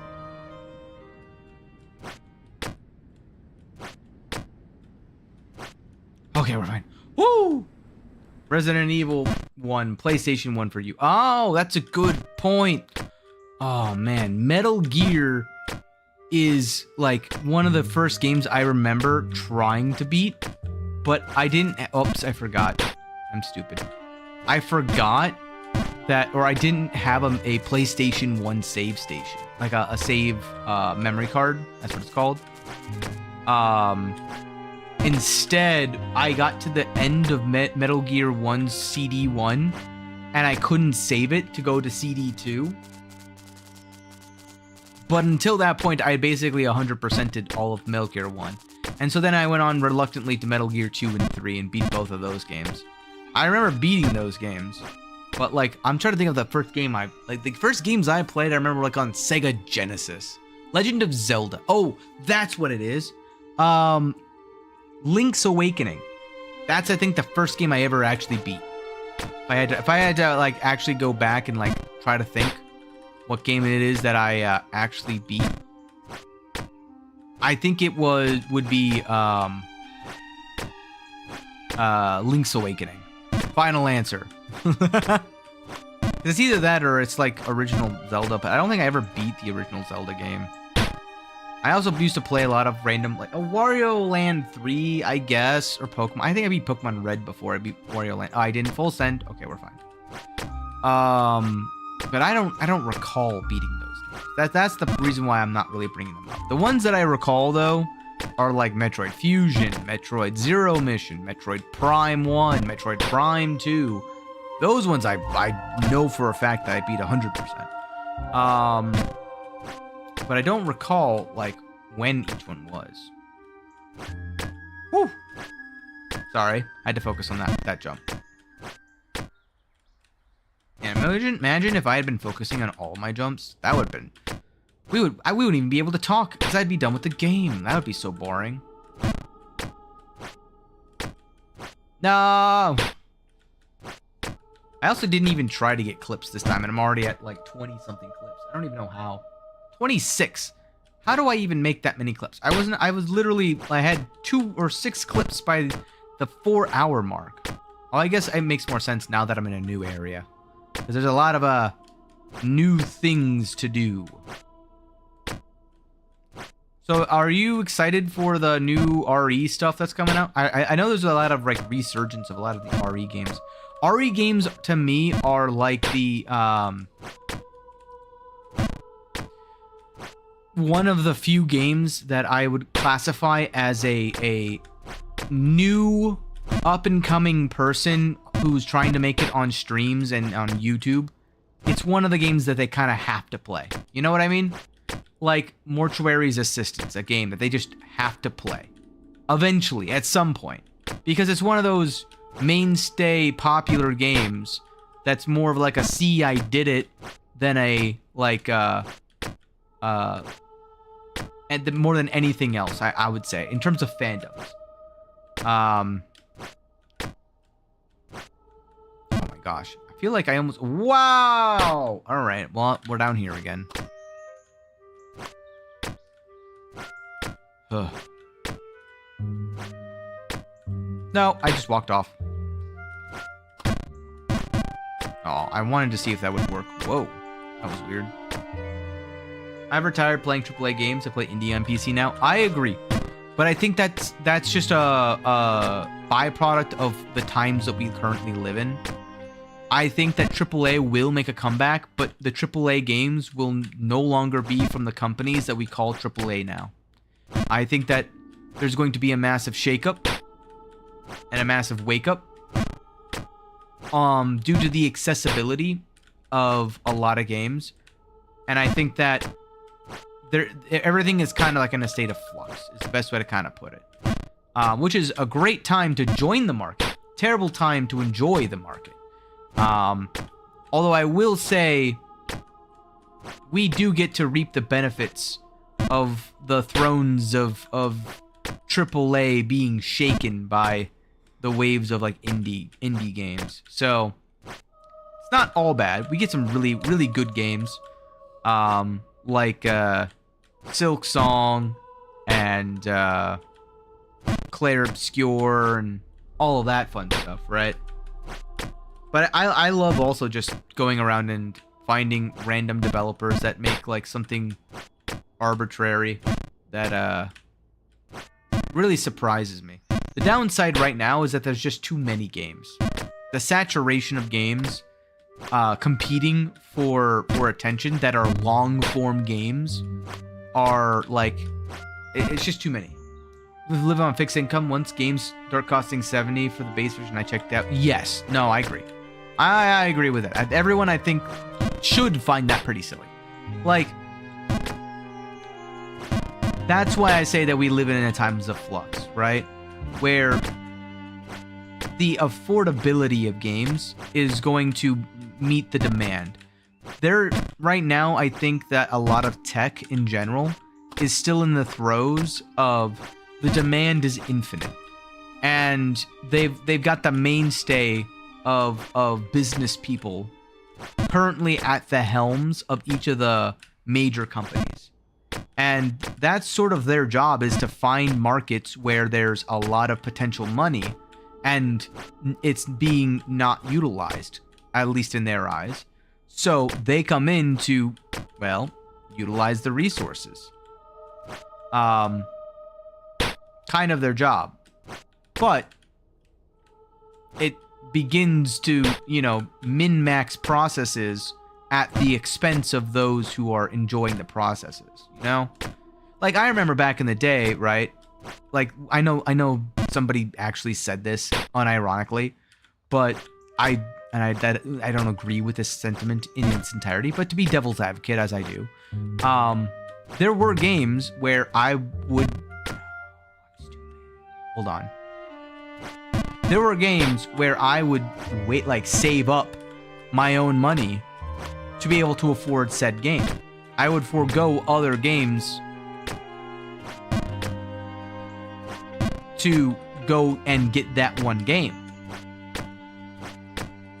I just think that was a different time, because back then there was a lot less games that I would find entertaining. That worked as a mantra when there wasn't anything else to really spend it on. And relatively speaking, it was still not, it was still worth the value, because you basically got the game and the DLC for that price.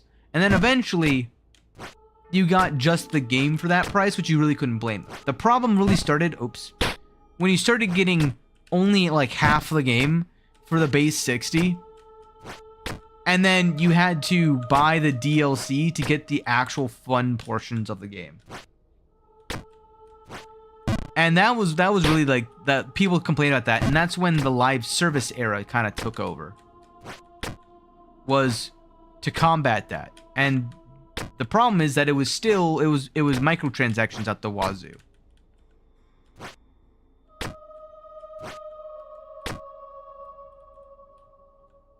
So, I don't know. When it comes to those kinds of discussions, though, I'm kind of more on the apathetic side, because I think that the market will sort itself out eventually. Does that mean that we're going to have to kind of suffer? I mean, I honestly don't even think so, because as you put it, like, indie games fills the gap that wasn't there before.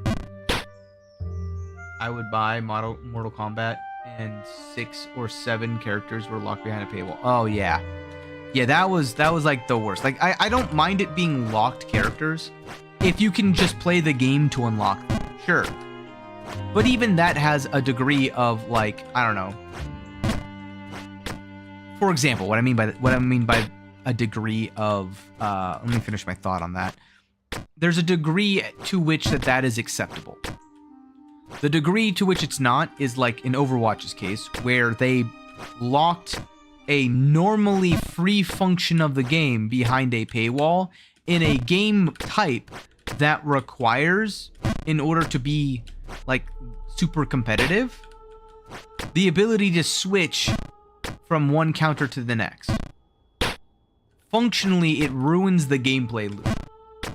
And that's kind of how I felt, I would say Mortal Kombat kind of falls into as well, or Soul Calibur. But at the same time, as long as you're able to get it for free, at the end of the day, I don't truly mind it nearly as much.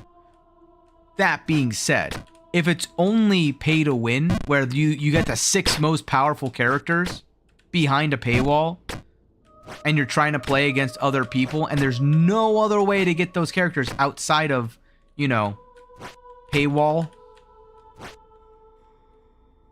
that's silly. And the reason why they were able to get away with it back then was because, what are you going to do? You're going to go to another game? At the time, there really wasn't any. I mean, what are you going to do? Soul Calibur, I guess? And now the answer is yeah. There's a bunch of different fighting games. You can go to the DBZ fighters. You can, heck, you can even go into Warframe, and there's a fighting game inside of that if you really wanted to.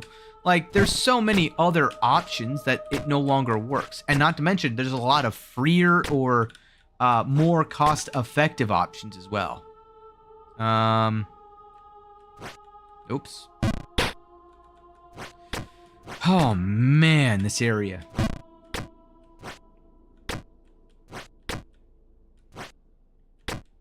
I cannot believe I've spent... Oh, I went too far. Goodbye, everyone. The second that I went over, I was like, I didn't check my pixel placement. Oops.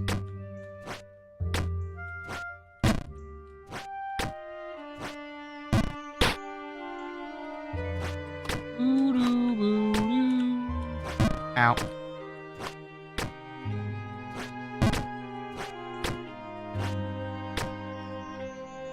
Okay.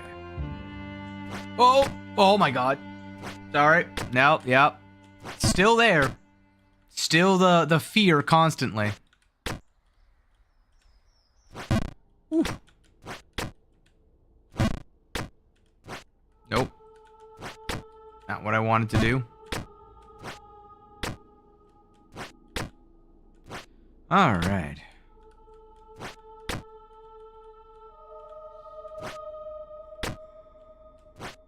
No.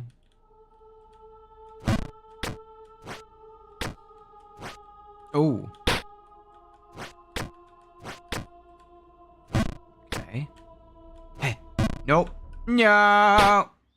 We're fine. Full send. Thank you. Sorry, I had to remind myself. Sometimes my brain decides to forget when I need to full send and when I don't, because I traverse back through so many areas in different orders that sometimes it's like, oh, this wasn't the full send. It's like, yes, it was. Don't mind me clenching on the fact that I almost made that a full send. It's gonna go too far, but not far enough. Classic. Yeah, what happened there? Game. That's why I didn't full send it, because it sends me all the way back down to the abyss. Right. So this entire area is like me just on shrooms, right? It's like random platforms appearing and disappearing. I think we just call that like partial blindness. Stoke Song, beautiful game, $20, all DLCs free, no in-game purchase. Yeah, exactly. Yeah, that's more your lane nowadays. Yes. Now, that requires, though, a market where it's acceptable, right? And I think that this is where there's going to be a big, like, fracture. Because, like, as I was saying this, I think, a stream or two ago, where I'm looking into actually, I have my own idea for a game that I kind of want to develop. I just have to find time to be able to actually develop said game. The other problem, though, is that there's a lot of limitations that I just can't overcome myself, nor do I have the funds to be able to overcome in a time-efficient manner. No! Oh my god. Sorry, I was like half just focusing on that jump. That one atrocious jump. But in order to do that, there's another topic that I don't really want to be too much on, because I know it's a very touchy topic, and I try to stay away from touchy topics on this channel, just for the most part. That's why sometimes you'll hear me like mince my words a little bit. In a lot of cases, it's because of that. But there's a lot of problems going around, I think, with AI in general, where there's a lot of misconceptions about how AI gets used. And it comes to a bigger, like, I hate to use the P word, but there's a big political problem with it, where it helps the indies a lot, but it helps the big companies even more. And this is really the crux of the problem, is how do you have a productive conversation about that without, you know, feeding the beast, so to speak. And it's incredibly difficult, don't mind me just jumping back and forth, to kind of have that kind of conversation in the current climate. Because I do agree on one hand that, like, from what I can see online, I did a lot of different types of research on this now. So I feel a little bit more confident in talking about the nature of indie with AI. but I don't want to. I want to kind of disclose it with I'm not an expert, and my opinion is subject to change and all that fun stuff. But for concept arts and for putting, if you're not an artist, putting your thoughts into images that can then be seen by other people to then actually make artwork and do it at a faster pace than otherwise, and to create more revisions and stuff like that. I see where the time savings for a person who doesn't have any time because they're working a full job and also streaming and also doing other stuff, right? Like, I see where that could be a benefit. The problem is, I also see the other end of it where there's a lot of slop that kind of comes out from it. And that slop is not as good. So that's where I think the it's gonna be like I have a unique, I think, perspective when it comes to a lot of those things, since I work in engineering, and one of the main proponents of engineering for a long time, especially mechanical engineering, was the proponent of drafting. And there used to be these big old drafting boards and a big old like table, effectively, that you would make all of your draft and revisions on. And anytime that there's a red line, it's kind of a big deal because it costs, you know, paper to make the change, and requires a specialized tool, and you gotta have somebody who's trained with that tool, and they gotta do it like correctly, I guess is the way. I got my jumps backwards. But the advent of 3D modeling, oh no, kind of took away a lot of their jobs. And so they either had to adapt or die. It's kind of the way they put it, you know, they're job-wise. So I view AI as in a large part very similar to that, where it's a tool. It's not a replacement necessarily. It's something that's going to be a distinguishing feature in speed and efficiency. I was already on the edge. Do I think it's ever going to be at a stage where you could, you know, make it a final product? Maybe, but I think there's going to be a lot of regulations that kind of need to come with it. Game called Deviator on Steam. Complete AI carbon copy of Hollow Knight. Exactly. Like, I think that's like slop, and you can call it out for what it is, right? But it depends to me on like the price points of those, where depending on the actual quality of the final product will depend upon what like the price points should be for those kinds of things. I think that there's going to need to be some sort of like regulation, and I think that it's going to become a lot. What just happened to me?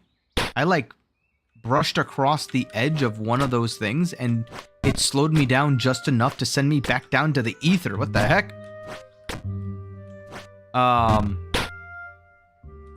But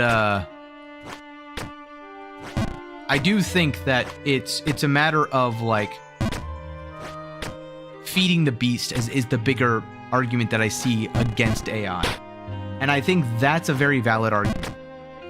The problem I see is that it's probably going to happen regardless. It's just like with 3D modeling. Do you get a lot more issues with 3D modeling? Occasionally, yeah. I mean, nothing that it doesn't require. I mean, it requires a specialist still. That fact doesn't go away. The main difference, though, is that it increases the efficiency, which, again, is incredibly useful at a production scale. The real problem, in my eyes, is more of why are we looking at games like a production line? That's where AAA always fails, is when they're trying to sacrifice long games that require a lot of story writing and creativity for the sake of consistent profit. That's, I think, why AI is being utilized more than anything else. I also think that there's going to be a subsidiary effect of people who have some making their livings off of being an artist. I think that if they're not going to fine, we're fine. If they're not going to be able to market themselves as a distinguisher from AI, I think there's going to be a lot of low quality carbon copy kind of stuff that's going to be done better by AI, and it's going to make those artists kind of out of a job, because it's like, well, why would I pay you X amount of money when I can just get AI to go do it? That to me is a very valid criticism, and that shouldn't be the case in my opinion. But there's a lot of shouldn'ts that I personally, as a person who does a lot of devil advocacy, see as yeah, it shouldn't happen, but is it going to either way? Does me caring about it going one way or the other ultimately affect its inevitability, right? And the answer, I think, is yes. I'm a little bit of an optimist myself, but I don't think that it's my contribution to it necessarily, but rather my lack of contribution and advocacy in the opposite. But I also want to say that I understand where people are coming from who do it's not, I don't know, it's so polarizing, and the people who are vehement defenders of the AI, to me, sometimes come off as the exact reason why I would support AI. In some instances, there are some people out there that get a little bit too fervorish or too red team, blue team about it, that I'm like, okay, but that's not a valid argument against it. What if instead you, in your own artwork, you utilized AI to make a better rough draft for yourself? Have AI become really good at sketching things out, but then you are better at fleshing it out than the AI, then you can now up your own game. That to me is where I think it's going to end up, is that people are going to use AI as training modules, and they're going to use they train the AI to train people. And it's going to be used the same way that it's going to be a not necessarily a replacement, but you're going to have a foreman who's in charge of maintaining it, and they're going to be the ones who repair it whenever it goes awry, which it will. Oh good, I'm back up here. Oh, finally. Cool. All right. Okay, finally. Oh. No. This is what I get for talking about AI. Okay, we're fine. All right. I just want to get past this point. In all honesty, I want to see what's on the next scene. No, I had to open my big mouth. I was like, oh, you want to keep going? Oh, it's like, ugh. Because I'm honestly at the point where now I'm 8 hours in, and I'm kind of starting to feel my throat get dry. I need to take a bit of a break. Let me go ahead and actually, this is a good spot right here. Let me go ahead and call this one here. Nice, lovely music. I got myself my own little spotlight here. It's a little off center. Feels like it. Yeah, it is a little off center. That's weird, but definitely interesting discussions. I do enjoy these discussions immensely, because it always kind of puts things in a bit of a perspective. There's a lot of things out there that kind of become a bit too touchy, and I'm not here for those topics. I'm here to be an idiot online who doesn't know, why am I staring into the sky? I don't know if any of you no one else saw that. Oh man, it's because I'm in this scene. My guy was just staring directly into the sun. As he should. But those types of topics I think are best saved for a day when I'm more knowledgeable and a little bit more along the lines with my own skill sets, I guess you could put it. Like having a better understanding about everything in it. Let me also pause. I just realized timer was still going. This is also part of the reason that I'm at 35 hours, by the way. It's because sometimes I just forget, oh, right, I should pause. That stops the timer. But yeah, we had a good conversation. We got rated once, got a couple new follows. We're up to, how many am I up to now? 87. Wow, 87% of the way to my goal. So thank you all so much for joining me on this grand adventure. It was a blast. I'm going to go ahead and see on Twitch's side if there is somebody that I can raid. Oh my god, Rabbit is playing? Is he still playing? There's no way. You better not be like ending soon. I might just go and raid Rabbit. So, thank you all so much for joining me on this grand adventure. Until next time, remember to stay safe. Don't get lost in the abyss. Say hi to Rabbit for me.